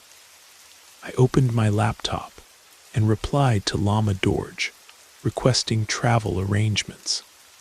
3 days until the festival. The journey to the monastery was grueling. After landing in Kathmandu, I endured a jarring jeep ride along mountain roads, followed by a 2-day trek through winding paths that clung to cliff sides. As instructed by Lama Dorje, I eventually reached a stone stairway carved into the mountainside, stretching upward into mist. The final ascent took nearly 3 hours, my camera equipment growing heavier with each step. I checked my phone, no signal, as expected. I had sent a final message to Lena before boarding the plane, promising to find a way to communicate when possible. When I finally emerged from the mist, I found myself standing at the entrance of a settlement that seemed frozen in time. Stone structures with red-painted wooden window frames dotted the rocky plateau. Modest would be a generous term for such buildings. Weathered stupas marked with prayer flags formed the exterior boundaries. Each structure was unique yet shared in its state of ancient endurance. The only buildings large enough to accommodate gatherings were a circular structure in the center of a stone-walled courtyard, and a temple nestled at the highest point of the settlement. The temple's golden roof ornament caught the last rays of sunlight, though no traditional Buddha statue adorned its peak. I considered capturing an establishing shot of the monastery when a figure emerged from the mist. The man wore flowing saffron and crimson robes, adorned with intricate golden embroidery. A deep red sash draped around his shoulders, decorated with symbols I didn't recognize. He appeared to glide across the stone pathway, each step deliberate and soundless. His head was completely shaved, skin weathered from decades of mountain sun. Despite the obvious signs of age in the creases around his eyes, he carried himself with remarkable vitality. His eyes were the darkest brown, almost black, making it impossible to distinguish pupil from iris. "Lama Dorje, I presume," I said, extending my hand. "We appreciate your journey to reach us, Mr. Rice." His voice was smooth and resonant, as if the mountain itself were speaking. His hand was surprisingly warm as it clasped mine. His presence was strangely calming, as if it had been carefully cultivated to never provoke discomfort in strangers. "Please accept this offering." He extended an envelope. Upon opening it, I found cash totaling $10,000. The remainder, I assumed, would come after the festival. It seemed inappropriate to confirm this, however. There was something in his manner that discouraged direct questioning. So I thanked him for the advance payment and tucked it into my wallet. The family photo in my billfold caught my eye, Lena and I, with forced smiles frozen in time. I had creased the photo nearly a year ago, folding Luca's out of frame. Each glimpse of that crease sent guilt stabbing through me, yet the crease remained. "Allow me to show you our sanctuary before evening meditation." Though the entire settlement was visible from where we stood, I obliged. As we walked toward the heart of the monastery, he directed my attention to each structure, sharing the history of the monks and nuns who lived there. He spoke warmly of each resident and named them individually. He pointed out the meditation gardens where they grew medicinal herbs, the communal kitchen where meals were prepared, and the ancient well that had dried decades ago, now avoided as a place of bad energy. I barely registered his hypnotically even voice as my attention was drawn to the stone-walled courtyard. A group of women knelt around what appeared to be a young goat. They stroked its fur and whispered to it while creating intricate patterns with colored sand around its body. I considered asking Lama Dorje about this strange ritual, but decided against it. His composure still somehow discouraged questions. Instead, he spoke. "The sun returns to the mountain. It is time for evening meditation." Multicolored butter lamps cast dancing shadows across the temple walls. The full moon painted silver rectangles through window frames onto the polished stone floor. The bowed heads of the congregation created a landscape of stillness in the chamber. Lama Dorje prepared to address the 30 or so monastics and villagers seated cross-legged on cushions. The audio levels on my recording equipment were set perfectly in the reverent silence. The whispers and shifting of the congregation ceased when Lama Dorje stepped forward. "Let there be liberation for each being, a state beyond the suffering of today where we may find our true nature." Upon checking my viewfinder, I noticed too much empty space above the Lama's head. I made a subtle adjustment to the framing. We can transcend the afflictions and limitations manifested in our current form through devotion to the truth revealed to us. The incense burning in the temple was causing my footage to appear too warm. I quickly adjusted the white balance, using Lama Dorje's robes as reference. I winced at the amateur mistake, a failure born from months without practice. "Give your suffering to the devourer, that we might purify our karma and release this realm from its wheel of pain." A door behind the Lama slowly opened, and the congregation rose in unison, blocking both my camera's view and my own sight of the altar. I quickly collapsed my tripod and moved to the center aisle for a clearer angle. What stood there defied comprehension. It appeared vaguely human-shaped. I could distinguish the outline of limbs, a torso, and a head, but the form shifted constantly. It was as if the entity had to consciously maintain this approximation of human form. Its features rippled and folded into themselves. Its skin, if you could call it that, was an impossible shade that seemed to absorb light rather than reflect it, with scattered points of luminescence that resembled stars in the night sky. My camera couldn't capture this reality. Where the entity should appear in frame, there was only a silvery distortion that seemed to bend the light around it. The back door of the temple opened just behind me. Behold the devourer of suffering. A woman entered carrying something in her arms.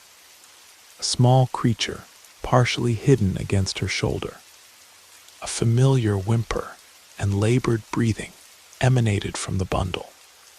It was a young goat with misaligned limbs, a compressed torso, and protruding eyes that mirrored my son's with unsettling precision.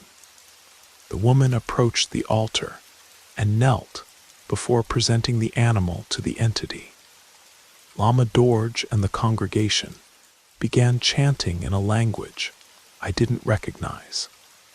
Their voices grew faster and louder as the entity enveloped the goat in what might have been arms.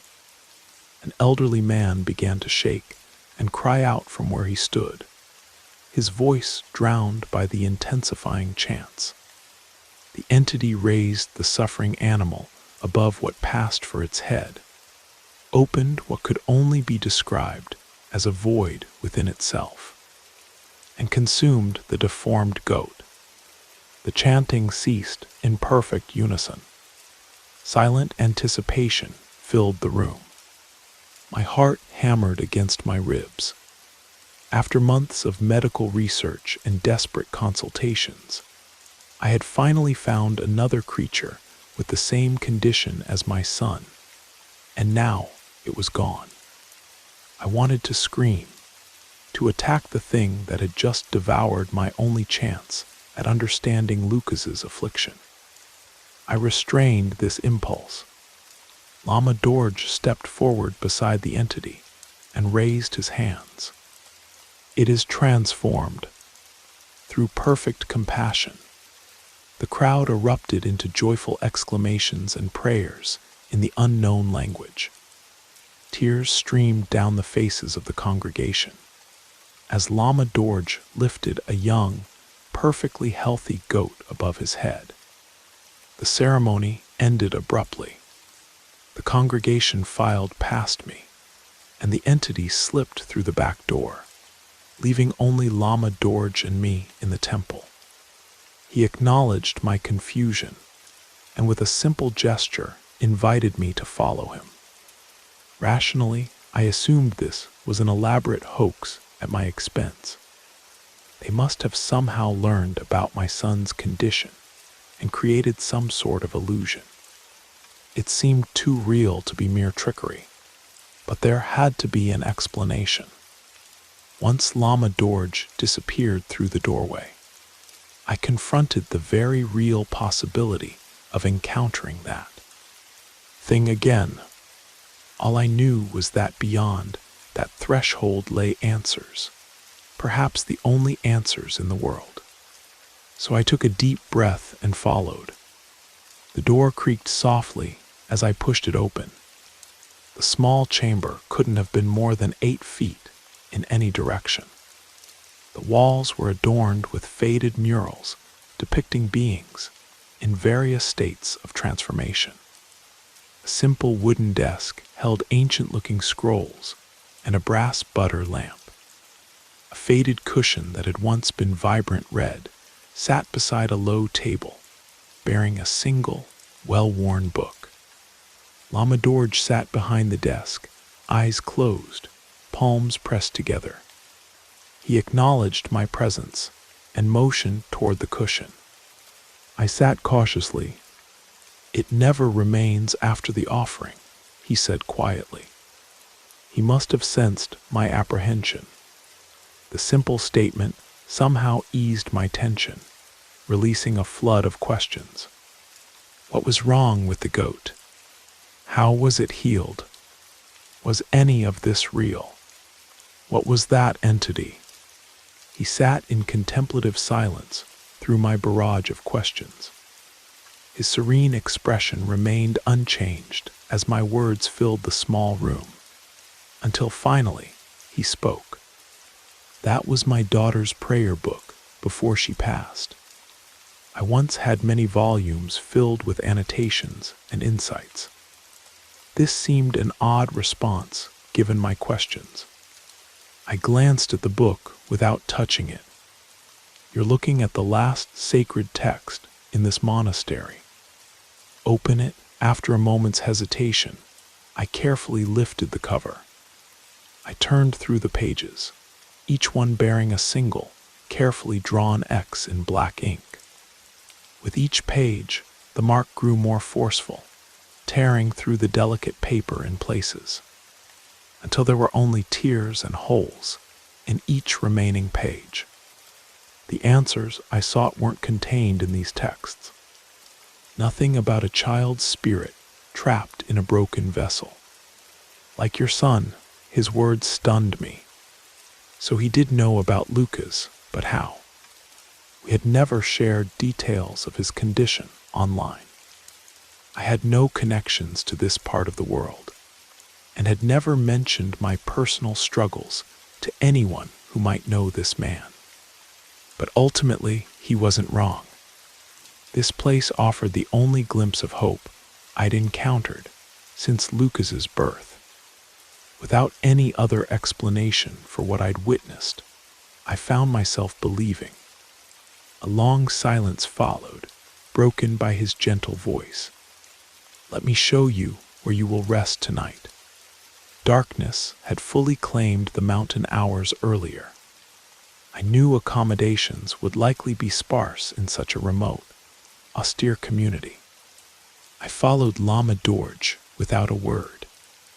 We passed through the stone courtyard, around the abandoned well that emitted a peculiar earthy scent, and into a small building set apart from the others. We entered a modest room with a low ceiling that nearly brushed the top of my head. Woven mats lined the floor, and a simple bedroll lay beneath a small window. The windowsill was stained with traces of red ochre. Lama Dorje apologized for the simplicity of the quarters, and mentioned I might hear sounds during the night. Likely mountain rats. Best to ignore them, he said with unusual firmness. I assured him it was no concern. I wouldn't be staying long anyway. Then he departed with surprising haste. Moonlight painted the room in ghostly silver. Hours passed before I found even a hint of comfort on the thin bedroll. I shifted to my other side, discomfort. I stretched out flat, another pressure point against the hard floor. I sighed deeply, then thud. I sat upright immediately. The moon's light barely penetrated the room's corners, leaving vast areas in complete darkness. I called out with unsteady breath. No response. Just visible at the edge of shadow was a scattered pile of prayer beads. My thoughts flashed to the entity from the temple. If this place harbored such mysteries, what else might lurk here? Frustration replaced fear, and I hurled my water bowl into the darkness. The clatter of metal against stone floor provoked a high-pitched yelp from the shadows. A small figure darted for the door and disappeared down the outer stairway. Without thinking, I followed. The courtyard and monastery beyond lay silent and still. I scanned desperately for whoever or whatever had been watching me sleep. I circled the building, noting the herb garden undisturbed by my pursuit. Relief washed over me until I spotted a figure perhaps 40 yards away, crouched among prayer flags. I could make out the outline of a small head and shoulders. Even at full height, it appeared diminutive. I approached carefully, mindful of each footfall on the stone path. Despite my caution, I wasn't quiet enough. The figure startled and turned toward me. It was a girl, perhaps 7 or 8 years old. Her frame was slight, and her black hair had been roughly cut at her shoulders. Her eyes widened with alarm at the sight of me. She was unusual beyond her presence at this hour. The right side of her face bore the unmistakable texture of burned scars, pulling her eye and lip into a permanent grimace. Her hand flew to cover the damaged side of her face. She dropped a small pouch she'd been holding. I could hear her rapid breathing as I took another step closer. She retreated, maintaining the distance between us. Tears formed in her visible eye, catching the moonlight. Not knowing how else to communicate, I pressed my palms together in front of my chest in greeting. I approached slowly, her breathing quickening with each step. I bent to retrieve her fallen pouch. Colored sand spilled from within it. I carefully gathered the sand back into the pouch and offered it to her. She lowered her hand slightly, revealing a cautious half-smile. She seemed to relax slightly, wiping her eye with her sleeve. She looked at me curiously when I asked if she wanted help collecting more sand for her pouch. She smiled when she nodded yes. We spent the next hour gathering colored sand from various small containers near the temple. When we separated to different areas, I would collect a handful, return to her, and carefully pour it into her pouch. She became increasingly animated with each successful collection. When the first hint of dawn began to brighten the eastern horizon, fear returned to her expression. I thought of Lucas. If he survived long enough to become aware of himself, would he also learn to fear being seen? I paused beside her, after adding another handful of sand to her collection. After a moment of consideration, I looked into her eye and told her what I had witnessed earlier that night, about the sick goat that was healed in the temple, about the entity that healed it, and that she could have a face that wouldn't make people stare.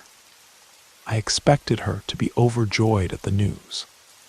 Instead, she covered her scarred face again and ran toward the residential buildings, tears once more filling her eyes. 2 days until the festival. Sunlight flooded my quarters with unforgiving brightness.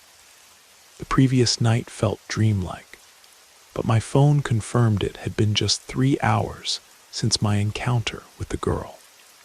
I rose stiffly from the bedroll, joints protesting. My thoughts immediately returned to the child. I hated referring to her as the girl, but I hadn't thought to ask her name. The floorboards creaked beneath my feet as I approached the door. I opened my mouth to call for her, but decided silence was wiser. I descended the stairs with only my camera equipment. The morning light intensified to midday brilliance as I captured footage of the temple, courtyard, and various residential structures. As the day progressed, I began photographing the monastery's inhabitants. An elderly woman grinding herbs with a pestle, her fingers permanently curved from decades of the same motion. A monk with a pronounced limp tending to prayer flags, assisted by a weathered wooden staff. A group of children practicing meditation in a small garden, each bearing some physical difference. A missing finger, a twisted foot, vitiligo patches across dark skin, a cleft palate. Each person I approached seemed to have some visible imperfection, and each one became uncomfortable when they noticed my camera, though none objected outright. I returned to my quarters in the evening, just as blue shadows lengthened across the courtyard. As I climbed the stairs, I heard the scurry of feet from inside. When I entered, the room appeared unchanged. The water bowl still rested where it had landed hours before. The prayer beads remained scattered, but the girl was concealed in her usual hiding place. The only difference was a small pile of colored sand, carefully arranged on the windowsill. I took a step toward the window and was met with a soft hissing sound from behind the door. I turned and caught a glimpse of the girl before she ducked back into her hiding place. The sound seemed to be her attempt at a shush that her scarred lip couldn't quite form. I moved quietly to where she hid. She was curled into a ball, her damaged face hidden against her knees. I tried to comfort her with a gentle touch, but she flinched away. I whispered an apology, which was met with another hiss, her single visible eye meeting mine. A chasm of silence opened between us. A gentle breeze swept through the small window, stirring the grains of sand she had arranged. The sound drew her attention momentarily. She peered around the door frame at her creation. It remained intact. She retreated once more behind her knees. I apologized again for frightening her earlier and assured her I meant no harm. She offered no response. After a moment's consideration, I reached into my pocket and removed my wallet. Opening the fold, I carefully extracted our family photo, the crease still sharp from constant pressure. With a tightness in my chest, I unfolded the hidden portion to reveal Lucas. His form was just as disturbing as the day he was born. I turned the photo so she could see. I explained my son's condition, that he had been this way since birth, and that I now believed he could be healed here. She touched Lucas's image with one small finger.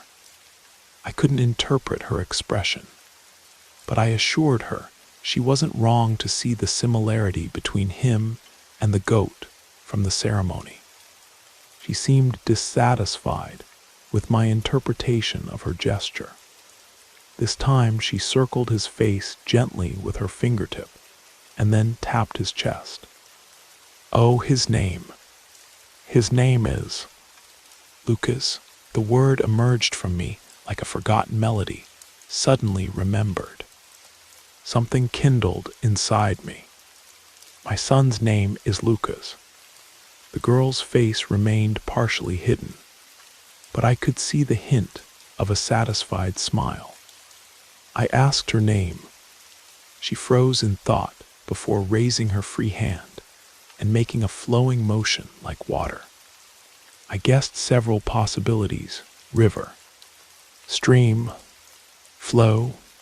She shrugged, accepting May when I offered it, seemingly tired of the effort. Another breeze entered the room, this one stronger. She quickly looked toward the window. Sitting beside her sand arrangement was a small blue butterfly, its wings gently opening and closing. May's smile broadened at the sight. It was her perfect moment. I looked down at our family photo before refolding it along its crease and returning it to my wallet. Our butterfly would come soon. Our perfect moment.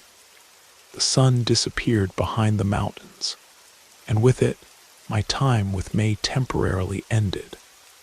I bid her goodbye, gathered my camera equipment, and headed toward the temple. The structure felt different at night.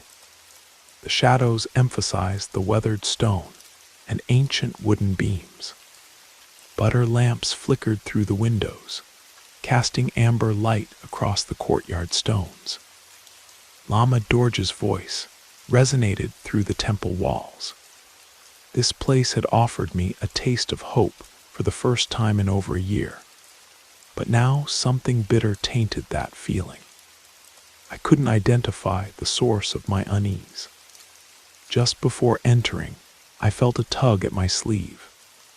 I turned, startled, to find May, her scarred face fully visible in the lamplight. A welcome sight.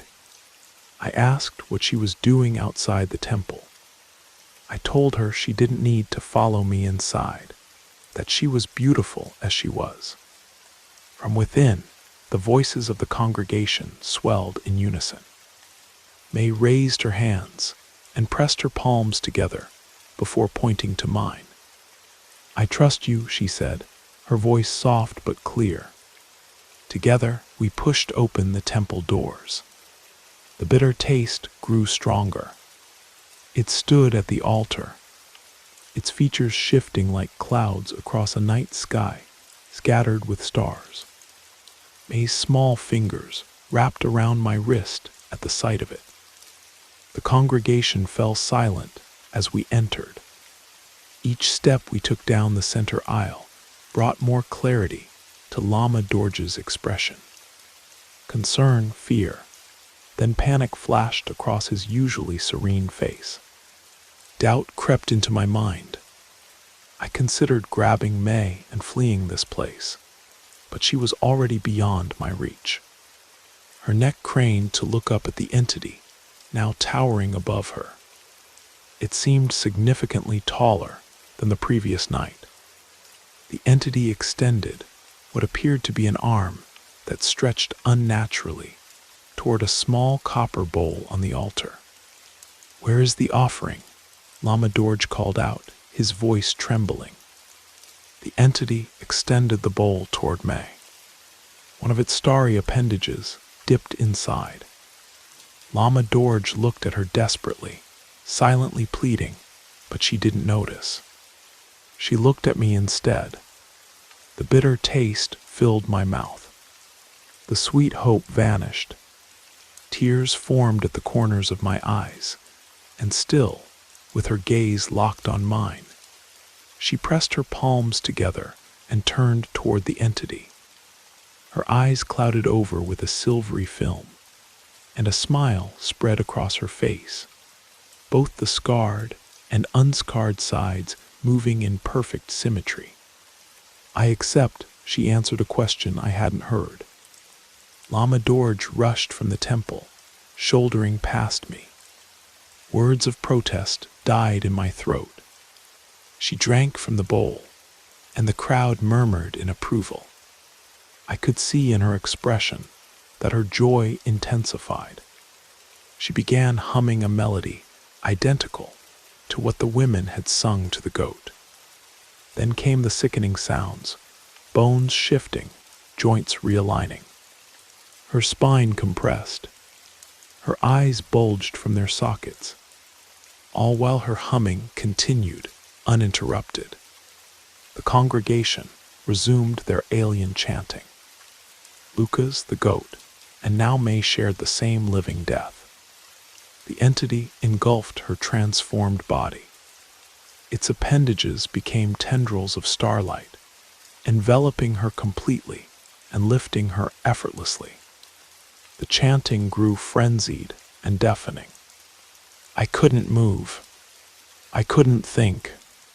I couldn't breathe as the entity's form opened like a cosmic flower, drawing May's distorted shape into its center, until the humming faded to silence.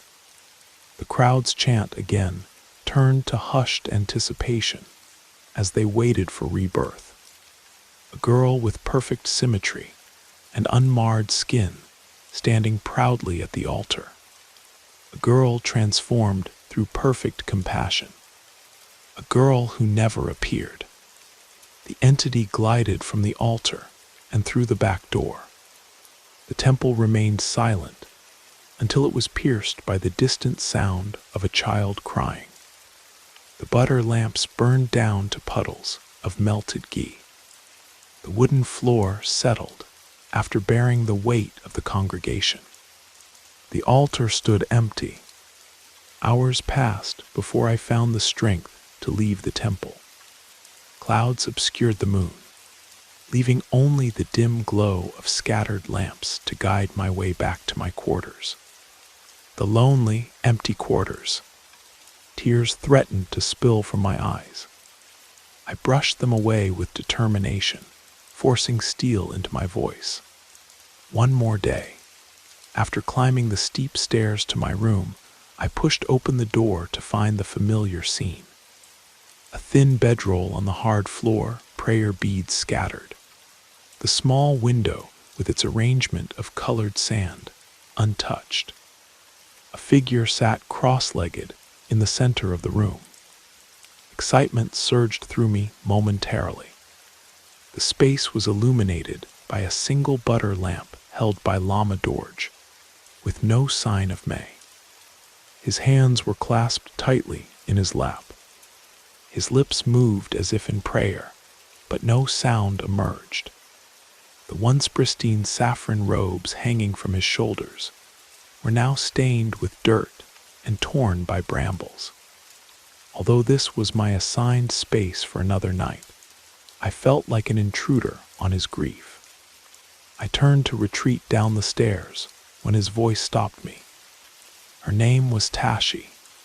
His words quivered with barely controlled emotion. I turned to face him.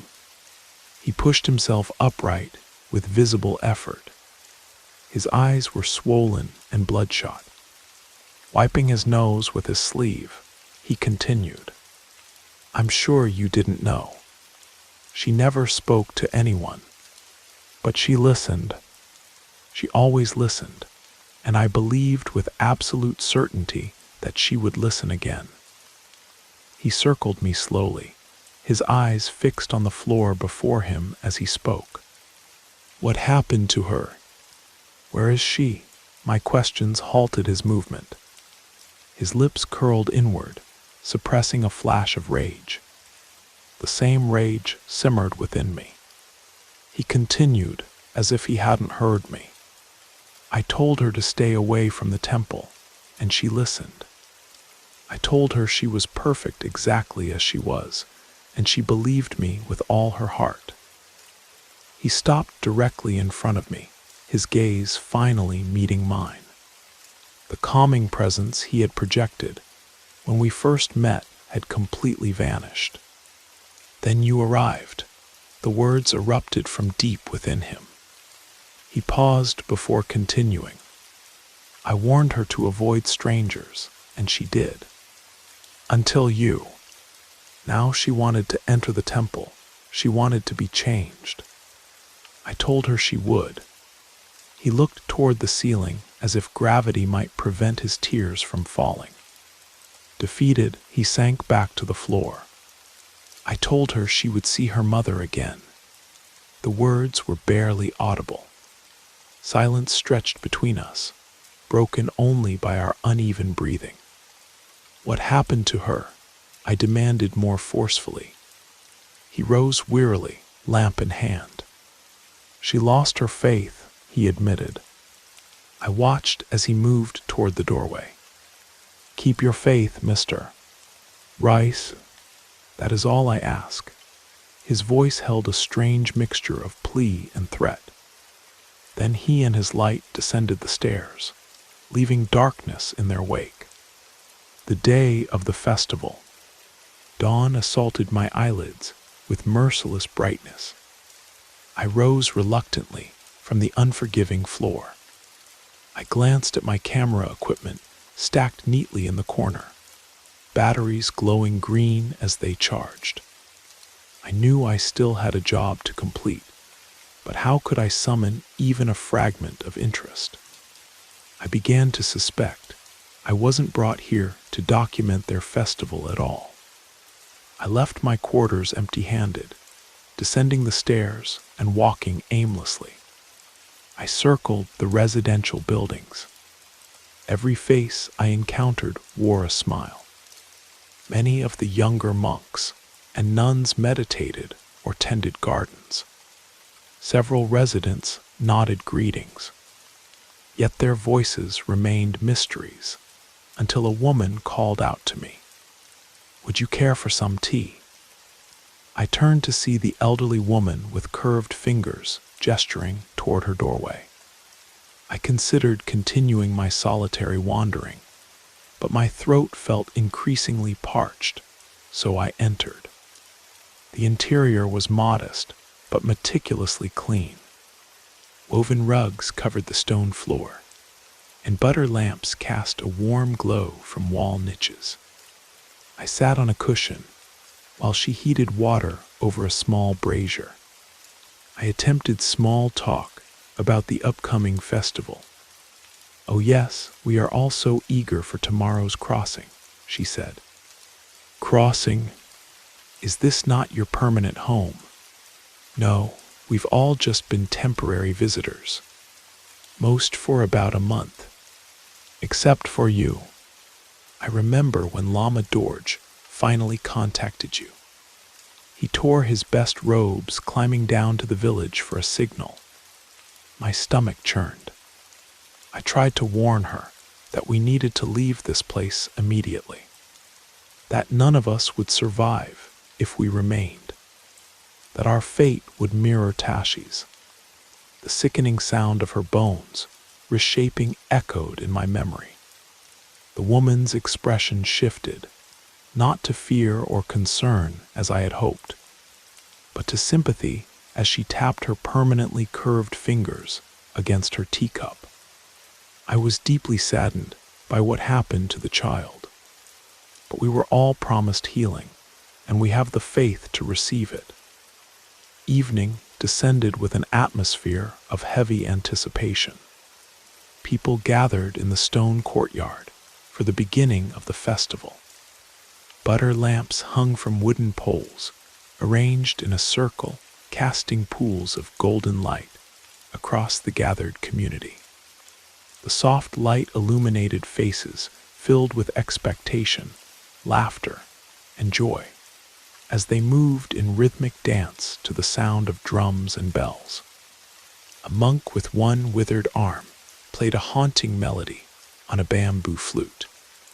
I stood outside the circle of light. My camera equipment remained in my quarters. There were no perfect compositions here. I watched the boundary of forest and mist surrounding the monastery. I had contemplated making the descent back to civilization 1,000 times that day to escape what I suspected would be a horrific display. But each time I looked at the pathway, it seemed to blur and shift, like there was truly no route down the mountain. We were all trapped. A figure approached from the temple path. I tensed at the thought of the entity's approach, but this silhouette was clearly human. It was Lama Dorje, balancing 2 trays of identical copper bowls in his hands. His robes were still disheveled from the previous night. Now is the time for liberation, the moment to release our karmic burdens and achieve perfect form. "Please take your bowl, everyone," Lama Dorje called over the gathering. The crowd did as instructed, each person taking a bowl and stepping away from the cluster that formed around him. The group dwindled until one bowl remained on the tray. Lama Dorje caught me in his gaze instantly. My spine stiffened as he approached. The final bowl extended toward me. "Have faith for your son," he whispered through clenched teeth, pressing the bowl against my chest. I accepted it and considered his words. Despite what happened to Tashi, could this still be the only chance Lucas had? I looked down into the bowl. A dark liquid like liquid night reflected my face back to me. I watched as my features distorted with the gentle rippling of the surface. Drink, and you shall be reborn through compassion, Lama Dorje proclaimed to his followers. One by one, they consumed the dark liquid, faces filled with absolute conviction. My own reflection stared back at me from the bowl's contents. I turned and walked toward the abandoned well, tipping the bowl over its edge. The sound that followed, however, was not liquid splashing against stone. It was something entirely different. I peered over the stone rim to investigate. Horror awaited me. At the bottom lay a grotesque mass of twisted bodies, human and animal alike. Contorted limbs and misshapen torsos formed a nightmarish tapestry. Near the top of this abominable pile lay a small form with bulging eyes and burn-scarred face.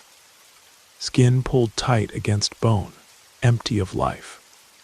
I ran for the mountain path, rushing past the doomed congregation as they finished their poison.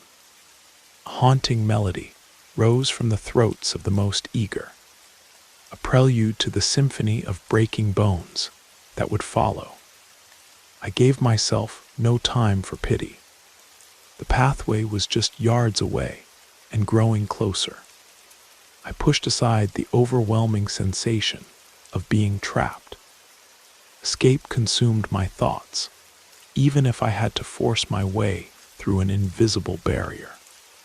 The space between the prayer flags, marking the descent, opened before me, as easily as missed parts before a hand. I realized then that the barrier wasn't created by the entity, but by my own terror. But true peace lay much farther down this mountain. I refused to slow my pace. The rocky path tore at my shoes and scraped my hands when I stumbled. The sting went unnoticed as I focused solely on distance. My lungs burned with the thin mountain air. My legs ached with each desperate step downward. After what felt like miles, my body finally began to register the damage from my reckless descent. I collapsed against a boulder. It had to have been at least an hour. The monastery had to be far behind me. Surely the jeep station would appear around the next bend. I glanced over my shoulder, half expecting the cosmic horror to materialize from the mist and consume me entirely. Instead, there was only emptiness and silence. Only the distant call of mountain birds broke the stillness. Resting at my feet was a small pool of clear water, undisturbed by my frantic flight.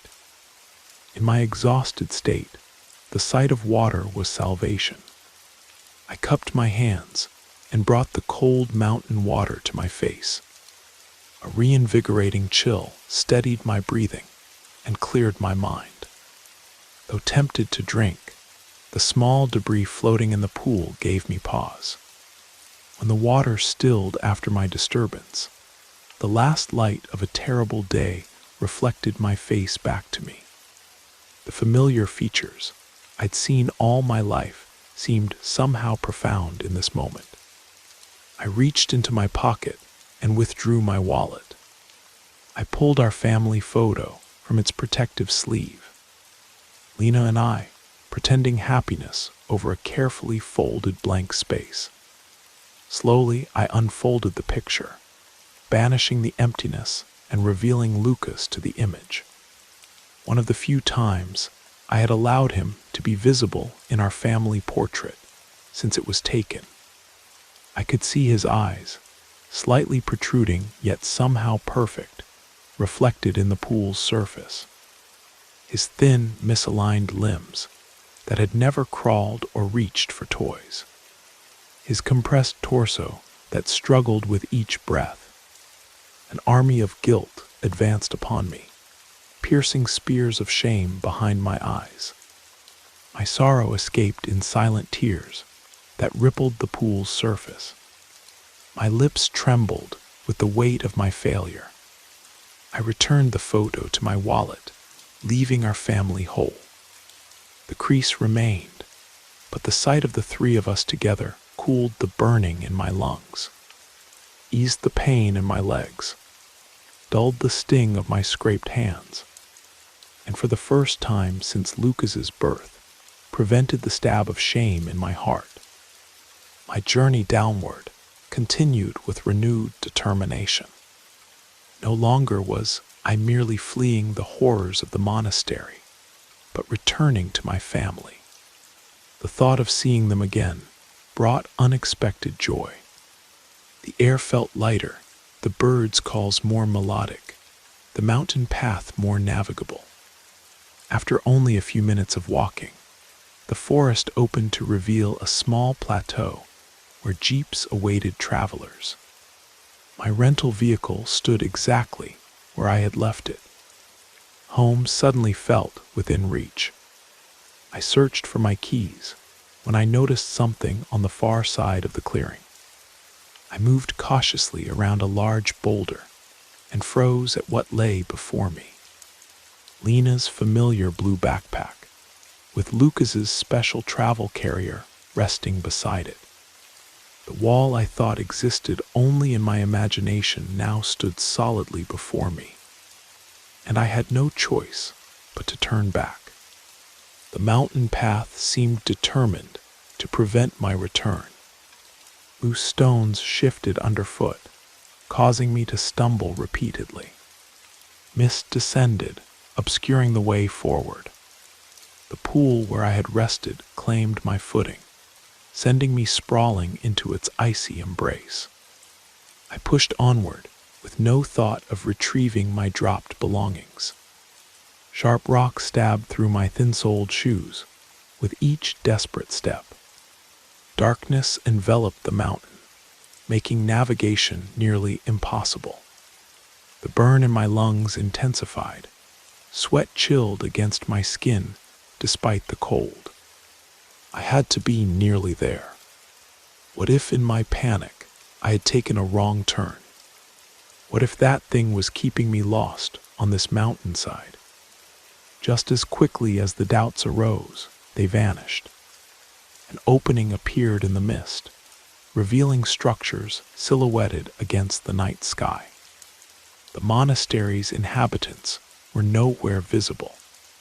Evidence of their festival remained, scattered across the courtyard stones. Abandoned copper bowls lay forgotten in the moonlight. A wooden flute no longer needed by its transformed player. The crooked walking staff of the monk, whose condition now exceeded its usefulness. The temple glowed with lamplight. That had to be where everyone had gathered. I rushed toward it as quickly as my exhausted body would allow. The butter lamps flickered weakly, their flames consuming the last of their fuel. Pools of melted ghee had escaped their containers and solidified on the stone floor. The moon remained hidden behind clouds, leaving the temple windows dark and lifeless. Lama Dorje stood at the altar, silent, his gaze fixed on the empty space between his trembling hands. Before him stretched a line of followers, filled with the promise of his teachings. Their bones shifted beneath their skin, pushing against natural limitations. Their spines curved impossibly. Their eyes bulged with anticipation, so intense that they seemed ready to leave their sockets entirely. Their limbs had become fragile branches, barely capable of supporting their weight. Their knees wobbled with each subtle movement.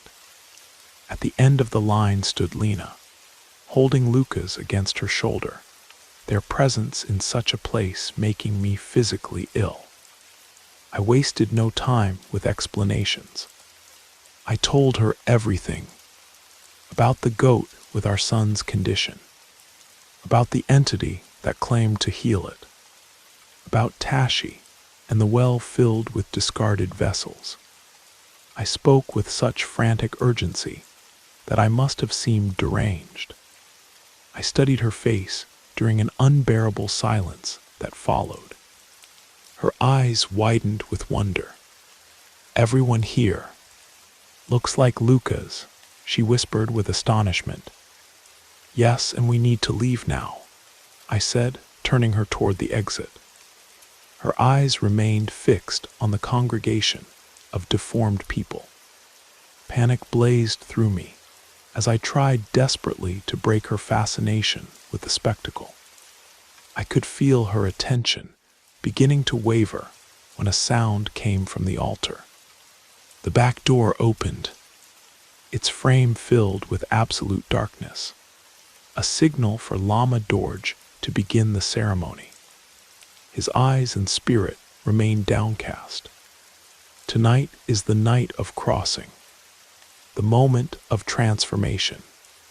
As you approach, please surrender to compassion. As he spoke, the entity emerged from the darkness. Its approximation of human form unfolded itself, limbs extending into position, torso expanding to proper dimensions, head solidifying at an imposing height. The entity moved before the line like mist across water. The transformed congregation gazed at the being, as if witnessing ultimate truth. I begged Lena to take Lucas and flee with me. She stood transfixed by the sight before her. "May you find peace on your path," Lama Dorje murmured. With those words, the entity enveloped the first person in line with starlit appendages.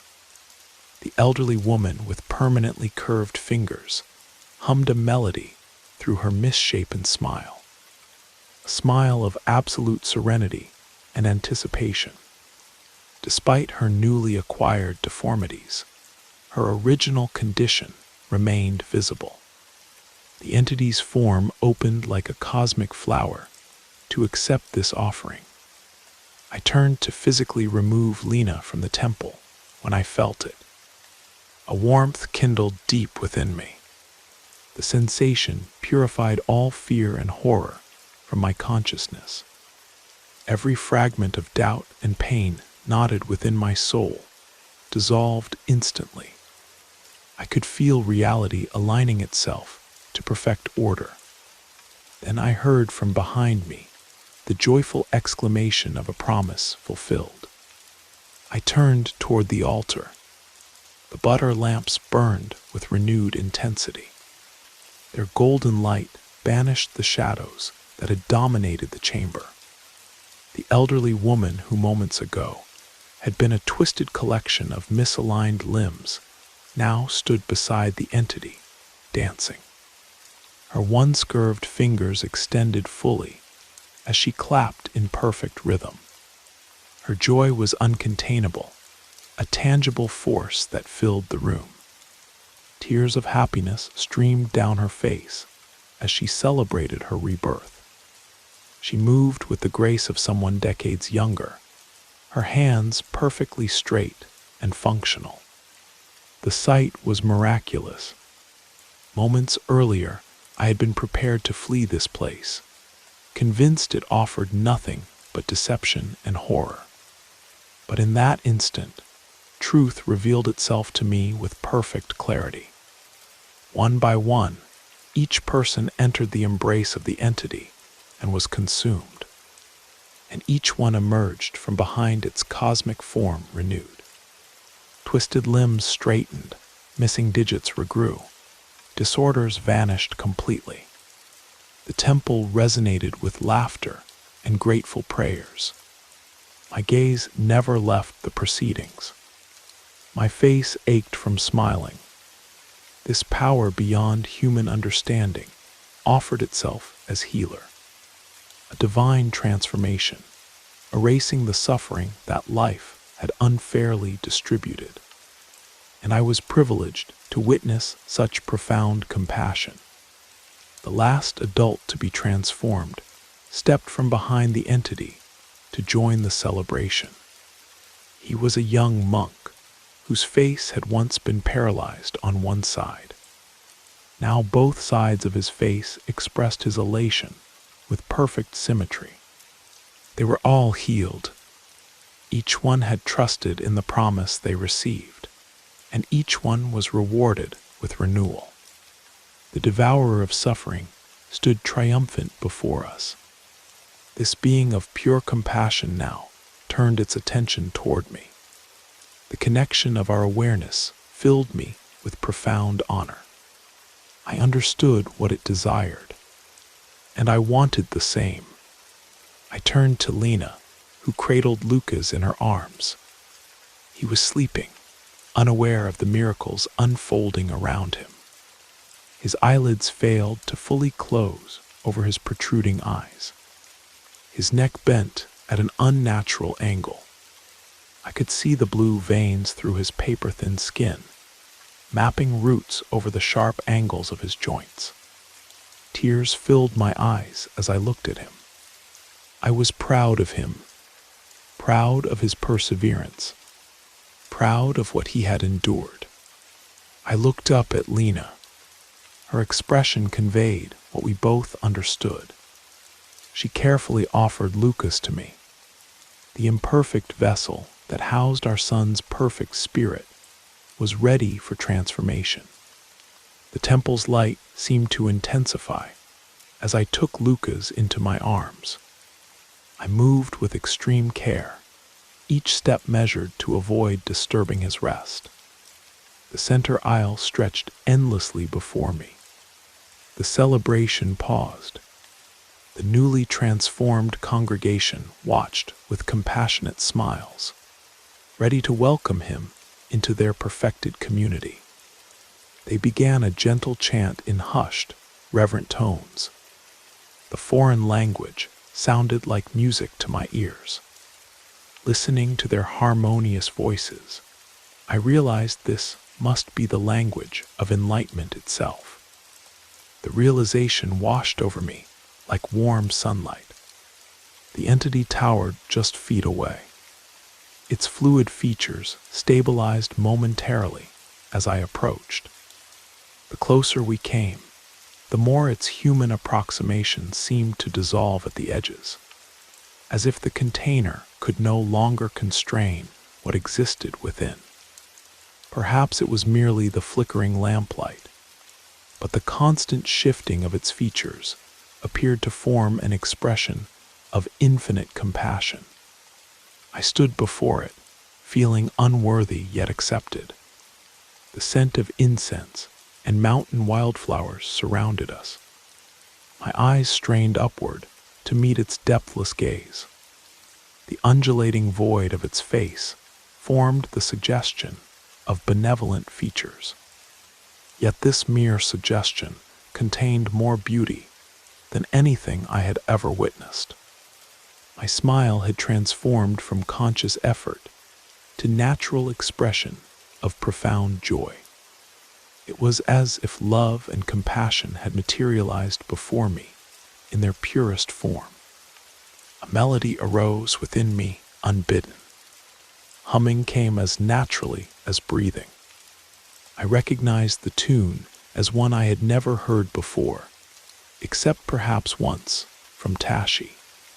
It brought comfort that her song would come to me now, that somehow she might find redemption through our faith, through Lucas's transformation. The entity, gazing down with the compassion of 1,000 bodhisattvas, reached toward Lama Dorje. Its arm extended impossibly to bridge the distance between them. With fluid grace, it brought a copper bowl to my chest. One of its luminous appendages touched the liquid within. The starlight of its touch dispersed into the dark fluid, transforming it into its own essence. An offering to the suffering, a gift to the unworthy. In its mirror-like surface, I glimpsed the entity's true nature, unchanging as it blessed me with its words. Will you drink of my compassion and offer your vessel to me? It was the sound of 1,000 temple bells resonating in perfect harmony. It was the whisper of wind through prayer flags, carrying intentions to the heavens. It was creation offering solace and creator, extending mercy. It was everything. It was like nothing I had ever heard. The fire of perfect happiness burned away all doubt within me. The world beyond this moment ceased to exist. Nothing mattered beyond the entity's presence. All I desired was to surrender to its will.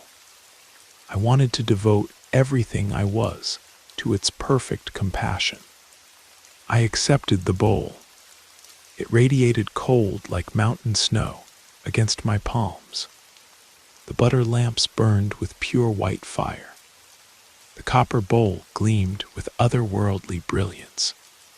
The congregation's chant evolved into ecstatic praise. Their devotion fueled my own, igniting my desire to worship and surrender. I will, I whispered. My acceptance invited the entity's touch. Palm upturned and starlit fingertips extended in graceful alignment. Lucas remained cradled against my chest. His fragile form contained the beautiful spirit waiting for liberation. The entity's hand beckoned for him, offered to reshape the vessel to match the perfection of the soul within. I presented my son to it. The hand expanded to receive his delicate frame. My son now in its keeping, my destiny waited within the bowl. The entity's appendages enfolded Lucas gently. A bowl filled with the essence of compassion, filled with the promise of a life without limitation. The entity raised my son toward the ceiling. My lips touched the rim of the cold copper. The liquid within shifted toward my mouth. The congregation's chanting reached a crescendo. The entity's form opened to receive Lucas. I saw my reflection in the dark liquid. The image was still for a heartbeat. Captured in its surface was a moment of imperfect truth. The stubble on my chin grew unevenly, like weeds in neglected soil. Tears had been streaming down my face without my awareness. Tears that cleared my vision, allowing me to see with sudden clarity. In an instant, the white flames of the butter lamps became their dying yellow selves once more.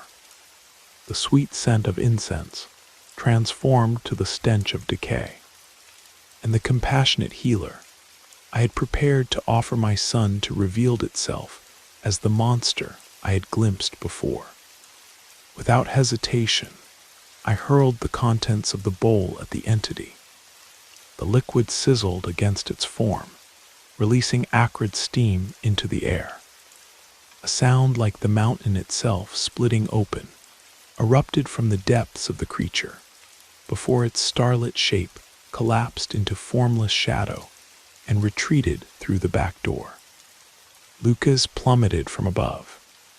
I lunged forward in desperate panic, arms outstretched to save him from the unforgiving stone floor. The sound silenced the temple completely. Even the flames of the lamps ceased their dancing. Only my ragged breathing disturbed the stillness. I felt a weight in my arms. His weight. Lucas was safe.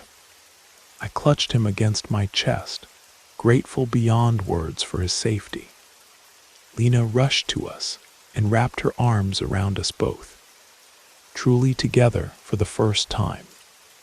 A wail of unimaginable grief shattered the silence. Lama Dorje rushed to a small form lying motionless where the entity had stood. He fell to his knees and gathered the figure into his arms. It was a child. Once it had been a child, a girl no older than 7, judging by her size. Her body showed signs of advanced decay, with bone visible through deteriorating tissue. Her clothing hung in tatters around her small frame. Yet Lama Dorje cradled her, as if she had just died in that moment. He stroked her remaining hair with trembling fingers, watching as strands came away in his hand. A father who had lost his daughter, holding the empty vessel that had once contained her spirit. I took Lena's hand and Luca's into my arms and walked down the center aisle toward the exit. You took my daughter. Now you've denied my wife's return. Her spirit belongs in that body you hold. Not that twisted thing, Lama Dorje shouted through his anguish. His final desperate plea echoed through the empty temple. His congregation undoubtedly withered at the bottom of the abandoned well. His faith finally revealed as delusion. 2 weeks after our return, the moon rises outside our bedroom window. I give Lena a gentle kiss and offer to put Lucas to bed so she can rest after her first day back at the university. I carry him carefully up the stairs, listening to their familiar creaks. He is as beautiful as he has always been. I feel grateful each night that I can recognize this truth. He fusses slightly as I settle him into his crib, so I decide to soothe him with a story. However, before I can select a book from his shelf, he grows quiet. The small exertion has depleted his limited energy, and he drifts toward sleep. His chest rises and falls in delicate rhythm. I can hear the soft whisper of breath through his nose. I place my hand on his head, gently stroking his forehead with my thumb as he relaxes into deeper slumber. As I watch over him, I hear a tune, a familiar melody carried on the night air. Perched on the windowsill is the musician, a small blue butterfly, wings opening and closing in perfect time with the song that was never there.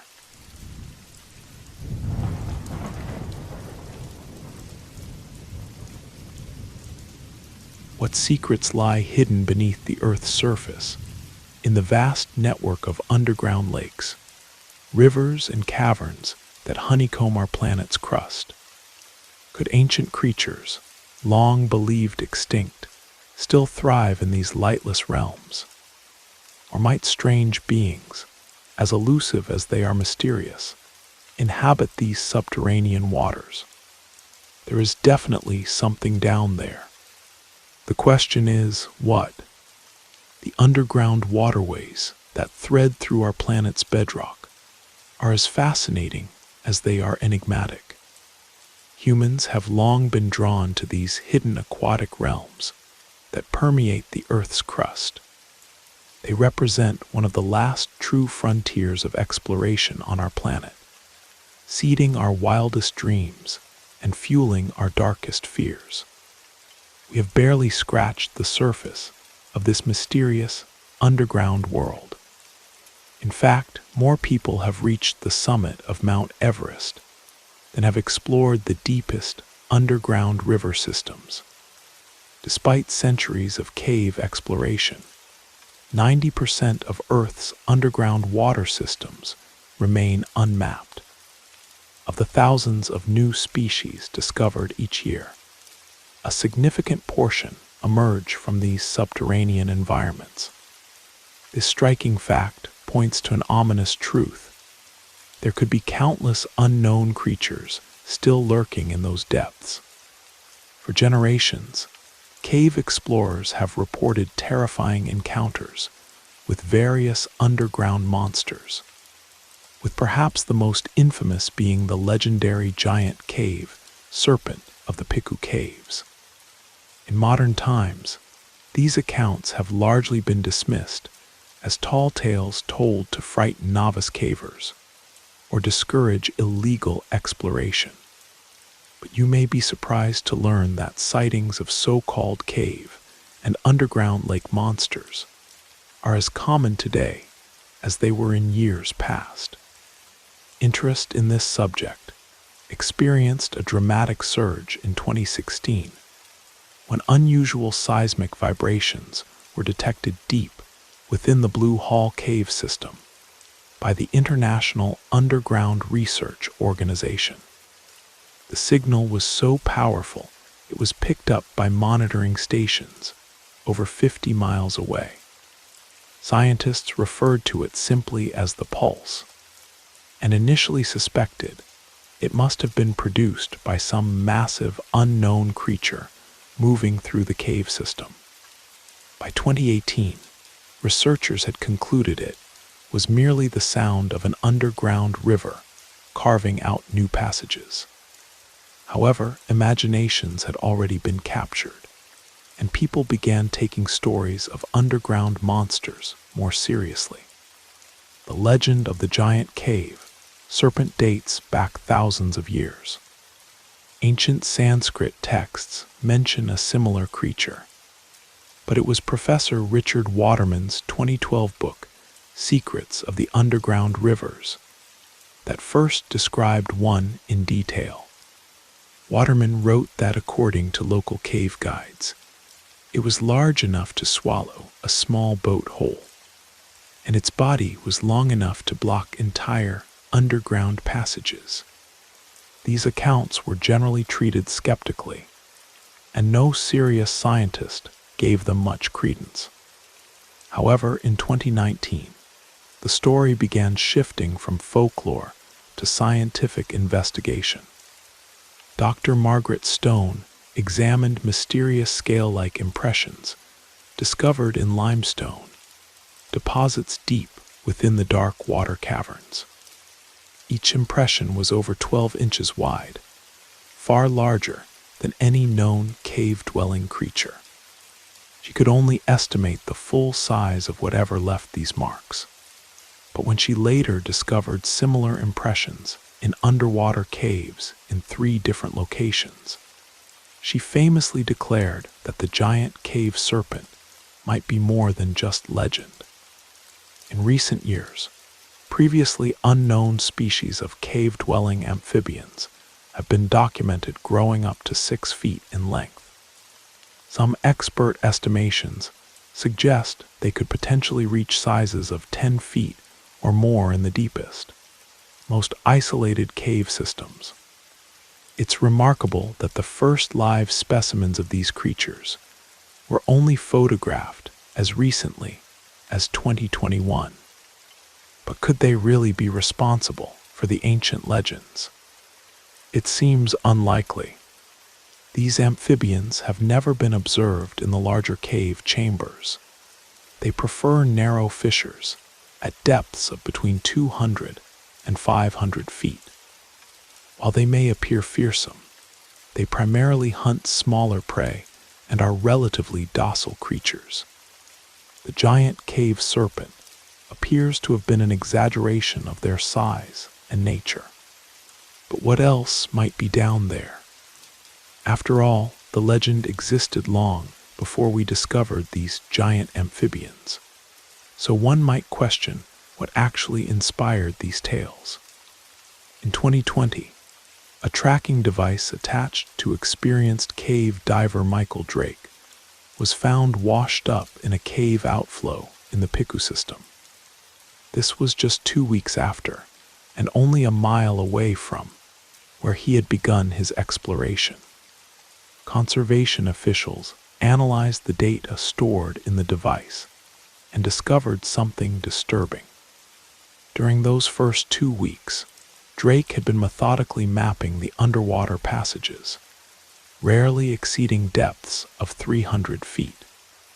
However, at 2:15 a.m. on November 12th, the tracker showed him suddenly descending over a previously unknown vertical shaft to a depth of 600 feet in under 60 seconds, far faster than any diver could safely descend. Initial speculation suggested the device had simply detached, but this was quickly ruled out. If Drake couldn't have descended that rapidly, the device certainly wouldn't have sunk that fast on its own. More significantly, during the descent, the temperature remained steady at 68 degrees Fahrenheit, much warmer than the 52 degrees recorded during his previous dives. given that the water should have grown colder at greater depths. If the device had simply fallen, it should have registered decreasing temperatures. When the tracker was examined, it was found to be corroded by an unknown chemical substance, suggesting it had been exposed to something other than normal cave water. This final detail led some to conclude that Drake might have been attacked by something large enough to swallow both him and his equipment. The question was, what? Some theorized he had become trapped in a powerful underground current, but the cave system's hydrology didn't support this explanation. 10 months later, speleologists believed they had solved the mystery, proposing that a massive underwater cave collapse had occurred. However, this theory also had problems. Firstly, no evidence of such a collapse was found during subsequent surveys. Secondly, the temperature readings remained inconsistent with any known geological process. Finally, similar incidents had been reported in the same cave system, dating back to 1972. These inconsistencies led some researchers to suggest that an unknown predatory species might inhabit these depths. The speculation intensified in 2021 when a scientific expedition in the Silent Depths cave complex had a frightening encounter with something extraordinary. Dr. Alex Fisher reported in the expedition log what happened on August 15th. Their team had been setting up underwater monitoring equipment when their most powerful light beam illuminated something massive moving through a large chamber nearly 800 feet below the surface. Fisher described what they saw. The creature appeared to be over 40 feet in length, with a serpentine body and multiple appendages. Its skin was pale, almost translucent, and it moved with surprising agility for its size. Most disturbing were its features. A large, flattened head with what appeared to be primitive eye sockets. The entire team witnessed this, and our equipment recorded a significant temperature anomaly at the same moment. If Fisher's account, which was corroborated by his team members and sensor data, is accurate, then what they encountered sounds remarkably similar to prehistoric amphibians thought to have gone extinct millions of years ago. Similar creatures have reportedly been seen in deep cave systems across the globe as recently as 2023, with multiple sightings documented by professional cavers and scientists alike.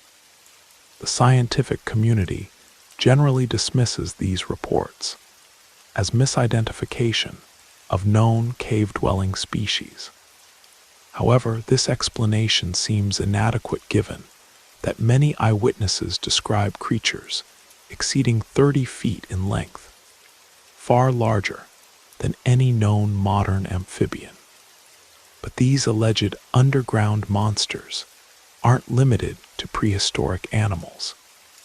In early 2024, a research team exploring the newly discovered Abyss Cave complex reported encountering something even more extraordinary. The team's underwater cameras captured images of a large, humanoid figure moving through the darkness, nearly 400 feet below the surface. The being appeared to be roughly 12 feet tall, with elongated limbs and webbed appendages. Its skin was ghostly white, and it displayed clear signs of advanced adaptation to underground aquatic life.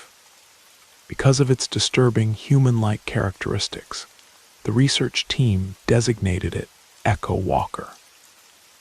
Multiple sightings have been reported since, primarily in the deepest sections of various cave systems, leading some to speculate that an unknown species of cave-adapted humanoids might exist in these lightless realms.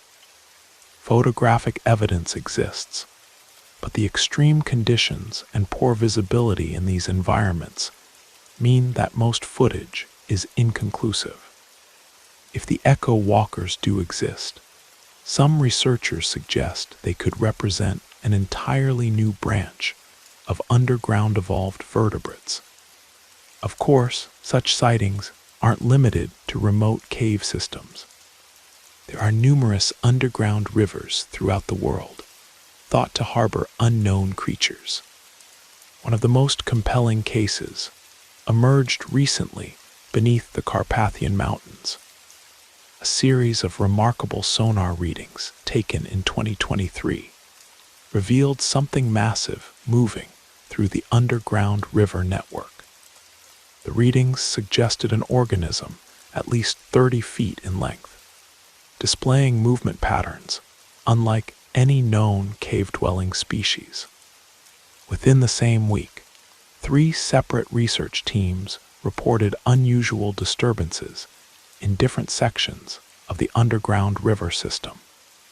Their observations described large, dark shapes moving against the current, accompanied by unexpected temperature fluctuations and unusual bioelectric readings.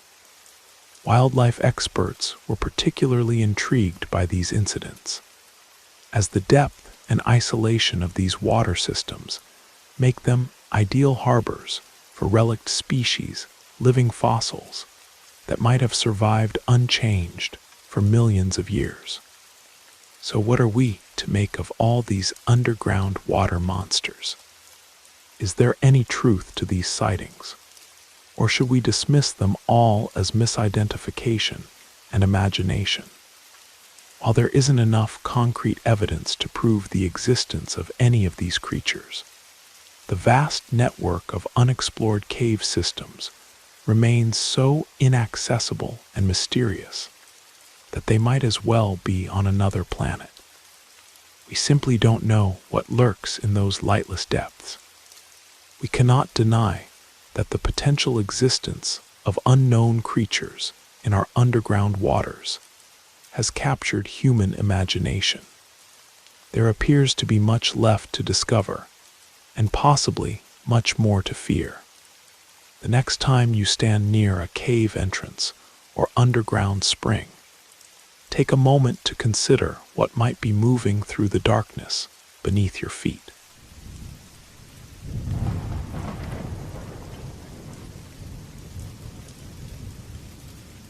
Guardian of the North Woods. A few years ago, I was living with my mom in a small, weathered cabin on the Upper Peninsula of Michigan. The neighborhood was just a loose collection of scattered homes deep in the North Woods, nearly 30 miles from the nearest actual town. Our closest neighbor was more than 2 miles away, and cell reception was spotty at best. In winter, we were sometimes snowed in for days. My name is Zoe, and I was 10 years old at the time. My mom, Lynn, worked as a social worker for the county, helping families in crisis. Her job often involved dealing with difficult people, but she was passionate about making a difference in our isolated community. It was just the 2 of us in that little cabin, along with our dog, Tundra. Tundra was a massive Malamute mix, with thick white fur except for a streak of rusty red running along her back. She was technically my mom's service animal, trained to alert for her anxiety attacks, but being largely wolf, she considered us all her pack. She was gentle and loving with us, but naturally protective. I'd never seen her act aggressively toward anyone until that night. It was early February, and the snow was piled high around our cabin. Mom had been working a difficult case involving a man named Curtis Devlin. He had lost custody of his children due to substance abuse issues, and my mom was the caseworker who had recommended against his regaining custody until he completed a treatment program. He had made veiled threats during their last meeting, enough that my mom had reported it to her supervisor, but not enough for any legal action. That evening, Mom had gone to her friend Sarah's house, about 15 minutes away, to borrow some books. I stayed home with Tundra, watching cartoons on our small TV. Mom called on the landline to check on me. "Everything okay, honey?" she asked. "Yes, Mom. Tundra and I are fine." "When will you be home?" "In about 20 minutes. The roads are pretty bad, so I'm driving slowly. Keep the doors locked, and I'll see you soon." After hanging up, I went back to watching TV with Tundra lounging by my feet. Suddenly she sat up, ears perked and alert. She went to the window and stared out into the darkness, a low growl rumbling in her throat. I had never heard her make that sound before. I went to the window, but couldn't see anything except the reflection of our living room lights against the blackness. The woods surrounding our cabin were completely dark at night, with no streetlights for miles. "What is it, girl?" I whispered, my hand resting on her thick fur. Tundra's growl deepened, and she began pacing between the window and the door. Then I heard it, the crunch of footsteps in the snow outside. Someone was circling our cabin.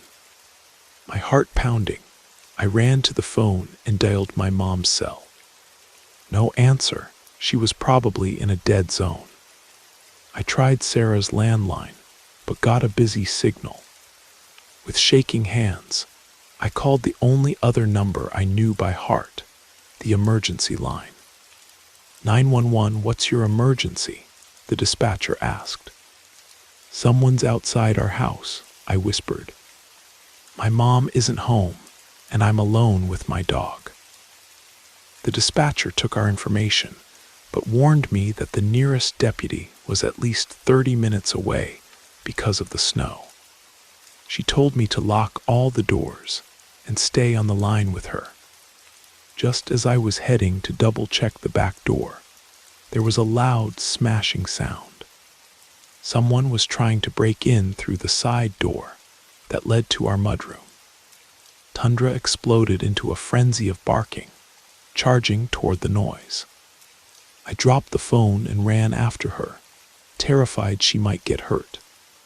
When I reached the mudroom, I saw that the door frame had splintered, and the door was hanging open. Cold air and snow were blowing in, and just outside stood a man I recognized from a meeting at my mom's office, Curtis Devlin. He was halfway through the doorway when Tundra reached him. What happened next is something I'll never forget. Tundra, usually so gentle and composed, transformed into something wild and primal. She didn't just bark or growl. She launched herself at the intruder with such force that he was knocked backward into the snow. The man cursed and tried to fend her off, but Tundra was relentless. She circled him, snarling and snapping, her white fur standing on end, making her look twice her already impressive size. I stood frozen in the doorway, clutching the phone, as the dispatcher's tiny voice asked what was happening. Curtis tried to reach into his jacket, and that's when Tundra lunged. She clamped her jaws around his arm, and he screamed in pain. I heard the distinct sound of something metallic falling into the snow. Later, the police would find a hunting knife with a serrated blade. The man managed to break free from Tundra's grip and stumbled backward. But instead of fleeing, he reached down into the snow, presumably for the knife. Tundra didn't give him the chance. She charged again, this time knocking him completely off his feet. I heard the sound of an approaching vehicle. Headlights swept across the yard as my mom's car pulled up. The man, seeing the lights, finally turned and ran. limping into the darkness of the woods. Tundra stood at the edge of our yard, watching until he disappeared, then turned and trotted back to me, blood staining her white muzzle. My mom rushed inside, wild-eyed with panic. The police arrived 20 minutes later, but despite bringing in a tracking dog, they never found Curtis that night. They did find footprints in the snow leading away from our cabin, occasionally marked with drops of blood. But the trail eventually disappeared near a road about a mile away. 2 days later, a man matching Curtis's description checked into an emergency room in a town 80 miles away with a severe dog bite he claimed came from a stray. By the time the police connected the dots, he had already left against medical advice. After that night, we installed motion-activated security lights, reinforced all our doors, and my mom got a permit to keep a shotgun in the house.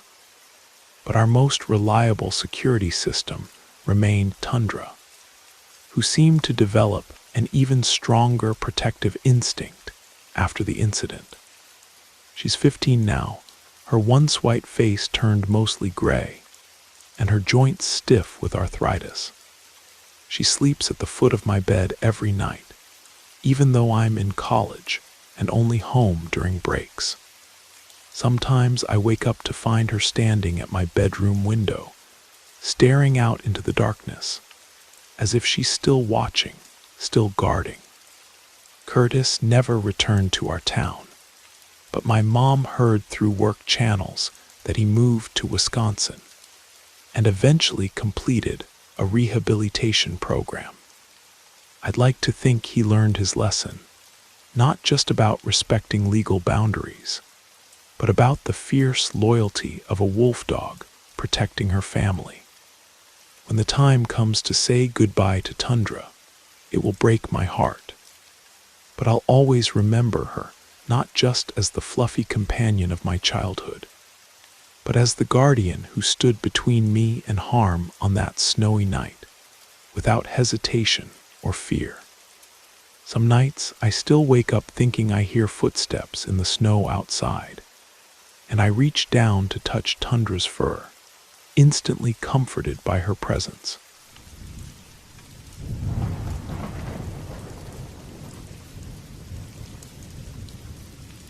On a bitter cold night in February, 5 young men mysteriously vanished from their warm car, venturing into the darkness of the Oregon wilderness. Their disappearance would become one of the most perplexing mysteries in Pacific Northwest history, leaving investigators and families searching for answers that seemed lost in the depths of the forest. The pungent scent of decay permeated the crisp mountain air as 3 motorcyclists pulled off the main trail. It was early June 1983, and the late afternoon sun cast long shadows through the towering Douglas firs. After a long day of riding, they had decided to investigate an odd cluster of buildings nestled in a secluded clearing just beyond the tree line.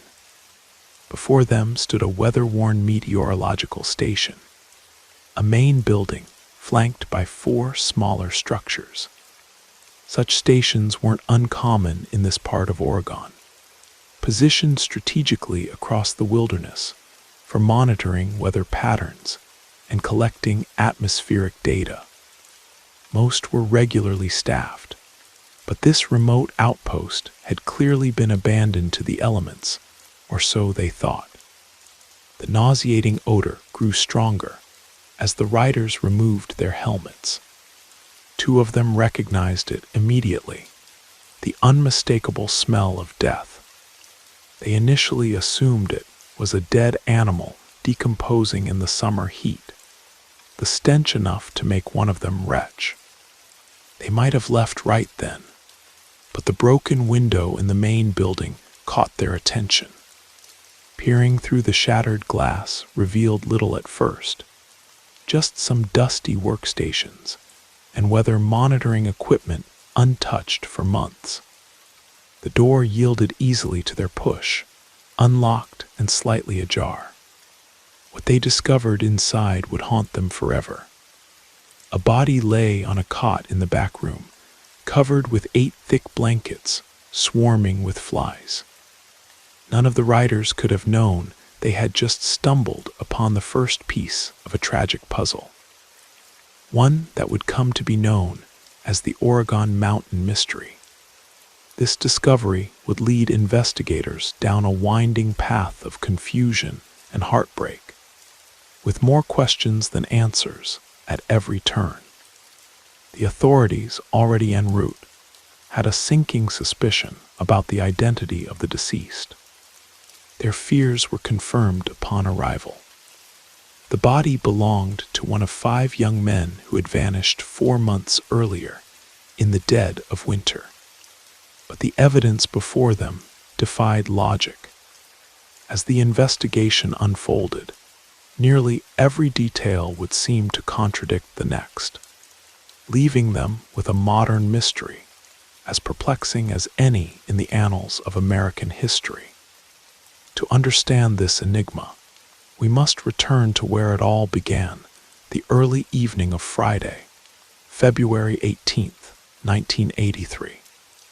The winter air in Portland, Oregon hung heavy with the promise of snow as 25-year-old Michael Donovan sat at his kitchen table, hurriedly finishing his dinner. Between bites of his mother's meatloaf, he kept glancing eagerly out the window at the empty street, anticipating the arrival of his friends. Earlier that evening, 32-year-old Robert Bob Peterson had rushed downstairs for dinner, wolfing down his food at an alarming pace. Minutes later, the sound of a car horn brought him running to the door.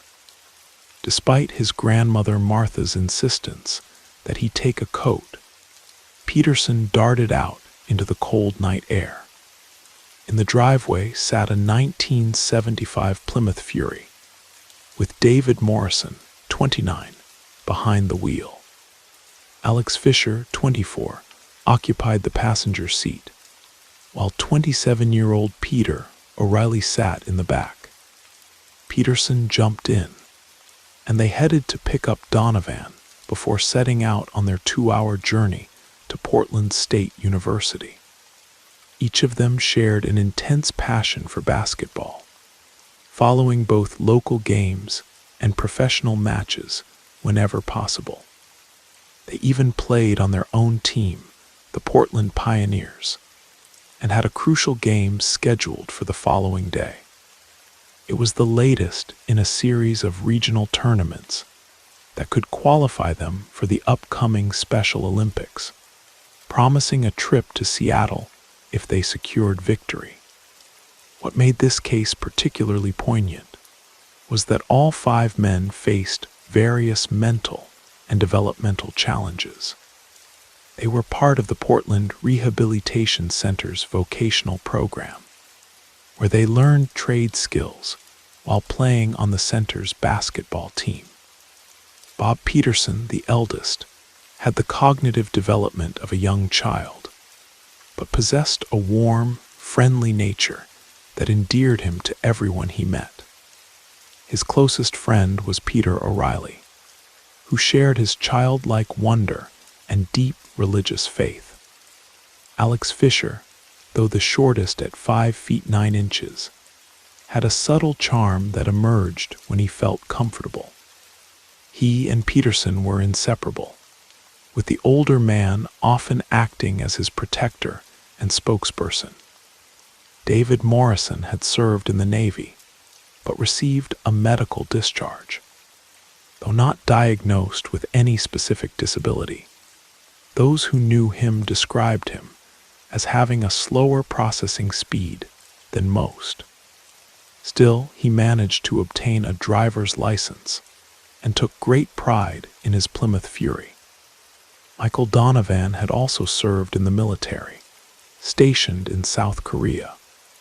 but after a stress-induced breakdown in 1980, he was diagnosed with severe PTSD and honorably discharged. He'd been taking prescribed medication for 3 years, showing remarkable improvement, and even securing a job at his stepfather's construction company. During the drive to Portland, the friends chatted excitedly about their upcoming game. Their families had laid out their uniforms that evening, ready for what should have been their big moment the next day. Tragically, they would never get to play that game. That night, through a mysterious chain of events, all 5 men would vanish into the darkness of the Oregon wilderness. When none of them returned home that evening, their worried families began calling each other and the police. This behavior was completely out of character. None of them were prone to staying out late without notice. Even Donovan, who occasionally spent evenings with other veterans, always called his mother if he would be late. The police quickly issued a missing persons bulletin, and soon information began trickling in from Portland. Multiple witnesses confirmed seeing them at the basketball game, and several recalled seeing Morrison's distinctive Plymouth Fury leaving the university parking lot afterward. A convenience store clerk reported them buying snacks, milk, and sodas just before closing time.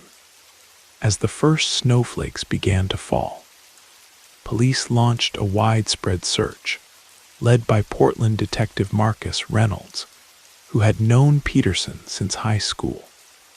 Reynolds took the case personally, expanding the search into the surrounding Mount Hood National Forest area. His determination paid off when news came that Morrison's Plymouth had been found on a remote Forest Service road, 70 miles from Portland, on February 22nd. The car was buried in several inches of snow, but had been carefully parked on the shoulder. Inside, they found snack wrappers scattered across the seats, and 4 maps neatly folded in the glove compartment. The vehicle was in perfect working order, though the keys were missing. Puzzlingly, nearly a quarter tank of gas remained, more than enough to have driven back to Portland.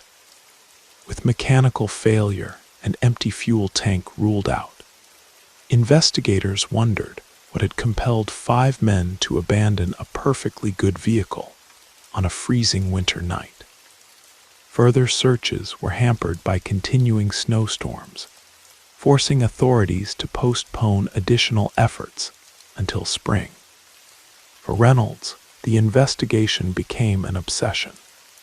He pursued every lead, no matter how unlikely, while the families offered rewards for information. Tips poured in daily alleged sightings from Seattle to San Diego, each one leading nowhere. Then came the breakthrough in early June, when 3 motorcyclists discovered the body in the abandoned weather station. The deceased was identified as Bob Peterson, who appeared to have died from exposure despite being wrapped in multiple blankets. His 200-pound frame had wasted to nearly half its original weight, suggesting weeks of starvation. Even more baffling, Peterson's shoes were missing, and his feet showed severe frostbite damage. The length of his unkempt beard indicated he had survived for nearly 8 weeks, yet he had never left the cot. Investigators found several empty military-style food ration packets on the floor, evidence that he had eaten at some point.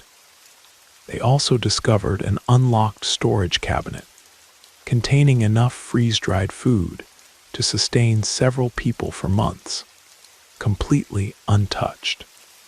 Detective Reynolds was stunned to find no attempt had been made to light a fire, despite an abundance of matches and paper materials that could have served as fuel. Most perplexing of all A propane tank behind the station was full and operational. It could have provided heat for weeks, yet no one had activated it. The next day, search teams found David Morrison's body 11 miles from the station, near the road leading back toward the car. Evidence suggested he had died while walking, his remains partially scavenged by wildlife. His favorite watch remained clutched in his intact hand. Across the road, scattered bones later identified as Peter O'Reilly's remains were found spread across a wooded area, along with shreds of his distinctive clothing. The devastating news of 3 deaths rocked the Portland community. 2 days later, against Reynolds's advice, Alex Fisher's father joined the search and made the heartbreaking discovery of his son's remains. First a vertebra and some clothing, then additional bones confirmed through dental records. Michael Donovan's whereabouts remained a mystery, causing particular concern due to his need for medication. His shoes were found in the weather station, suggesting he had been there with Peterson and had possibly traded them for his friend's larger boots when frostbite swelled his feet.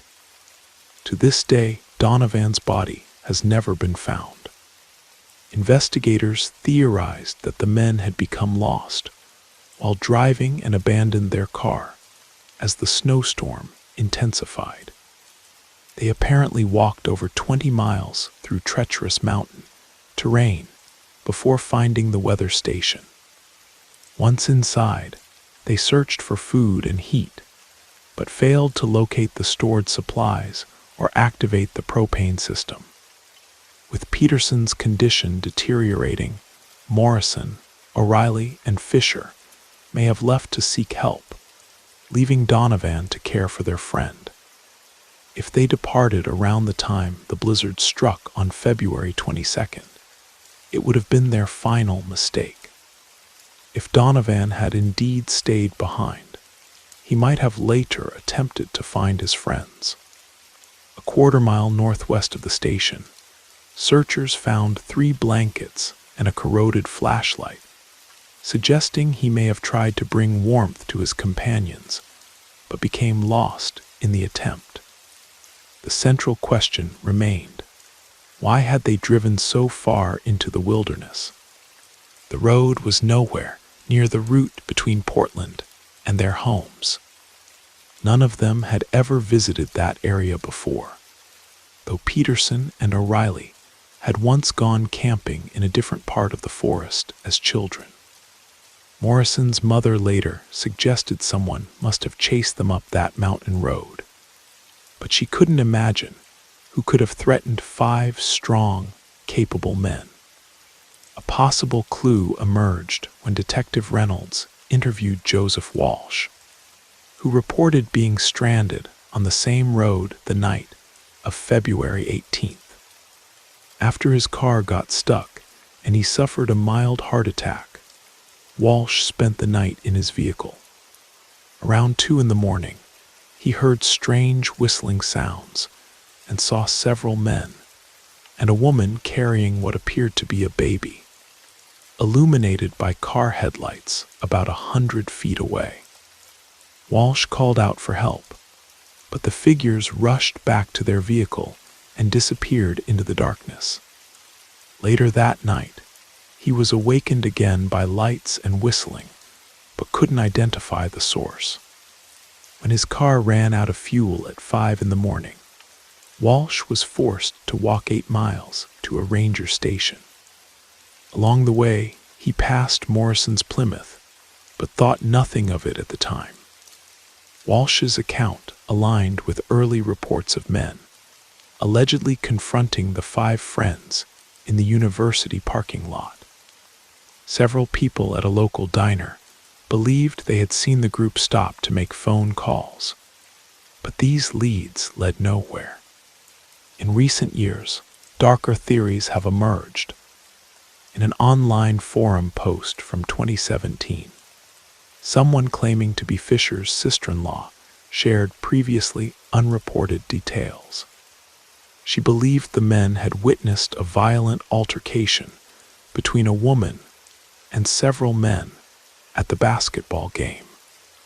When they intervened, it led to a confrontation that ended with Donovan being attacked, prompting his friends to flee in panic up the mountain road. Another detail allegedly omitted from official reports was the discovery of bullet casings at the entrance to the forest road. Had someone fired at their car as they fled? If so, how to explain their stop at the convenience store? This detail only raised more questions than answers. Theories about what happened that February night range from Donovan experiencing a PTSD episode that led them up the mountain, to supernatural encounters in the forest. Like similar cases of mysterious disappearances, this one has generated endless speculation, but few concrete answers. The men, though adults, retained much of their childhood innocence. Except for Donovan and possibly Morrison, they possessed the minds of young boys. What makes this case particularly heartbreaking is imagining their fear and confusion during those final days, especially since the full truth of what led to their deaths remains unknown. Their families still hope for answers, particularly about Donovan's fate. For now, the Oregon Mountain mystery stands as a testament to the unpredictable dangers of wilderness and the endless capacity of nature to keep its secrets.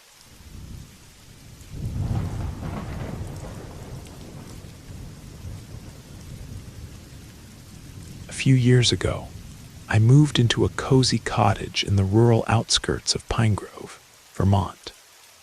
The neighborhood felt like the perfect balance of having enough space to breathe, while still having friendly neighbors, close enough not to feel completely isolated. The area had no street lights, so nights were incredibly dark, especially when clouds blocked the moonlight. This never bothered me, though. It made my little cottage feel even more enchanting on those pitch-black nights.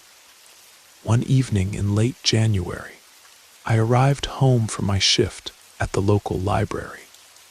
It was a cloudy night, so as I pulled up to my cottage, only my headlights and the soft glow from my porch light illuminated the area. As I stepped out of my car, I caught the distinctive scent of pipe tobacco lingering in the air. This struck me as odd, since I'd never smelled anything like it around my property before. I glanced around but didn't see anyone nearby, so I dismissed it and went inside. I had just finished a particularly draining day with an extra shift, so even though it wasn't even 7 in the evening, I felt completely exhausted. I decided to take a quick shower and call it an early night. I woke up sometime later, convinced I'd heard a noise inside my house. For a moment, I wasn't worried, because my friend Emma would occasionally stop by to use my shower after her pottery class on her way to her evening job. I had given her a spare key, so she could visit even when I wasn't home. But she always texted me beforehand, and I hadn't heard my phone notification sound. I reached over to my bedside table and picked up my cell phone to check if Emma had messaged me. The bright light from my phone screen temporarily blinded me. I had forgotten to turn down the brightness before falling asleep. Through squinted eyes, I could make out that it was around 9:30, but I couldn't tell if I had any unread messages. I set my phone aside and called out Emma's name. After a couple seconds of silence, I heard heavy footsteps as someone started running across the wooden floor of my house. I leaped out of bed and dashed to the closet, my heart pounding in my chest. My cottage had 3 rooms upstairs, 2 bedrooms on either side of the hallway, mine, and a spare room, and a bathroom at the end. Both bedroom doors were closed, but the bathroom door was slightly ajar. I heard whoever was in my house thunder down the hallway past my door and into the bathroom. Thank goodness for that.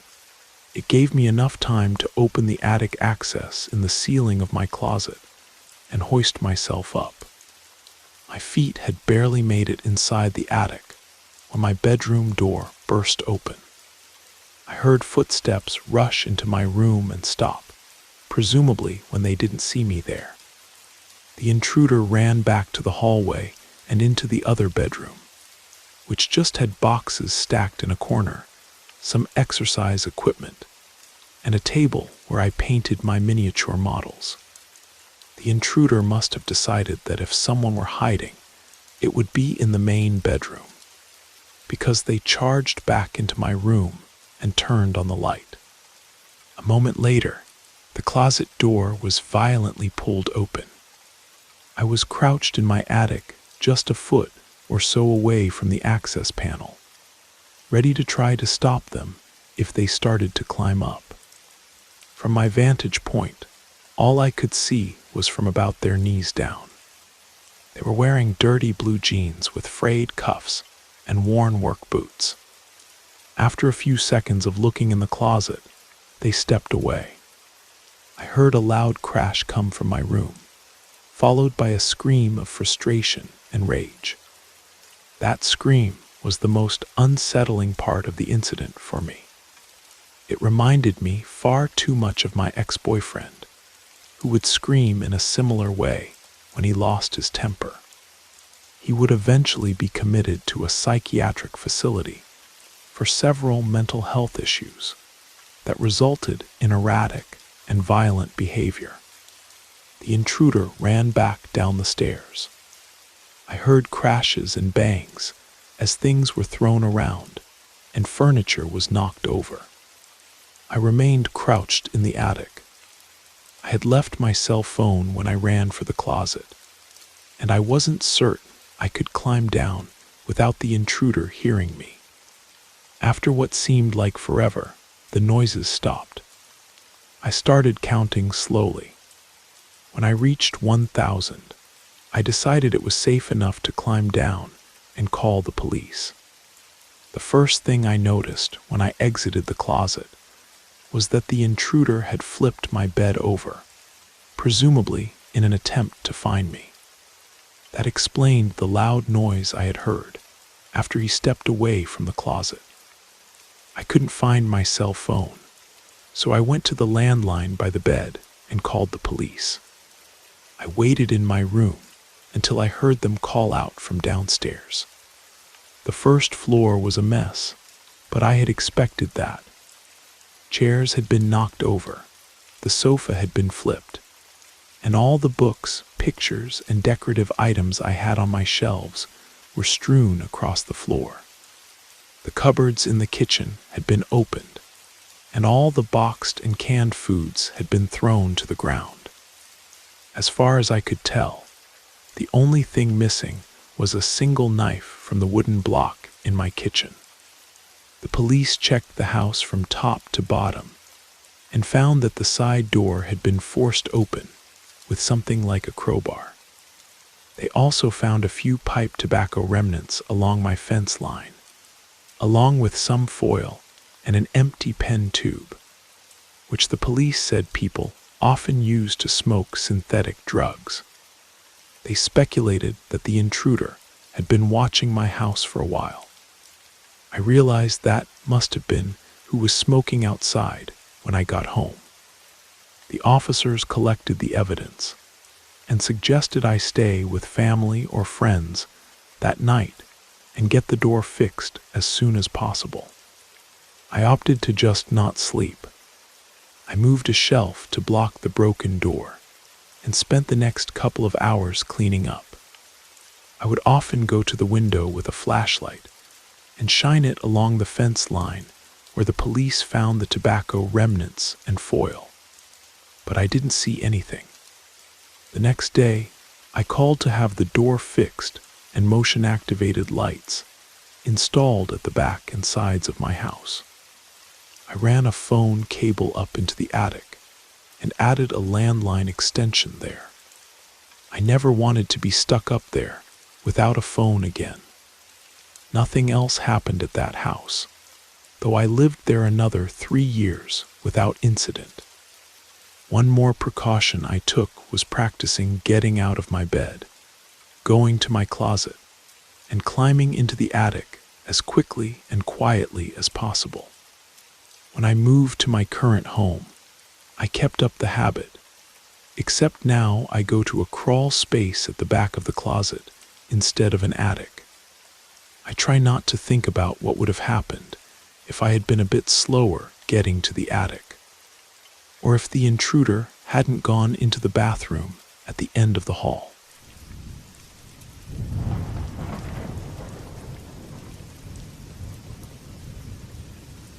This encounter took place several years ago in a remote part of Canada's Yukon Territory. For some background, I'm a fairly built 6'1" geologist, and I was around 31 years old at the time. Now on to the story. I was on a research expedition with my colleague Theo, traveling around the northern Yukon wilderness in my old, semi-reliable Toyota Land Cruiser. We're both geological enthusiasts and had heard about an amazing ancient glacial formation out this way. It's essentially a grouping of 3 areas, Raven Ridge, Frost Lake, and North Star Point, that have had previous significant fossil discoveries, still have research potential, and feature a seriously awesome glacial track with preserved Ice Age imprints. We were staying at a place 3 hours from Raven Ridge for a couple of days, and were eager to check out this geological wonder. So we decided to do the 6-hour round trip in a day. We were pretty ambitious, and perhaps a bit reckless back then. We left at 9 in the morning, car packed with lunch, several liters of water, and my trusty GPS, and off we went. It was a long drive, and halfway through, my heater decided to give out. If any of you live in or have visited the Yukon in early spring, you know it's brutally cold, so imagine the 3-hour trip there without heat, and the 6-hour round trip was unbearable. To make matters worse, my GPS also stopped working because the map software didn't recognize the area we were in. Luckily, I had an old topographical atlas in my back seat, but reverting to map reading after being used to a computer screen was tough, especially in the Canadian wilderness, with dirt tracks for roads and very limited signage. But I digress. Finally, we made it to the glacial formation and spent a couple of hours there. Not going to lie, it was pretty awesome.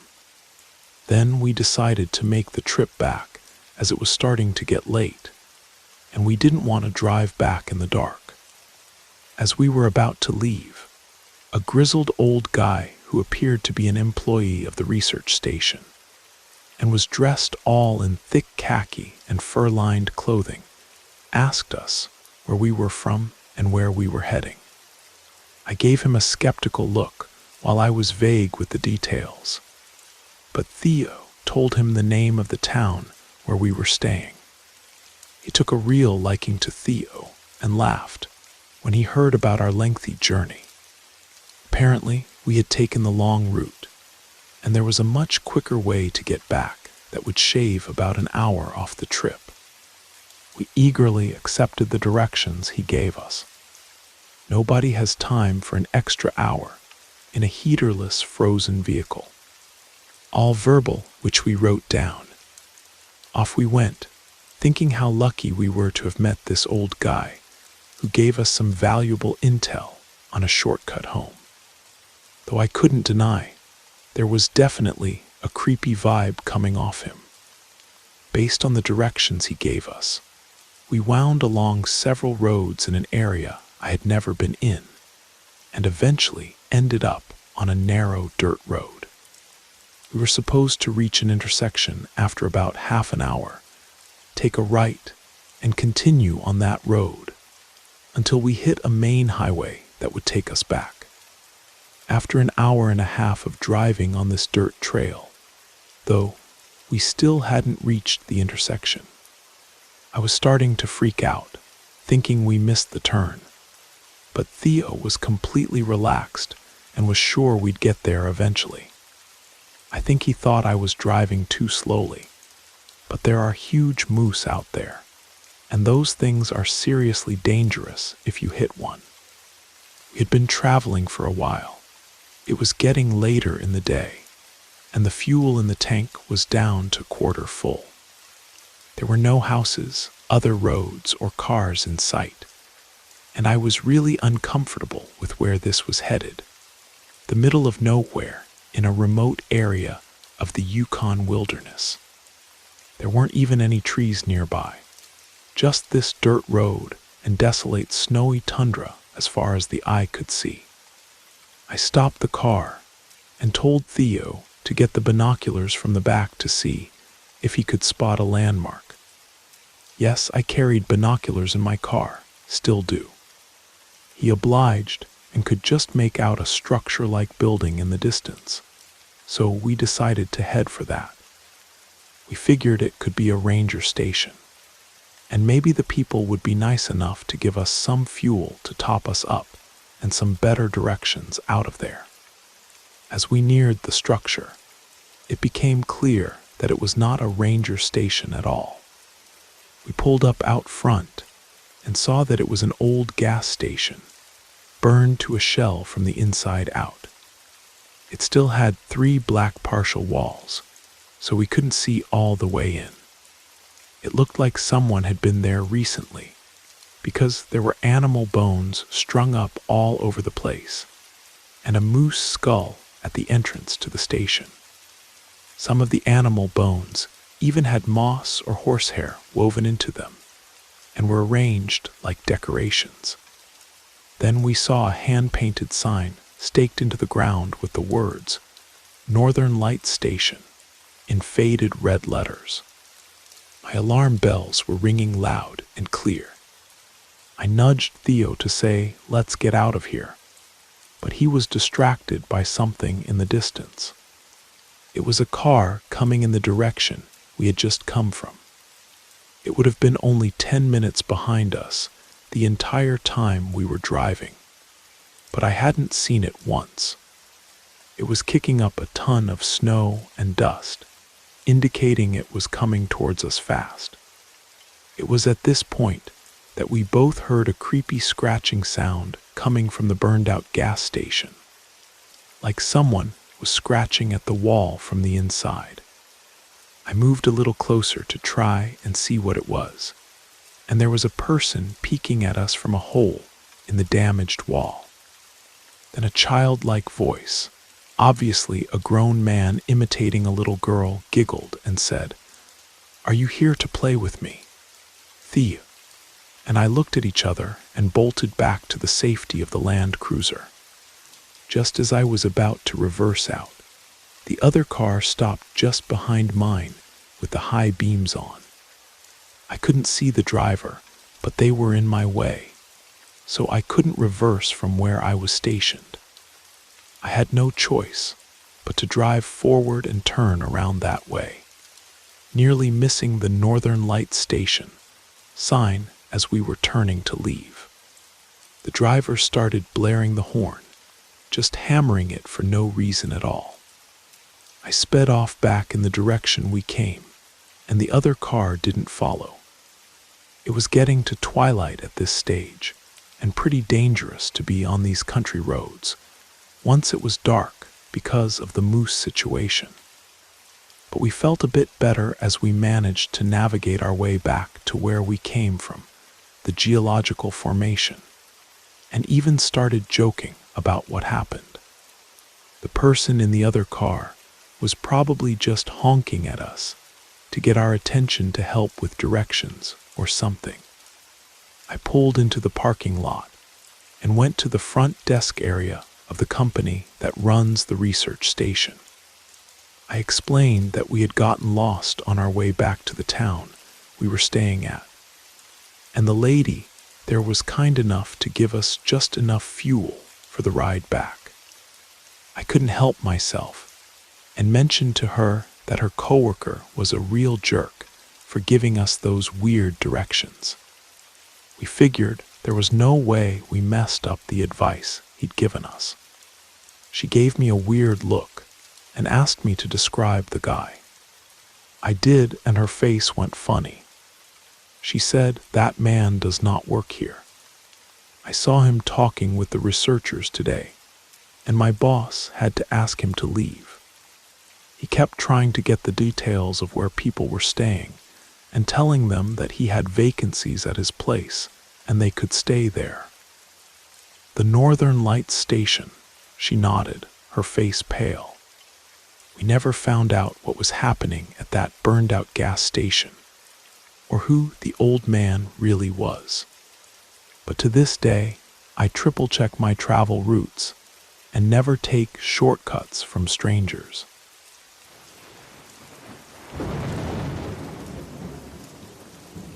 You made it to the end of the stories. That means it's the perfect time to subscribe so you don't miss future episodes. And if you haven't already, leave a like and drop a comment. I'd love to hear your thoughts. Have a great time relaxing, and good night.